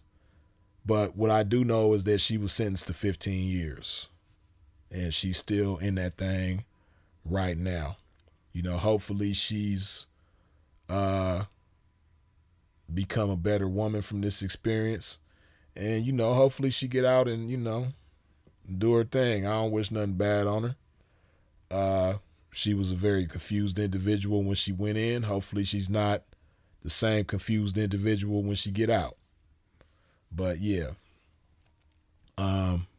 these are just some examples of the female pimp. Now, then you have other female pimps. See, like the ones I just talked about, right? Those are ones that started out as 304s and then, figured out that they had a certain type of influence and they used that influence to get weaker 304s to break themselves to them and go out there and get it for them, right? So, but then you have other female pimps who don't start off that way. You have female pimps that have never caught a date before. You have female pimps that never identified as heterosexual. You know what I mean? You got female pimps that start out as studs, butch or whatever you want to call it. And, somewhere along the line, whether it was the influence of a pimp that they was around or, the influence of a 304 that led them to believe that they was some pimping. But, whatever the case, one way or another, next thing you know, you have this butch individual, and she is convincing young ladies in the game that's prostituting to go out there, get it, and come back with it and hand it over. Right? And, you have quite a few individuals like that in the game. And it's to a point where, you have certain circles of individuals, males that consider themselves to be the pimping, that accept these female pimps, shake hands with these female pimps, pass blunts between these female pimps, and say, "What's up, P?" to these female pimps. You know what I mean? Except being served by a female pimp. All this kind of stuff, right? It all goes on, man. So you have a lot of individuals amongst the game that accept and respect the female pimp. Now you have also on the other end of the spectrum, a lot of guys that don't acknowledge female pimps. They acknowledge female pimps the same way they acknowledge leprechauns, unicorns, the Tooth Fairy, and the Santa Claus, and the Easter Bunny. You know what I mean? They acknowledge female pimps like that. So, they don't honor them the same way as they honor themselves and, they fellow comrades. So, yeah, man. But nonetheless, you have these types of female pimps, like I say, that start out as studs. They were studs to begin with. They played a masculine role, and they get chicks to get down for them. And, some of these female pimps that are studs, man, they got cold catch hands. You know what I mean? They got some cold catch hands, man. Some of them end up being deep. Some of them been 5, 6, 7, 8 deep. You know what I mean? They do exist, and there's households out there like that right now, I'm sure, as we speak. But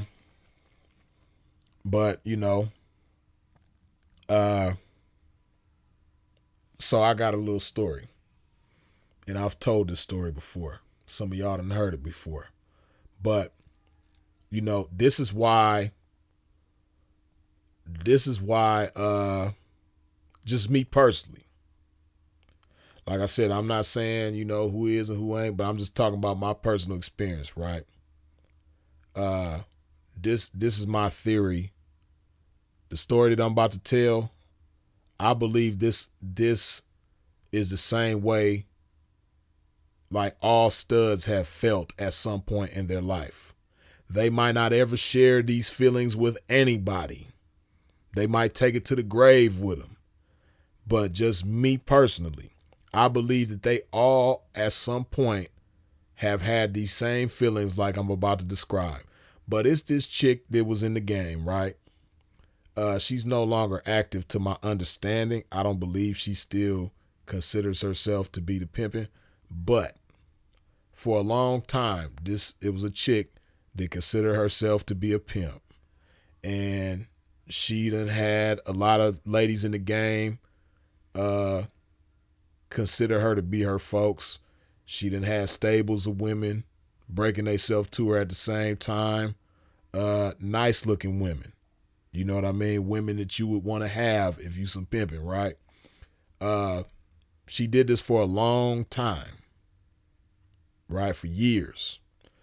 And whenever you seen her, her whole history has always been her, as a stud, dressing and presenting herself and carrying herself in a masculine way, right? Now, this young lady, who probably would be offended if you call her a young lady, but it is what it is. She had different people in the game that considered themselves to be the pimpin' that respected her as one of them, as a peer. Like I just described, she was one of those types that when she come up to the pimp circle, oh, what's up with it, P? You know what I mean? They shaking her hand like the pimpin', they passing blunts with her like the pimpin'. They having conversations with her as a fellow pimp, right? So this is somebody who has had success in the game as a female pimp, who is respected in the game as a female pimp, who has a good reputation in the game as a female pimp, right? But this same female pimp that I'm talking about, she was friends with me on social media, right? We knew each other from social media, and we had interacted on social media maybe for like a couple years, right? Then one day, man, threw me for a loop, in the words of Ronald the P, man. Totally caught by surprise because, like I said, this is somebody who I've interacted with on social media for a couple years. And, all I've seen from this female is her talking like a pimp, walking like a pimp, breaking on 304s, sending 304s, having stables of women, being respected amongst pimps, like she's a pimp, having conversations with pimps like a pimp. This is all I've seen, right? But out of nowhere one day, I get a message from this chick. She sent me a message on social media. She say, look, Freeze, I don't even know how to say this because I've never said nothing like this to a man before, but I like you and I really want to be with you. And I understand what I would have to do in order to be with you. And I never seen myself doing it. I don't know how I'm going to do it, but because I want to be with you so bad, I'm going to figure out how to do it. And I'm going to do it because that's how bad I want to be with you. This chick told me this, right? And, had I never interacted with her and she wasn't familiar with who I was and I just seen her, if I was just a spectator observing her and she didn't have no idea of my existence, I would just look and be like, damn, this is stud. You know what I mean? She probably ain't never had no Disnick. You know what I mean? She ain't never wanted no Disnick. You know what I mean? She strap on action. You know what I mean? Put it on everybody else. But she got at me like that. You know what I mean? So, you know, the story goes on and on, but I just wanted to share that part of the story because, like I said, based on that experience, hey, man, that's just my theory, man. All of them have had that feeling at some point in time. Even if they don't have it right now, at some point in their life, man, they all have seen a man that they want to put it down on them. You know what I mean? Like, I guarantee you, Young M.A., as masculine as you see Young M.A. to be, as many females as you've seen Young M.A. have, you know, as many chicks want Young M.A. to take them down. Hey, listen to me, man. Young M.A. might not never tell nobody this, but I just know this game. And I am the game, and I got the game. I guarantee you, man, somebody somewhere, there's a guy that Young M.A. just want to put it down on her. She want him to go up inside her and touch her in ways that she ain't never been touched before. Guarantee you. There's a guy that when she see him, she just melts. And like, damn, I just want him to just pound my guts in. I guarantee you, man, she might not never share that with nobody. She probably ain't never told nobody no shit like that. You know what I mean? It'll probably go to the grave with her. She'll be an old ass woman and won't never share that with nobody. But I guarantee you, man, I just know this game, man. And I know I'm pretty familiar with women. And, you know, I guarantee you, man, Young M.A., who else? That one chick, the actress chick, bald-headed actress chick, brown-skinned woman that is a stud or whatever. I forget her damn name. But she an actress, though. Her, you know what I mean? Man, all of them, man. They all done had that fantasy in their head about somebody, man. And you might be the guy, and you probably don't even know that shit.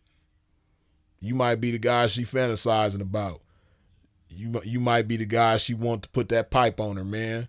But you just think, you know, this the homie. You know what I mean? Like, I don't know if y'all familiar with Big Ja. But Big Ja, he's a comedian. He got a YouTube channel. He be doing skits and stuff, man. And he got a skit series where the lesbian homie, you know what I mean? She started off as the homie, you know, and she always dressing like a dude when she come around. But then, you know, one thing lead to another. He ended up GTD. He ended up getting the draws, man. And it's a funny series of skits, you know, because Big Ja and the chick that he be doing the skit with, her name is E. Yeah, they funny as hell, man, but it's, you know, it's some real shit, though. It's stuff that really goes on in real life, man, because I know from experience that, yeah, them chicks that walk around like that with they jeans on and tennis shoes on, and some of them be flyer than dudes, man, with their dress code and their presentation. But trust me, they want somebody in their guts at some point in time, man. If they don't want nobody in their guts right now, they've wanted somebody in their guts before. And they might not have never had nobody in their guts, but it's a guy somewhere, man, that they want up in their guts, man. Trust me. You dig? But yeah, man, that's the female pimp. Yeah, man. And if you are inside of a pimp's domain and you walked in and didn't wipe your feet off at the door, man, please do a pimp a favor. Wipe your feet off at the door when you step into a pimp's domain. Hit that like button. hydrate my game one more time, man, before we continue. I told you this series gonna be one of them ones, man, because it's so many different flavors of this shit, man. Did a pimp talk about.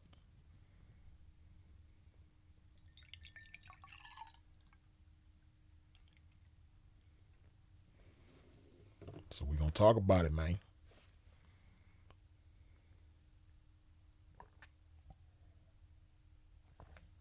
Sylvia say, yeah, I know a female homie who got pregnant.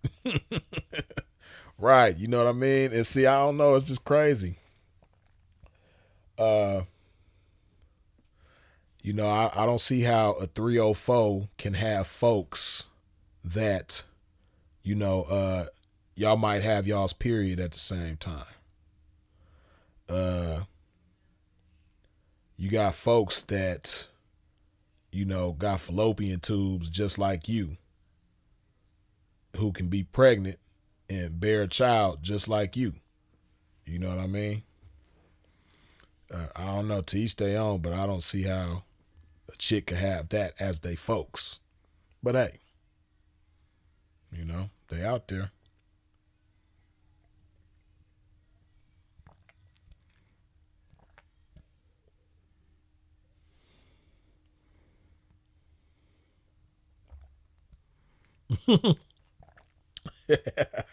That's funny.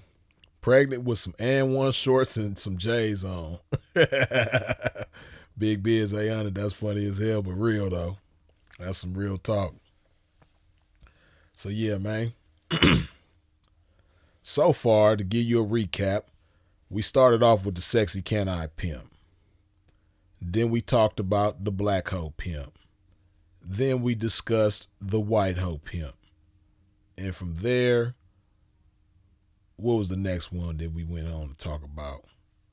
I might have had an order a little bit mixed up, but I know we talked about the con artist pimp.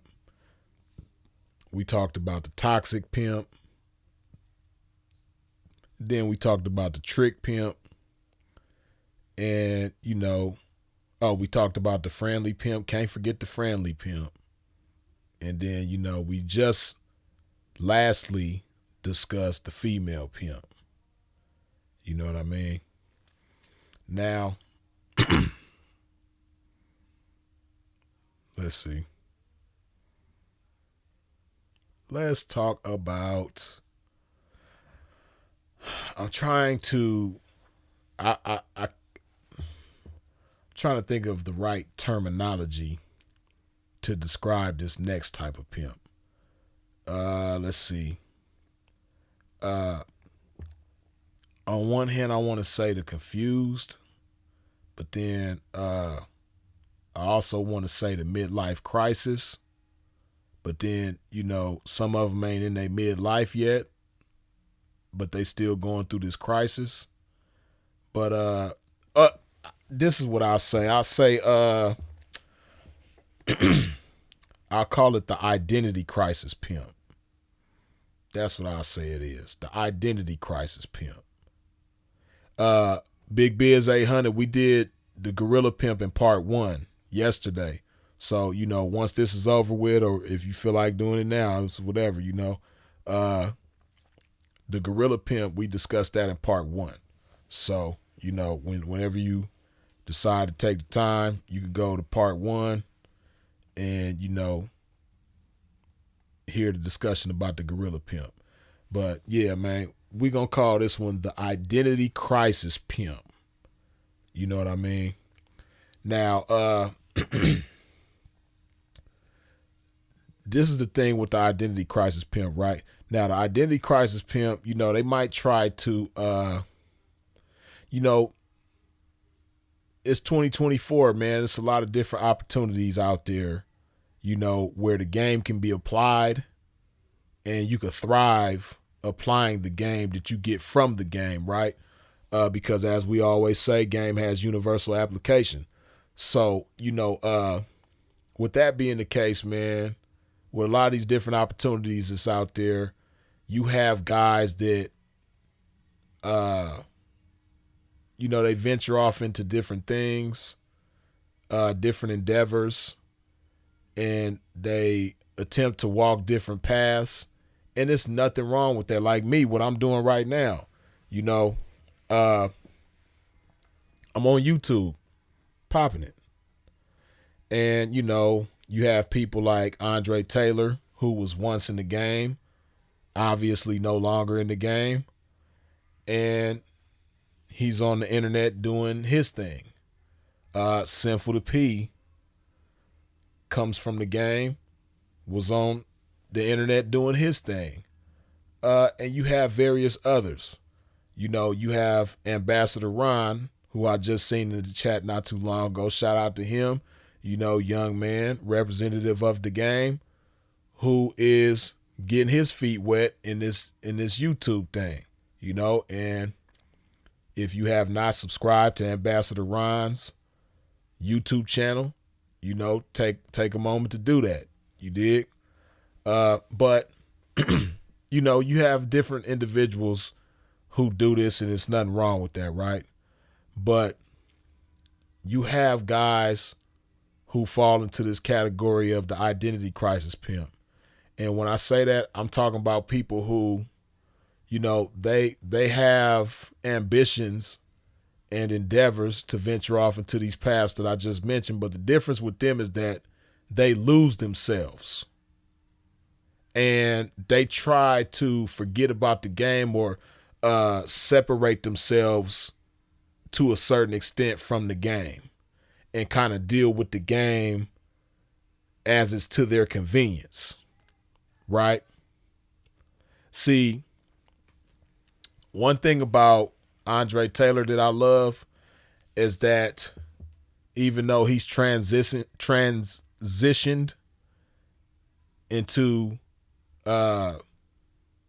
he's evolved in his life and he's transitioned into a different path. But what I love about Dre is that he doesn't try to deny his relation to the game. He doesn't try to deny his involvement with the game. And if people ask him about his involvement in the game, you know, he's candid. He doesn't try to appease to squares by, you know, giving them a certain type of, painting a certain type of picture just based on what he think the square might like.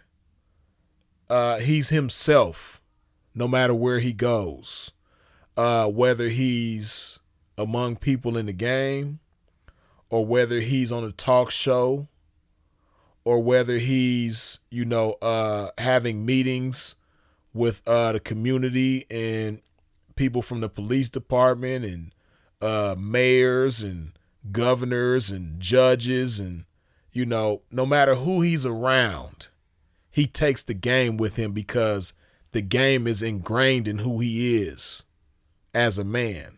So, you know, Dre doesn't have an identity crisis. Dre understands that the game is a major part of him, and he doesn't deny that part of him, right?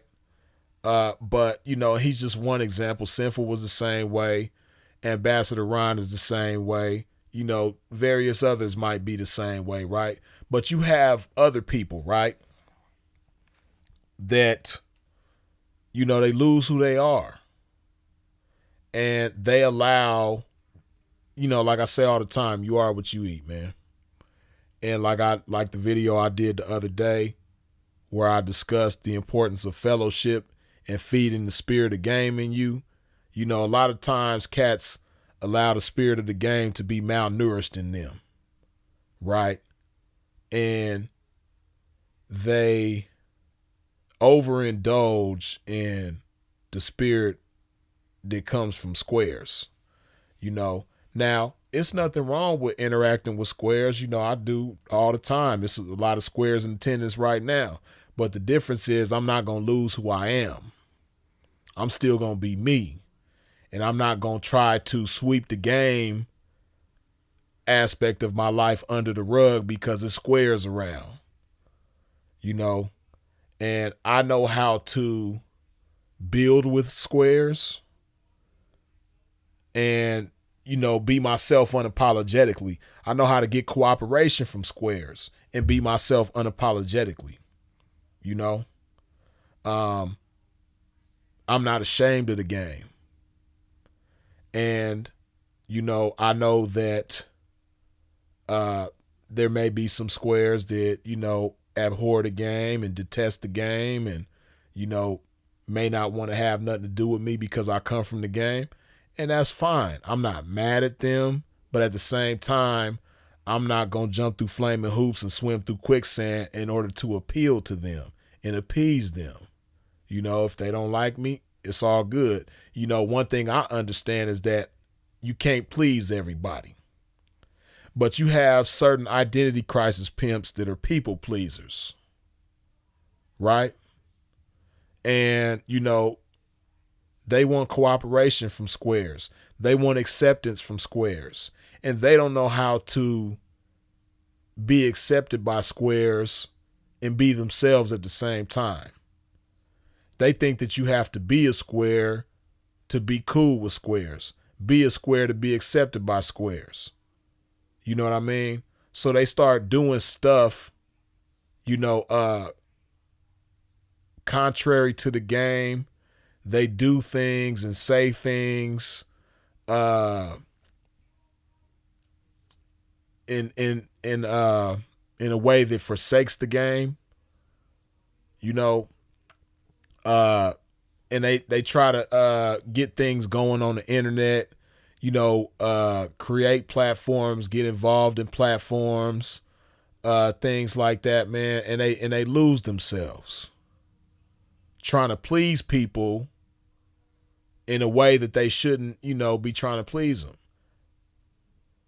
Like me, I'm some pimping, man, and I don't have to shove that down anybody's throat, but at the same time, I'm not going to deny that for the sake of acceptance. It is what it is. Take it or leave it. But see, this is the thing about it, right? And this goes for anybody.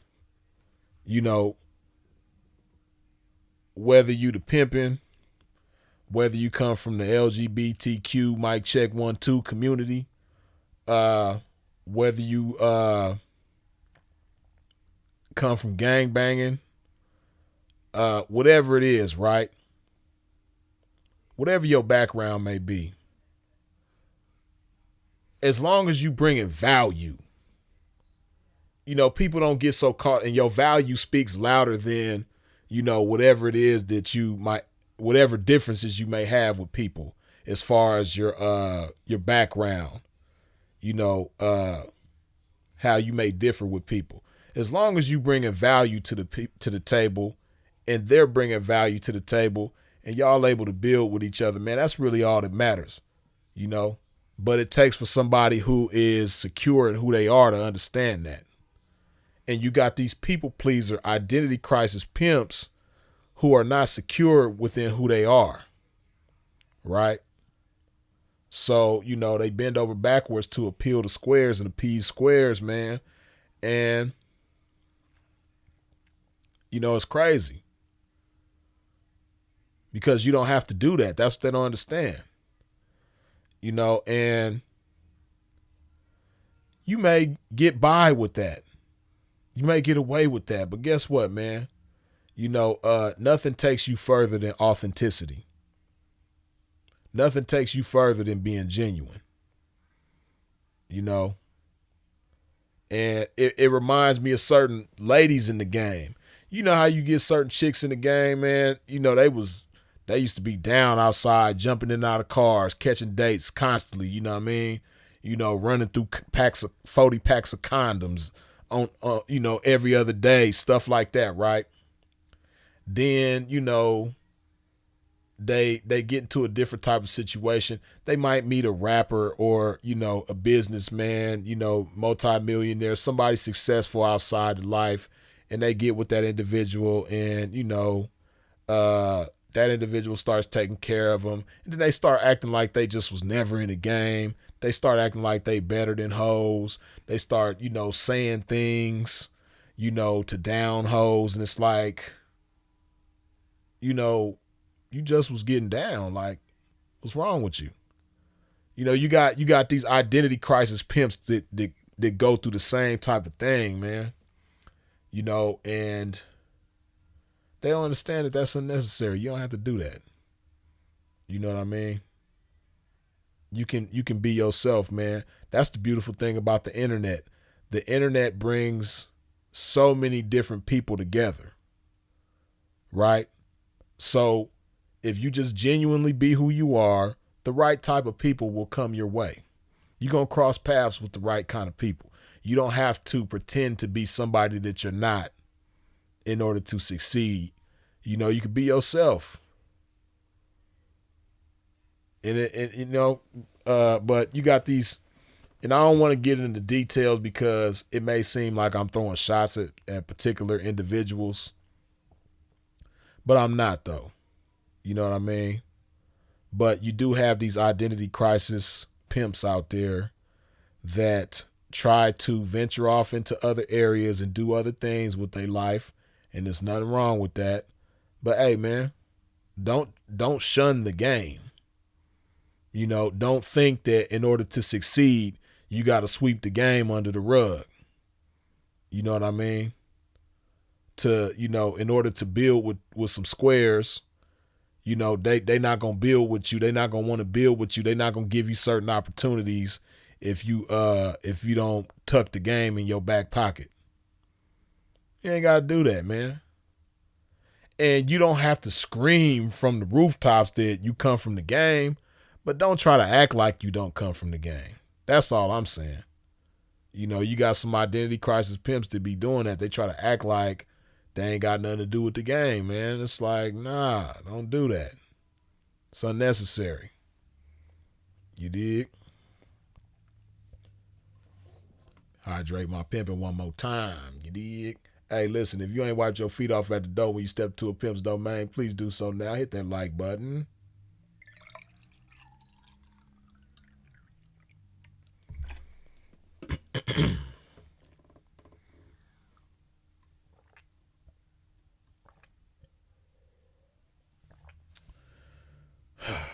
Let's see.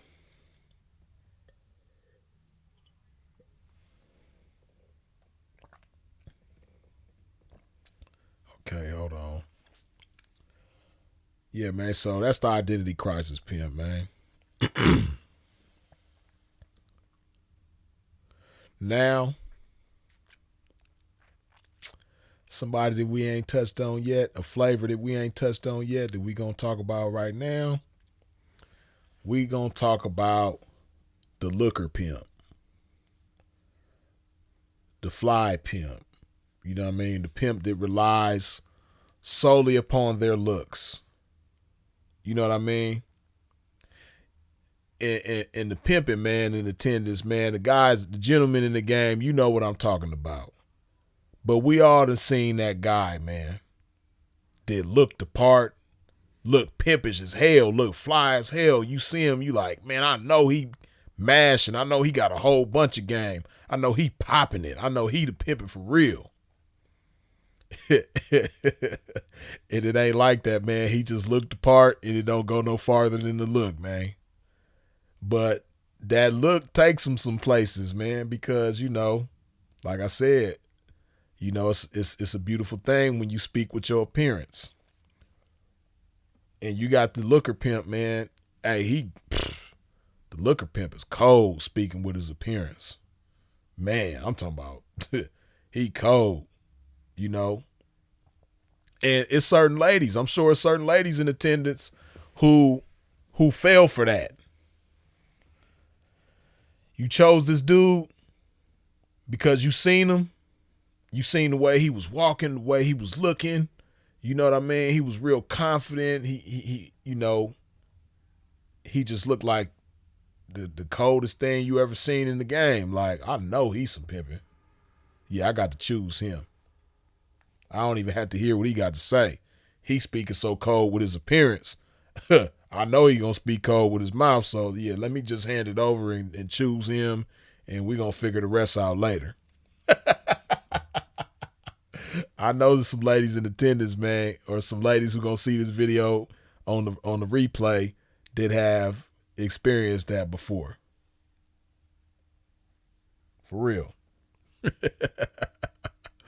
Yeah, man, because it's some guys out there like that, man.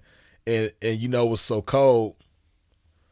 Because, you know, a lot of times, just like I said, you know, you got a lot of ladies in the game that choose good situations as opposed to the man in the situation. They choose the situation that the man is in.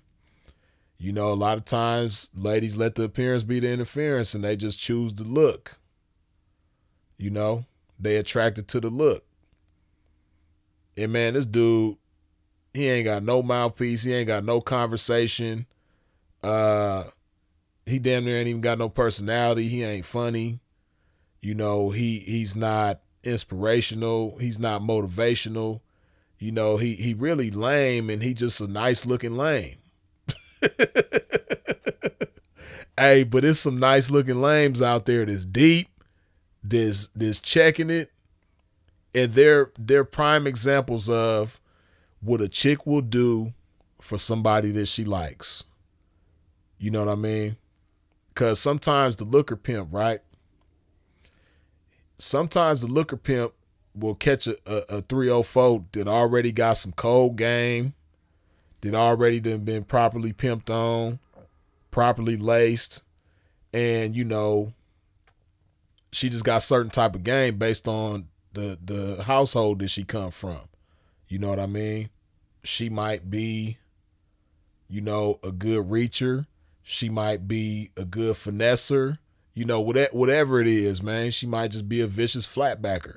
You know, she just know how to check it, and she coming back with hunks and chunks, and she just like the looker pimp. You know what I mean? And she probably got fooled in the beginning too. She thought he was just gonna be so cold because of the way that he looked. He just looked so pimpish. And then she get over there, and you know she like, damn, I know he ain't really got no game. You know, he not really the sharpest. You know, he kind of naive too. You know, if I wanted to, I could really play him and get over on him. But you know, I like him. You know, and he just looks so good. So I'm gonna pay the hell out of him. You know, you got some looker pimps that you know, that's their story. But his success in the game ain't got nothing to do with his intellect. It ain't got nothing to do with his conversation. You know, it ain't got nothing to do with, you know, any type of value that he's bringing to the table other than his appearance. You know, and sometimes, you know, the looker pimp, he just, some of the looker pimps, they just don't have it in them, man. You know, some of the looker pimps, you can give them some game and it's just not in them to administer the game. You know, they may intellectually understand certain things, but it's just not in them to demonstrate the game. They just got the look and that's it. You know what I mean? You know, some looker pimps, you know, they got real nice hair. You know what I mean? Their hair is just long and, you know, they whip it up a certain type of way and they just look real fly. You know what I mean? Or certain looker pimps, you know, they built a certain way.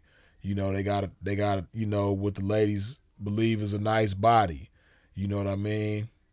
Or they got the tattoos and the gold teeth that the ladies like. You know what I mean? Some looker pimps, you know, they just, you know, they dress real fly. You know, they know how to put that shit on. Certain looker pimps, you know, they might got some nice jewelry. You know, they just put their presentation together real nice one way or another, man. But ain't got no game. You know. And some looker pimps, you know what's crazy? Some looker pimps, while you got some that may get deep and have success just based on the look, you got some that blow a lot of action because they just lame as hell. They get a lot of action. they gonna get more action than a lot of people just based on the look.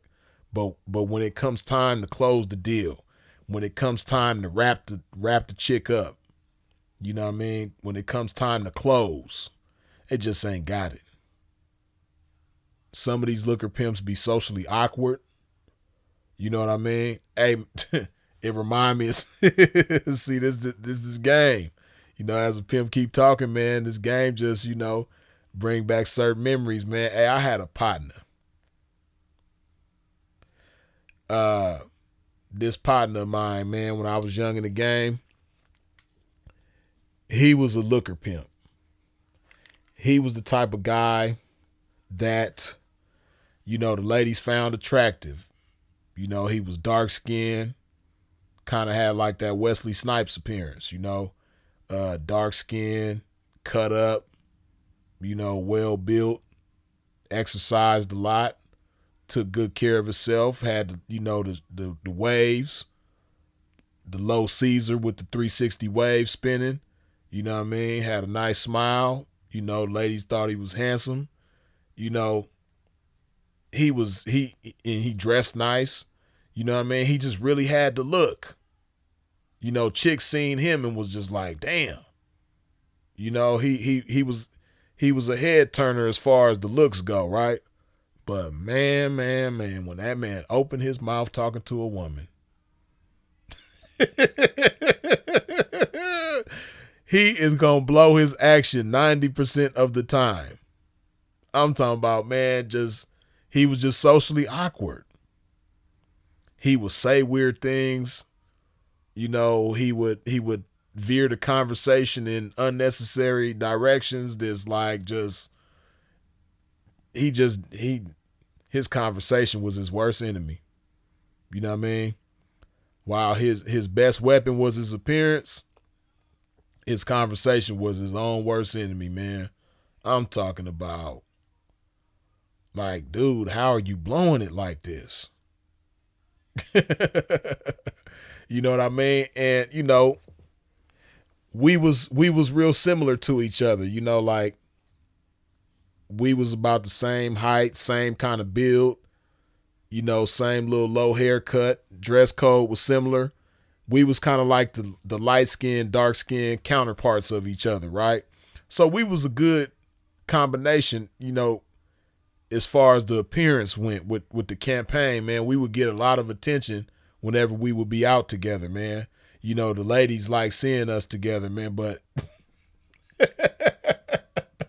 when it came to that talking part, man, he is going to blow it every time, man. You know how like a basketball player, he tall, he got hops. You ever seen somebody just blow a wide open dunk or a wide open layup? That's him, man. He gonna do that every time, man. He got a wide open ass dunk. He got hops. You know what I mean?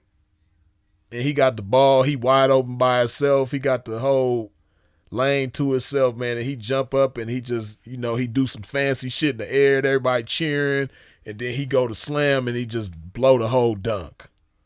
That's this dude, man. He's going to blow it every time.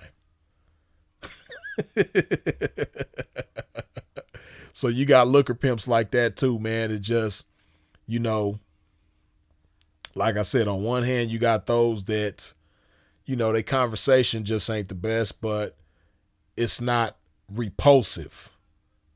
While they may not really have the best conversation, their convo ain't repulsive. So they going to get some action. They going to get some runs.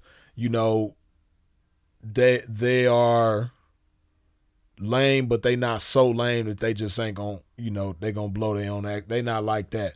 Then you have the looker pimps that they just shouldn't open their mouth. They'll have better action if they just don't say nothing. You know, and this cat that I'm talking about, man, my partner, he was one of those, you know, and he had a lot to say. And, you know, it's crazy because he was an intelligent dude. Like, you know, he had a lot of knowledge, but he was just socially awkward. He was just weird. He would say things that make chicks uncomfortable. He would say things that make chicks just shut down and not want to talk to him. And if they friends was around and they had a friend talking to me or something, they would hang around, but they just would shut down when it came to him. It was just weird. Like he had repulsive ass conversation, man. But he had the look though. And sometimes, in spite of how bad his conversation was, I've seen that happen too. In spite of how bad his conversation was, man, certain chicks would give him action and pay him just because they wanted to see what he was like in the bedroom.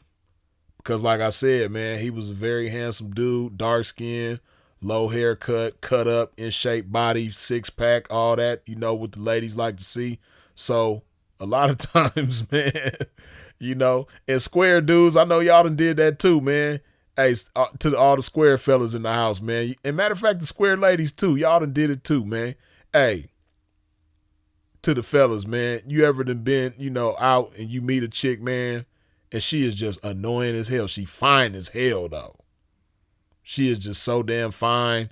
You know what I mean? You really want to take her for a test drive, man. You just really want to see what that thing do, man. She just, you in your head, man, as soon as you laid eyes on her, you done did everything you wanted to do to her in your head already, man. Now you want to do it in the bed already, man. And she just annoying as hell. And she giving you action. She really digging on you, man. And she really take a liking to you, but she is just annoying as hell. Or she just an airhead. You can't even have like a civilized conversation with this chick. But you could take her down, though. And you just like, God damn, this chick is annoying as hell, man. But she fine as hell, man. Shit, I'm going to just put up, man. Matter of fact, hey, pass me that drink, man. Let me get drunk, man. Maybe I could tolerate this chick better if I'm drunk, man. Matter of fact, let me get her drunk, too. You know what I mean? Maybe I could tolerate. Maybe she's more fun when she get drunk, man. Let's get drunk. You know what I mean? Or ladies, I know for sure the ladies done experienced that shit, man. Ladies, you done been somewhere, man, and you done met this dude, and when you walked into the room and you seen him, you was like, damn, he fine as hell. Shit. He just my Steve, boy. Shit, I'll put it on him. And then you meet him and you talking to him, and he just a straight bozo. He ain't fly. He ain't smooth. He's socially awkward. He's just weird. You know what I mean? You can't even have a good conversation with this man. And you telling yourself like, boy, this stupid ass fool, he just don't know. If he just, keep the words to a minimum and don't say too much, he'll get me to go home with him. But if he keep on talking like this, he's gonna mess it up for me, him, for everybody. Ain't nobody gonna get to have no fun. I'm trying to tolerate him. I just need him to shut up. And, if he just keep the words to a minimum, we gonna end up in the bed. We gonna have some fun. But if he keep on talking, matter of fact, let me get him drunk and I'm gonna get drunk. Maybe I could tolerate him better if I get drunk. Let me get drunk. Matter of fact, here, let me get him drunk and I'm gonna get drunk and maybe I could tolerate him better like that. We all done seen them type of individuals, man. And my partner, he was that.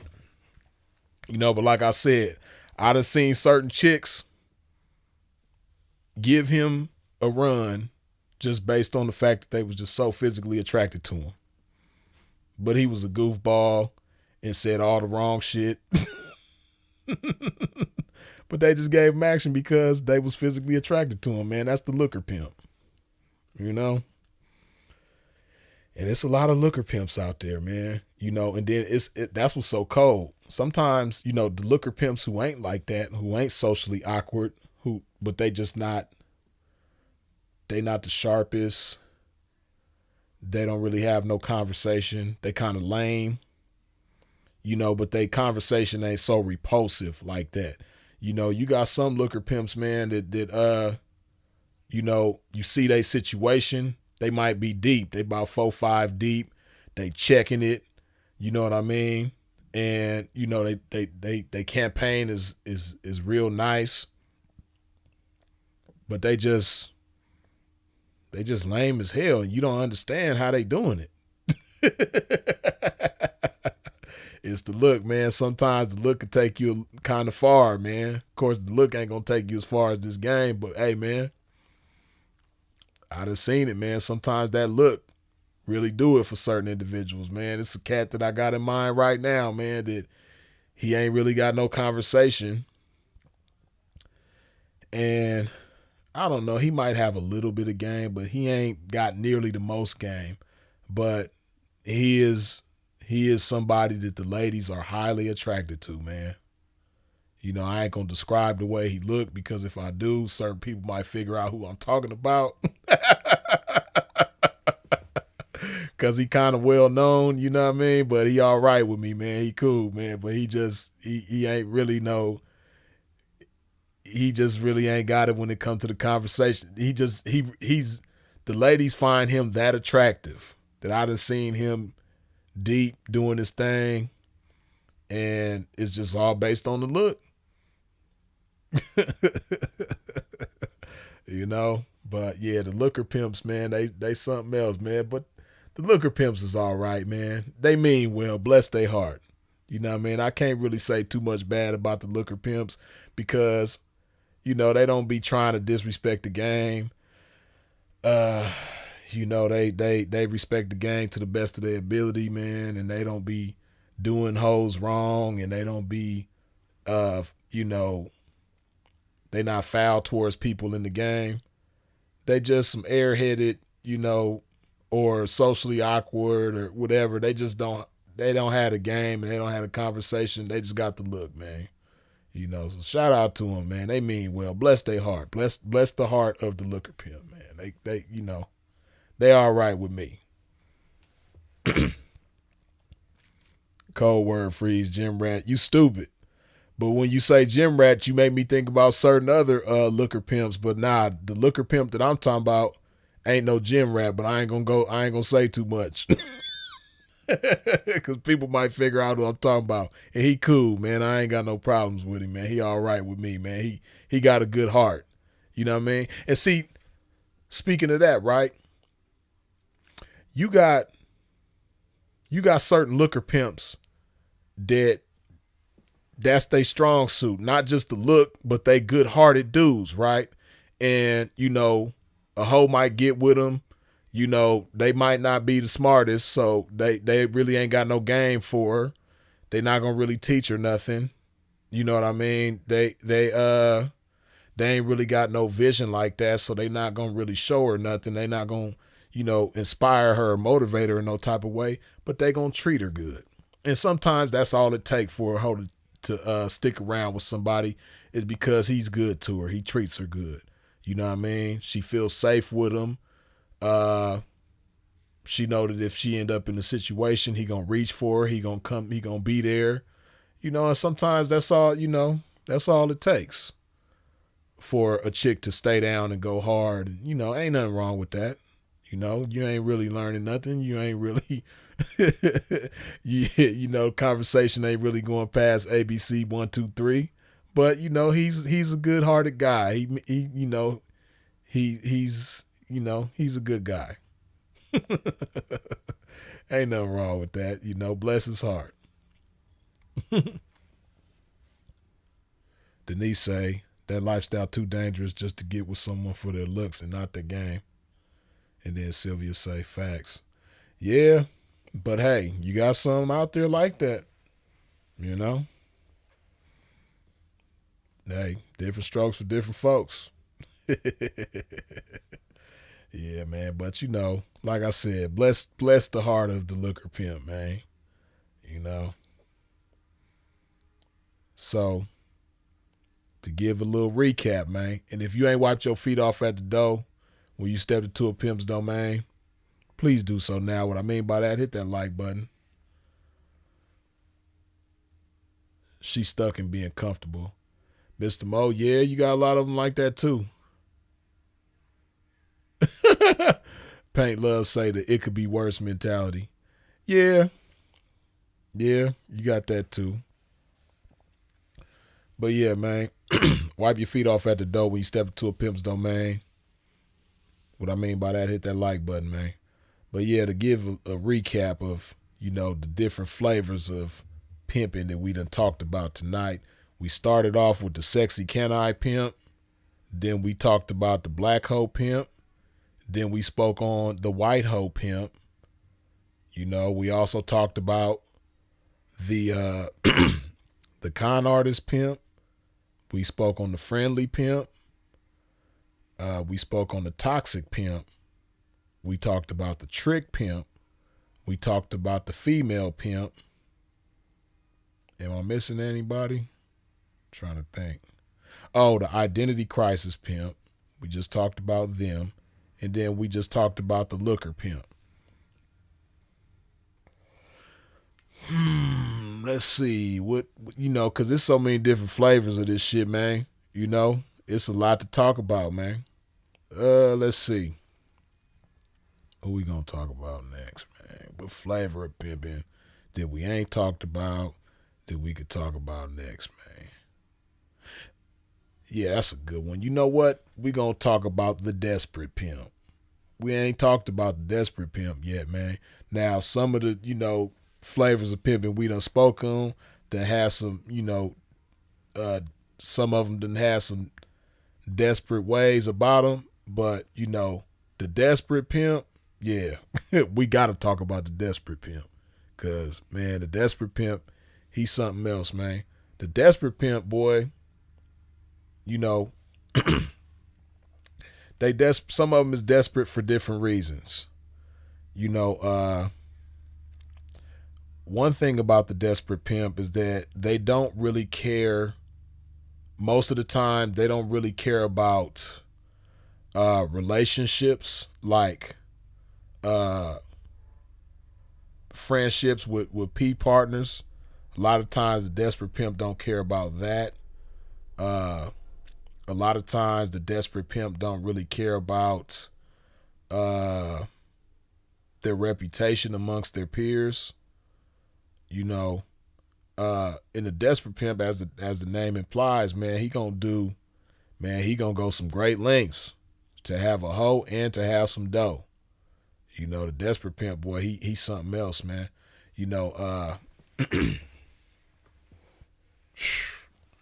Man, where to begin, boy? Because as I'm talking about the desperate pimp, man, there's so many different individuals that come to mind, man. Like the desperate pimp, man, and it's crazy because it's all different kind of desperate pimps. They come in all different kind of shapes, forms, and sizes and so forth, man, and appearances, man. But, man, the desperate pimp, man. Let's see. Man, certain things I want to say, man, but I don't want to say it, man. Man, the desperate pimp, man. Okay. This is the type of, thirsty. Thirsty to pee, as Mr. Mo just said. Desperation and thirsty, it's the same thing, right? And so this is an example of a desperate pimp, right?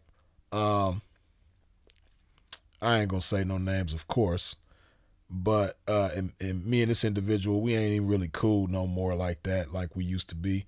But and it's probably, if you think you know who I'm talking about, you more than likely don't, because this ain't nobody that I've gotten to it with on the internet or spoke about on the internet in a bad way. None of that type of stuff, right? But yeah, man.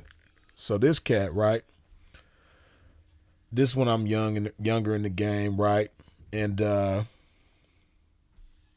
this dude, man, I would see little subtle indications that this guy always had a liking for, the students in my household, right? The students in my classroom. He would always kind of like have like he would give like subtle indications of lust for my students, right? And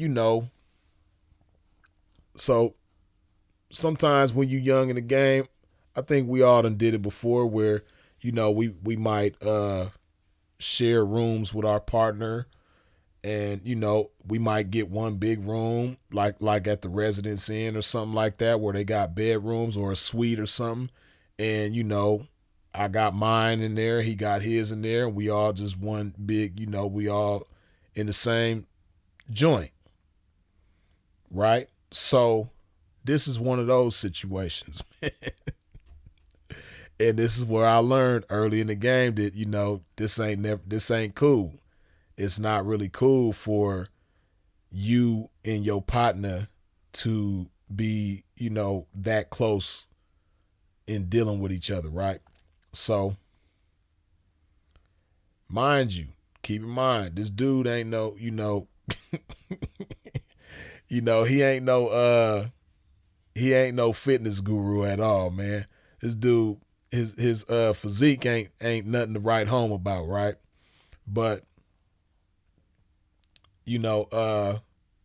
one day we all in the room, and it got it has like I guess you could say it's like a suite. You know what I mean? There's a part that's like it's sectioned off. There's like two sections of it, right? But with these sections, one side of the joint has the one bath. It's only one bathroom, and the bathroom is on this one particular side, right? So at the time, I'm 2 deep and he's 1 deep. So one side's bigger than the other. So needless to say, I'm on the bigger side because it's 3 of us and 2 of them. So we on the bigger side, they on the smaller side. And as you could imagine, the bigger side has the bathroom on it, right? So one of my peoples goes in the shower, right? She in the shower, and it's one of them type of rooms where you have the sink right here, and then you have a separate room where you can close the door, and inside that room is the shower and the toilet, right? Now, this is somebody that I was very cool with, man. Like, me and him was real cool. We done been through a lot together. We done been cross country together, man. And, we was very cool, man. Like, he done been in my crib. I done been in his crib. Like, we was real cool, man. Very cool. Right? Would have did anything for this guy, and I believe he would have did anything for me, man. But this what I'm about to say, man, it just wasn't cool, man. I don't know what he was thinking, what was going on in his head. But like I said, one of my chicks goes in the bathroom to get in the shower. She closes the door. Inside that door is the shower and the toilet. Now, of course, she's in the shower. She got the shower curtain closed. She running, doing her thing.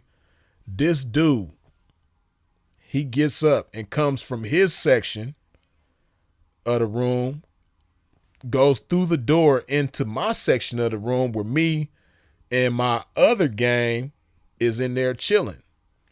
This man is in his drawers, and not just any kind of drawers, but he in some dun-dun-duns. He in some tighty whities. You know what I mean? He in some Fruit of the Loom tight white drawers, man. And he not no little dude. He a big dude in these little tight drawers, man. And he kind of, he just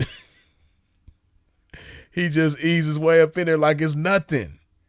Like he at his family house or something. Or like he's a kid. But dude, you ain't no kid. We grown.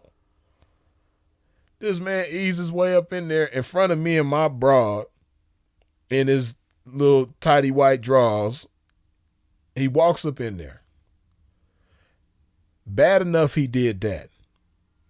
This man, he knows that my other people was in the shower.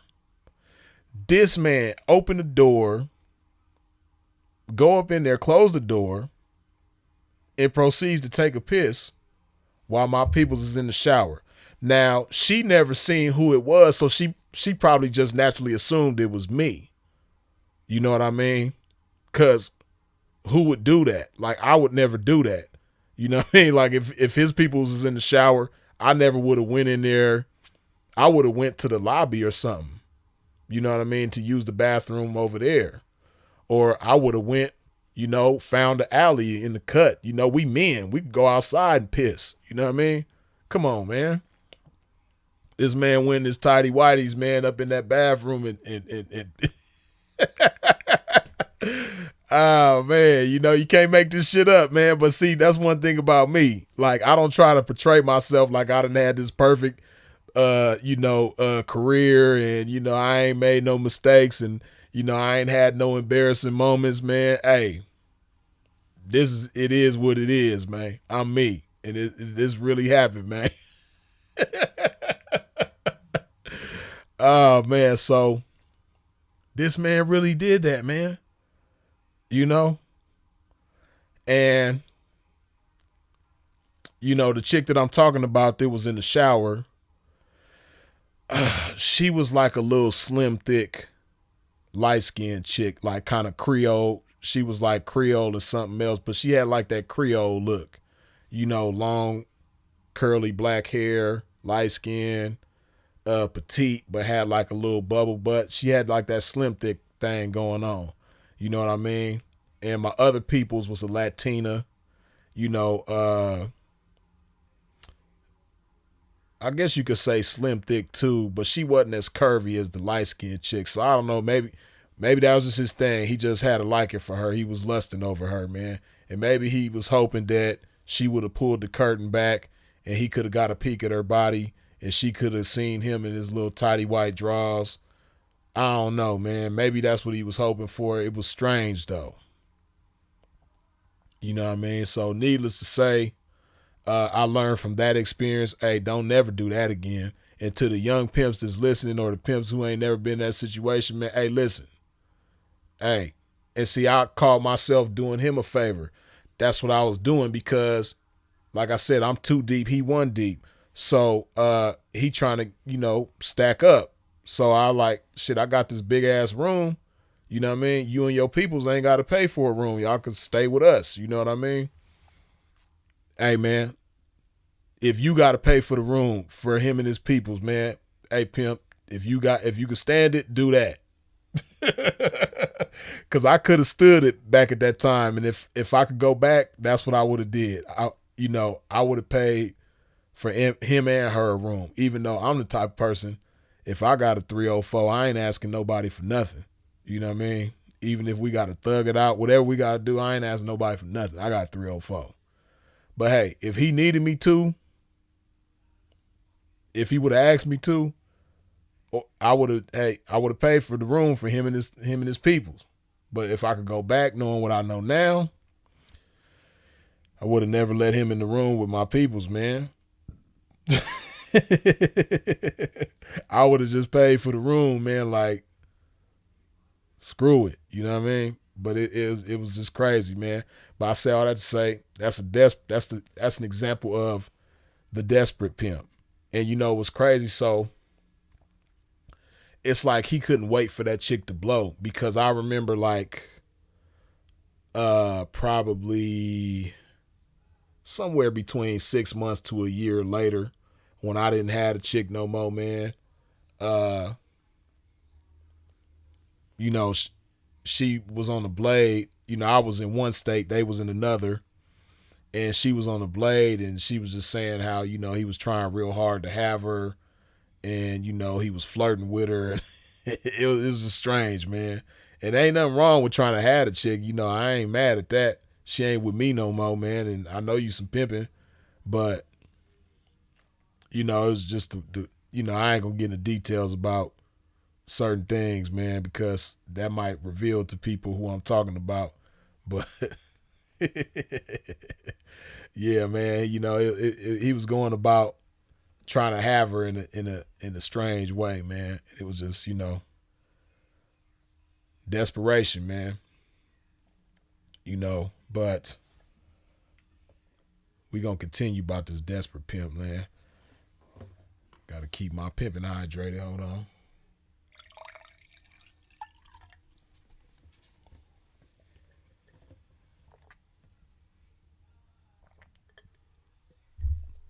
And like I said, I was, not just that, but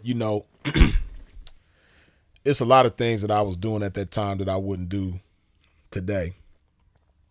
Not only am I, because not just because it can make things go wrong between you and your partner or you and your game, but it can also prove to be dangerous, because what I'm about to say, like, there's cats who've lost years out of their life in prison because of this simple mistake. But not only do I not do that, what I just broke down anymore, but riding with my 304 in the car with my partner and his 304, or taking my partner to pick his 304 up, or him taking me to pick my 304. I ain't none of that never going on no more.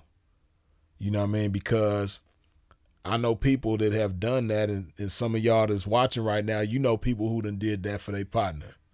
Took their partner to pick their game up, and they end up getting into a situation, and all you did was take him to pick her up. Next thing you know, you walk in the prison yard, eating top ramen soups and pouches of chicken and tuna and oysters and all that type of stuff. Just because you call yourself being a good partner and you took him to go pick her up and, take her wherever they needed to go. That's all you did. Next thing you know, you in the joint for years. You know what I mean? So, not only is it like, does it set you up for the potential of, so many things that go wrong within your relationship with the people who might be in the car, but man, it can lead to you losing time. Like, I know people who done went through some messed up legal situations behind just doing something simple as that, or letting somebody over at their house. You might be having a barbecue, or you cooking dinner and you invite your people and his game over. You know what I mean? And you never said nothing to her while she was in your house. You just invited her over with him, or you invited him, and because she was with him, she was invited too, by association. And you never said nothing to her. She just was in your house. Next thing you know, again, you walk in the prison yard. You know what I mean? So you just got to be real careful with how you deal with people in 2024, man, because, it's so many ways that things can easily go wrong, and it's so easy to lose everything, especially, when it takes you so long to build something up, and you work so hard for something, and you accomplishing things, and you taking care of people, you being a blessing to people, and you call yourself being a blessing to the wrong person, man. It can, all that building that you did, all that time that it took to do it, man, it could tear everything down like that. So you got to really be careful, man. But yeah, man, the desperate pimp, boy. The desperate pimp is gonna dirty Mac. Hey, man, desperate pimp got some ways, man. The desperate pimp will sit at your dinner table and eat with you, and then, go behind your back and sweat your peoples while she down on the track or in the casino or wherever she at, and, tell her, all kind of terrible stuff about you, make up lies about you, say everything and do everything to discourage her from being with you when you was just at his house eating, or you was just riding in his car, chopped it up with him, or you was just smoking a blunt with him, and, all that type of stuff. And here he is, trying to have your peoples, and not just trying to have her, but trying to have her in a conniving way. And see, that's the thing about the desperate pimp. Like I said, he don't care about relationships. He don't care about maintaining a connection with his partner. He's so wrapped up in trying to have his chick right now, or trying to have some money right now. he don't care about, the level of trust that y'all have between each other, the level of loyalty that y'all have between each other. You know what I mean? All he caring about is what he can have right now, or what he thinks he can have right now, which is this chick and her money. Desperate pimp. He gonna dirty Mac. He gonna lie. You know what I mean? Another thing the desperate pimp gonna do, desperate pimp's got this bad.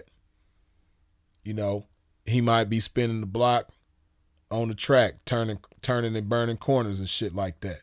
And, a chick approaches him like a trick.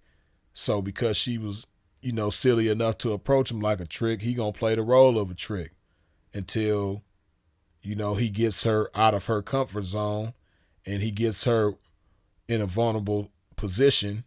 Now he want to pop pimping. He came through the door as a trick, but he trying to end out as a pimp. Now all of a sudden he pimping.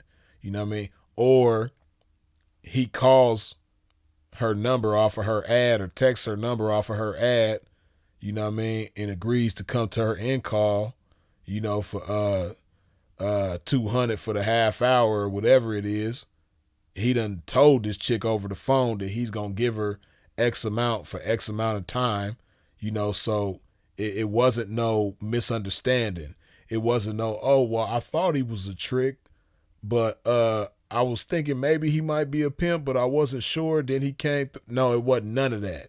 It was, I was 100% sure that this man was a trick. Then, he show up to the end call. He come in. He might even lay the money on the table. Then all of a sudden he get to popping pimping. You know what I mean? Again, coming through the door as a trick, but trying to leave out as a pimp. And it's crazy because you got chicks that'll choose that type of shit and go hard for somebody like that. But this is the desperate pimp. Another thing the desperate pimp gonna do, man, in that club, man, he might take a chick to the VIP section just to get a one-on-one conversation with her, man. And of course, since he in the VIP, he gonna have a physical conversation with her as well as a verbal conversation. He gonna use, in the words of Ronnie from Players Club, again, he gonna use what he got to get what he want. You know what I mean? Because he's the desperate pimp. So he gonna have her in that VIP. You know what I mean? He gonna be up in her body and putting words up in her ear at the same time in order to try to have her. And you got chicks that choose guys like that. You got chicks that'll meet somebody at the club, go to the VIP with them, you know what I mean? And that'll end up being they folks. But the desperate pimp, he gonna do whatever he gotta do in order to have her. You know what I mean? The desperate pimp, man, he got some cold ways about himself, man. The desperate pimp, another thing the desperate pimp gonna do, man, he gonna take a chick. It's crazy. The desperate pimp is gonna knowingly take a GFE chick and encourage the GFE, encourage the raw dog, encourage the bare backing. You know what I mean? I done seen desperate pimps do that. Take a chick that, I done heard him say shit like that and then end up with somebody like that. Like, man, I'll take a GFE chick right now, a chick that ain't using no condoms, man. 'Cause I know she ain't turning nothing down. She gonna get all the money. And then next thing you know, he end up with somebody like that. And, he think just because he getting some money out of that's pimping, but hey, that's the desperate pimp.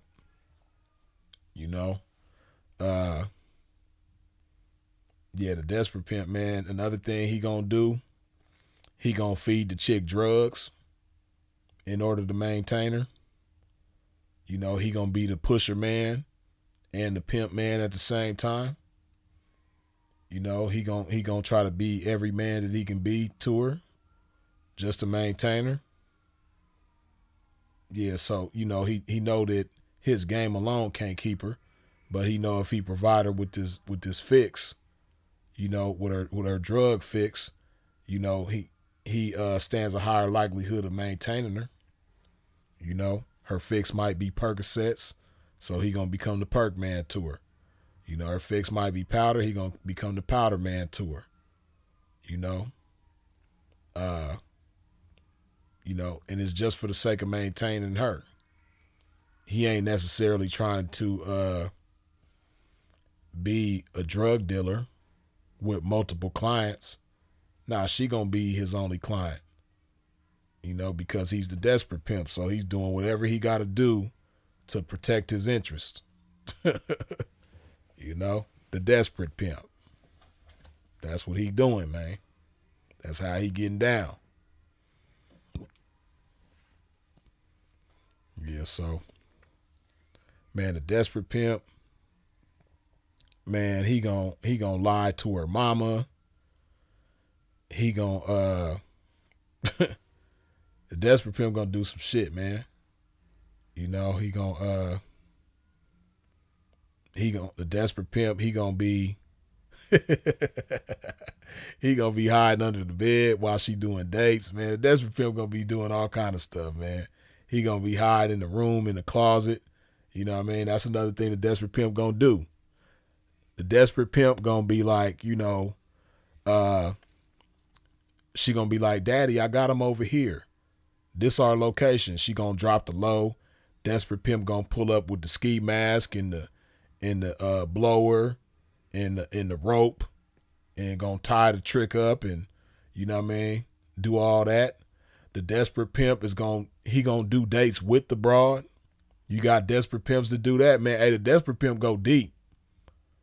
You got desperate pimps that's gonna do a date with the broad. You know what I mean? They call it voyeurism or whatever the case may be. The trick might want to see, him get his Dirk Diggler on, and he gonna be with it because he just wants some money. He don't care what you think about it. He don't care what you call pimping and ain't pimping. He gonna get his money. You know what I mean? So if he gotta wiggle his hips for some chips, then that's what he gonna do. You know what I mean? He gotta get his money. Desperate pimp. The desperate pimp. He don't care what you got to say. You ain't paying his bills, so he ain't answering to you. You know what I mean? You ain't his daddy. You can't tell him what to do. Shit. He gonna get right in that bed and have that trick sitting in the chair watching. You know what I mean? Or the trick might be on one side of the bed and he on the other side of the bed with the broad doing their thing. You know what I mean? And if the trick smack him on the ass while they doing their thing, hey, it's all right. He ain't GAY for that.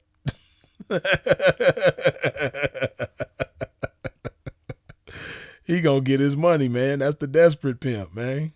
The desperate pimp, he gonna be friends with the broad just to have her. The desperate pimp gonna do all kind of stuff, man.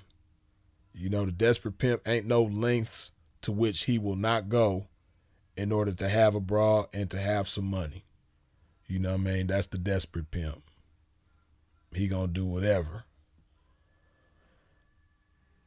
Man. The list goes on with the desperate pimp. Let me see. Okay, y'all got the likes looking good, man. If you ain't wiped your feet off at the door when you stepped into a pimp's domain, please do so now. What I mean by that, hit that like button.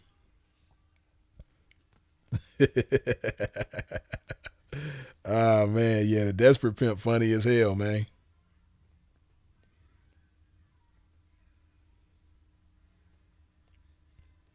That's a puff party. Yeah, man, the desperate pimp, he with all that.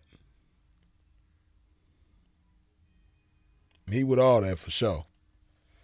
You know what I mean? So, let's see. Let's do a recap. We began with the sexy can I pimp. And let me give the disclosure again, or the disclaimer again. You know, these 31 flavors of pimping are not my 31 flavors of pimping, and they might not be your 31 flavors of pimping. This ain't what I consider to be authentic or fraudulent, or what you consider to be authentic or fraudulent. You know, these 31 flavors of pimping are individuals who would, they're self-proclaimed pimps. They will say out of their mouths that they are pimps. That's what these 31 flavors are. You know what I mean? So we started with the sexy can I pimp. Then we spoke on the black hoe pimp. After that, we discussed the white hoe pimp. You know, we also talked about the con artist pimp. We talked about toxic pimp. We spoke on the trick pimp. We spoke on the female pimp. We spoke on the looker pimp. We talked about the friendly pimp. We talked about the identity crisis pimp. I don't know why I feel like I'm missing somebody. Yeah, and then we lastly but not least, most recently, we talked about the desperate pimp. I don't know why I feel like I'm missing somebody. But yeah, man. Let's see. I told y'all, man, we could go on and on and on about the 31 flavors of pimping, man. The first one, part 1, was almost 5 hours, and this one is going on 5 hours, man. So let's see. Who have we not talked about? Who have we not talked about? So many different flavors of pimping, man.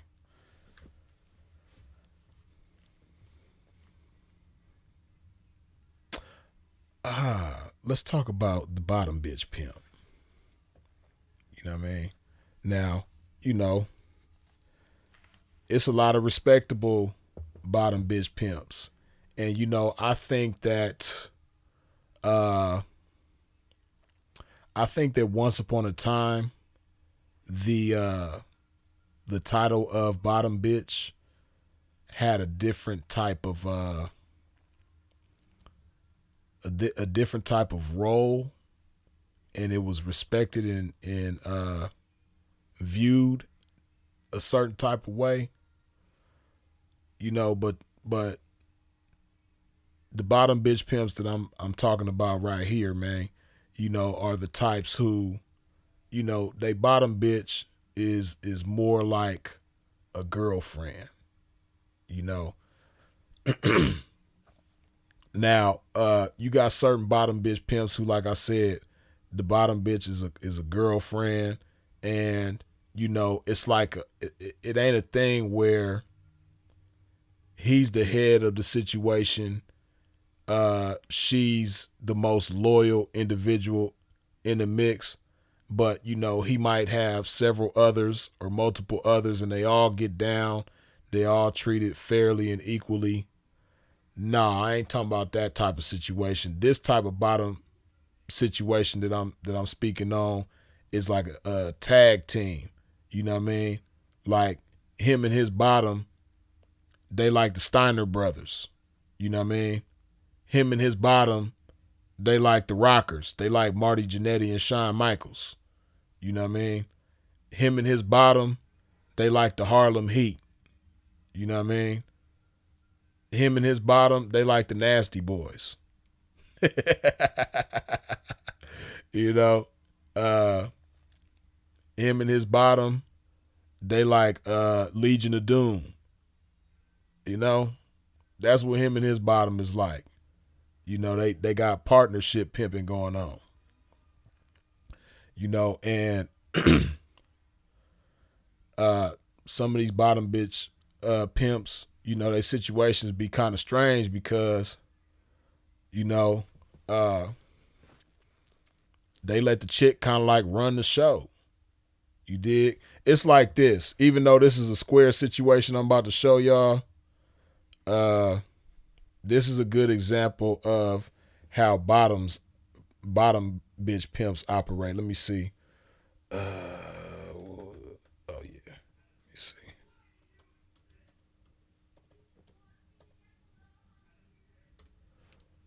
See if I can find that.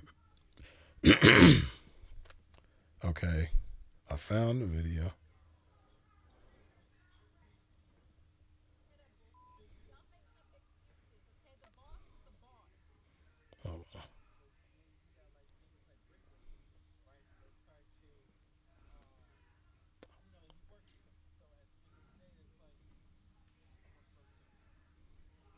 Okay, hold on. Okay, let's go to this. Okay, there we go. Okay, now this is an example of how a lot of these bottom bitch pimps operate. Let me see.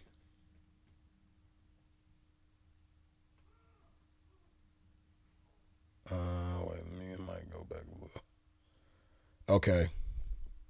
Just pay attention. Now, this is the dude, Loose Cannon, who some of y'all heard me speak about when I gave a review of the No Jumper interview that he did with Adam and Whack 100.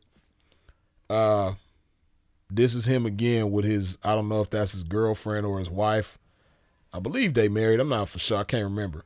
But just pay attention to how their interaction is. Check it out. Yeah. Like he's trying. No. But to Adam's defense, he is a civilian. He don't understand. But then you got like niggas like Brick Baby, right? That try to, he working there. So at the end of the day, it's like he pressuring Adam to take. And look at her face. You know what I mean? This is what the bottom bitch pimps be dealing with. This is what the type of situations they create for themselves. You know what I mean? Look at him. You know, he just talking like the man that he is should be able to do. And then look at her. Look at her demeanor. She like, oh man, I'm sick of this shit. Sick of him just saying any old thing. In a minute, I'm finna take control and I'm finna say what really need to be said. You know what I mean? What he should say, but he ain't got the balls to say. I got the balls to say it. That's what's going on right here. Pay attention. Him because he got Big U in his ear. And what you know Brick how Baby that shit can pressure who for what? No. Brick Baby's just a worker. No, Big I don't want to U- hear that bullshit. Big U Y'all is making up pressure. excuses. And it's weird because I haven't watched this whole interview, right? And I don't remember her having a Caribbean accent in the No Jumper interview. I mean, she didn't talk a whole lot in the No Jumper interview, but I don't know. I could be tripping. But in this interview here, just in a little bit that I done heard, it's like she goes back and forth between a Caribbean accent and an American accent. It's weird. Like, bad enough she I don't know. Her demeanor is weird. Her energy is weird. Then just peep how her voice, goes back and forth, alternates between Caribbean and American accent. It's weird. So at the end of the day, it's like he pressuring Adam to take down because he got Big U in his ear. And What you know Brick how Baby that shit. can pressure who for what? Brick No. Baby's just a worker. No, Big I don't want to U- hear that bullshit. Big U Y'all is making up pressure. excuses, okay? The boss is the boss. All right, the boss chose to take the shit down. It's the boss's fault. I don't want to hear it. Period, point blank. Next. And look at his face, man. Like, ain't no way in the world. You sitting in the room, she got a dude to her left, a dude to her right, which is supposed to be her man. I mean, to her left. The dude to her left, which is our right, that's in the camera right now. That's supposed to be her man. She got another dude on the other side of her, and then there's two other dudes sitting, in the direction that she's facing. So she's in a room with four guys. First of all, why is she even there? Ain't no other ladies there. I don't know. That's just me. Like me, if I'm in the room amongst men, I'm not finna, but I'm the pimpin', so I can't really, use myself as a good, valid example. But I know squares that ain't gonna do this, so it's not even like a game thing or a square thing. It's just a man thing, man. Why do you have this chick? You can't. It's like he got to have permission from her to do an interview by herself or something. It's weird. Then she just interrupts him, talks over him, and then dismisses everybody. Next. Like what? Come on, man. Like, what's wrong with you, dude? What kind of man are you? Like, man, pull your skirt down, B. But I just want y'all to pay attention again. Y'all let me know if I'm tripping. She starts out, and she does this several times, because I think I watched like probably 10 minutes of this interview. As you can see, it's an hour and 10 minutes long. I might have watched maybe the first 10 minutes, probably less than that, like 7 minutes of the interview. But she does this several times just at the beginning of the interview, so I know she got to do it throughout. But she's going to, like right now when she start talking, she got a Caribbean accent in the beginning, and then she goes to an American accent. Y'all tell me if I'm tripping or if y'all hear it too. But then you got like niggas like Brick Baby, right? That try to, he working there. So at the end of the day, it's like he pressuring Adam to take down because he got Big U in his ear. And what, you know Brick how Baby that shit. can pressure who for what? Brick No. Baby's just a worker. No, Big I don't want to U- hear that bullshit. Big U Y'all is making up pressuring. excuses, okay? The boss is the boss. All right, the boss chose to take the down. It's the boss's fault. I don't want to hear it. Period. Point blank. Next. Man, see, like I said, I'm not going to put myself in this situation. But if I just so happen to, and possibly be in this situation, hey, man, y'all going to see Freeze go to jail that day, man, because I'm finna put some special effects on her face on camera in front of everybody for doing that. You know what I mean? First, I'm going to give a verbal warning. I'm going to be like, hey, shut your ass up. And just seeing, I would never even be with no type of chick like that anyway. But hey, man, you seen how he was talking, she interjected, and then just watch, right? To, he working there. So at the end of the day, it's like he pressuring Adam to take down because he got Big U in his ear. And What, you know Brick how Baby that shit. can pressure who? And you see how she just interrupted him, right? See how he gonna keep trying to talk, but then she just shuts him down and makes him shut up. He gonna try to keep going, then she gonna make him shut up. Brick No. Baby's just a worker. No, Big I don't want to U- hear that bullshit. Big U Y'all is making up pressuring. excuses, okay? The boss And look at his face. Come on, man. Hell no. is the boss. All right, the boss chose to take the down. It's the boss's fault. I don't want to hear it. Period. Point blank. Next. Man. See. See me, man, I don't know, man. I'm just different, man. It's just something in me that I just naturally have to humble people like that. You know what I mean? And I usually don't end up with people like that. And I never dealt with what he going through right there. You know what I mean? Where a chick just talking and I just shut up and let her keep talking and make her point, and then I'm still quiet. Hell no. And then this ain't the biggest channel.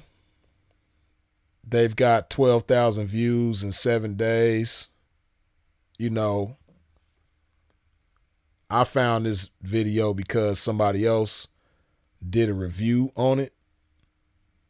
But it's just crazy, man. You got people on the internet seeing you behave and maneuver like this, and you portray this image like you just this goon, and you go hard on dudes and all that type of stuff, but you go real soft on this chick that's supposed to be your woman. You act like you her woman. But I say all of this to say, That right there, what you witnessed right here, is a prime example. It's a perfect illustration of what the bottom bitch pimp goes through. You know what I mean? And just like he's going through this in front of his peers, you know, at least one of them dudes is from his neighborhood, you know, from his gang.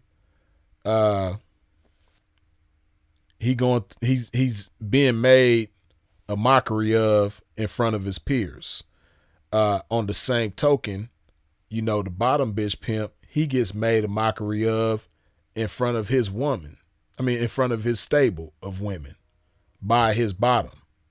You know, they subject themselves to this kind of stuff.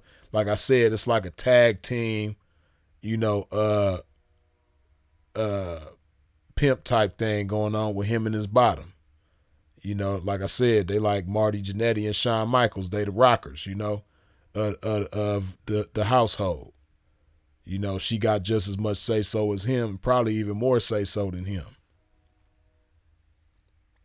So, yeah, it's crazy, man, the type of stuff that the bottom bitch pimps be putting themselves through.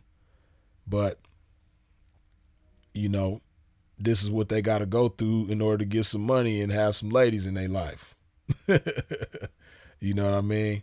The bottom bitch pimp, he's similar to the lover boy pimp in the sense that it's this one chick in his life that's like a girlfriend to him. The difference, though, is that the bottom bitch pimp, you know, he might have a stable of women. The lover boy pimp, he ain't gonna have no stable. He gonna have fly-by-nights. He gonna have one main chick that's his girlfriend. Then he gonna go through a lot of fly-by-nights. The bottom bitch pimp, on the other hand, he might have a stable of women, but that bottom controls the whole situation. You know, chicks that she don't like, she gonna run them off. The chicks that she does like, she gonna be able to lick on them when she want to and have freaky fun with them whenever she feel like it. You know, she might even, you know, control when they get down, and, you know, they break themselves to her and then she breaks herself to him. Things like that, as opposed to, you know, they all just individually breaking themselves to him. You know, things like that, man. The bottom bitch pimp, man, you know, he's giving her a whole lot of control, man. You know, like it's really like it's like a situation where he kind of like just a spokesperson, but she's the real boss. You dig? But Sharif say bumba clock. Yeah, man. Was I tripping though, or was her accent like changing in the middle of her conversation? You know, that's what it appeared to be to me. You know.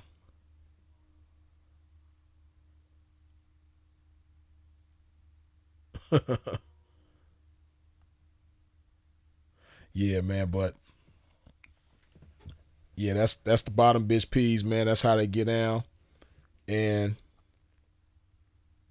you know, you got some that the woman doesn't have that type of control. It's not like partnership pimping, but she does have like a great deal of influence on what goes on and things like that. And you know, she gets treated more so like the girlfriend. You know what I mean? She has certain privileges that the rest of them don't have. It ain't like a partnership type thing where she get to tell the others in the stable what to do. Like the first type that I mentioned. But, you know, you got certain bottom bitch pimps that, you know, it ain't necessarily a thing like that. But, you know, he treats her like she's more special to him than everybody else. It don't matter how loyal they are. It don't matter how down they are. It don't matter how well they perform, how cooperative they are, how submissive they are. You know, he just really likes this one more than the rest of them. You know what I mean? And she gets treated, you know, in a girlfriend type of way that the rest of them never will experience from him. You dig? I mean, if you're going to be a boyfriend to one, be a boyfriend to all of them. You dig? Make it fair for everybody.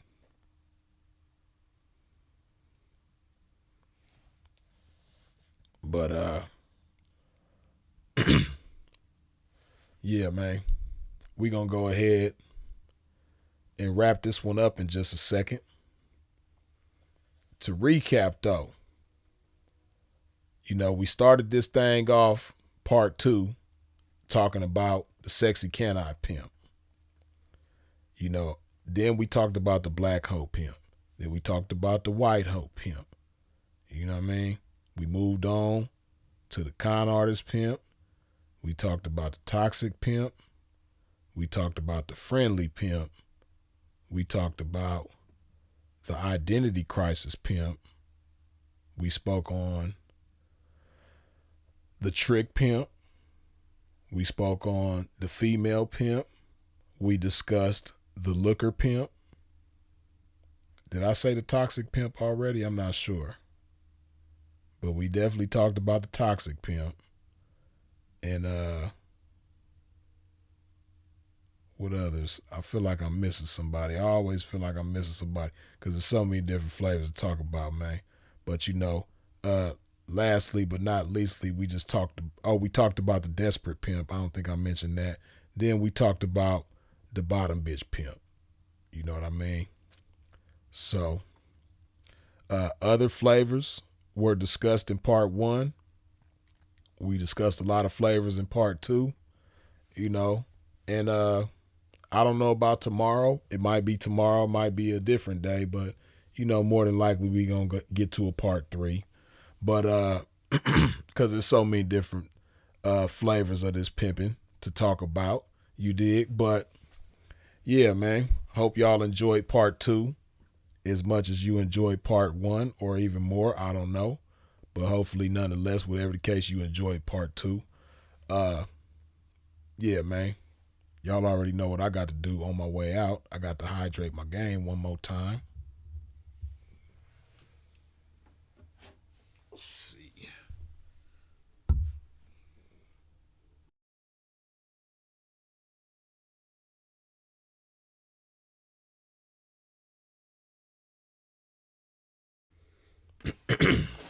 Yeah, man.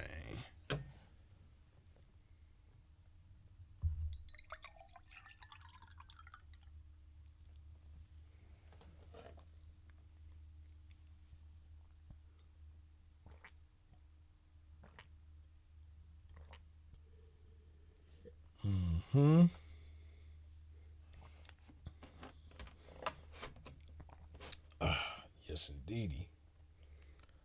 All right, man. Man, as always, y'all already know.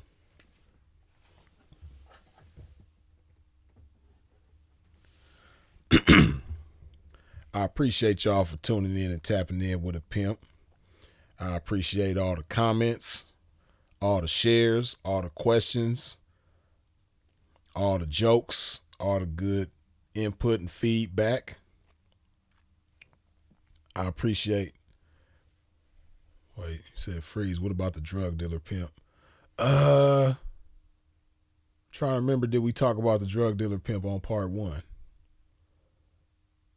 We talked about the dope fiend pimp. You know what? I don't think we talked about the drug dealer pimp. There's several other pimps that we still got to touch on, man, that we didn't get to yet. We gonna touch on all the flavors, man, for sure. But yeah, like I say, man, I appreciate y'all for all your comments, questions, input, feedback, jokes, all that good stuff. I appreciate you for sharing this video. I appreciate you for subscribing and hitting the bell when you subscribe. I appreciate all the super chats, the cash apps, the PayPals. I appreciate your support in every which way that you come with it, man. Y'all already know who it is and what it is. Freeze is it. If you out in traffic moving around, please do so in a safe fashion. And of course, as always, long live the incomparable Sinful to P. We out.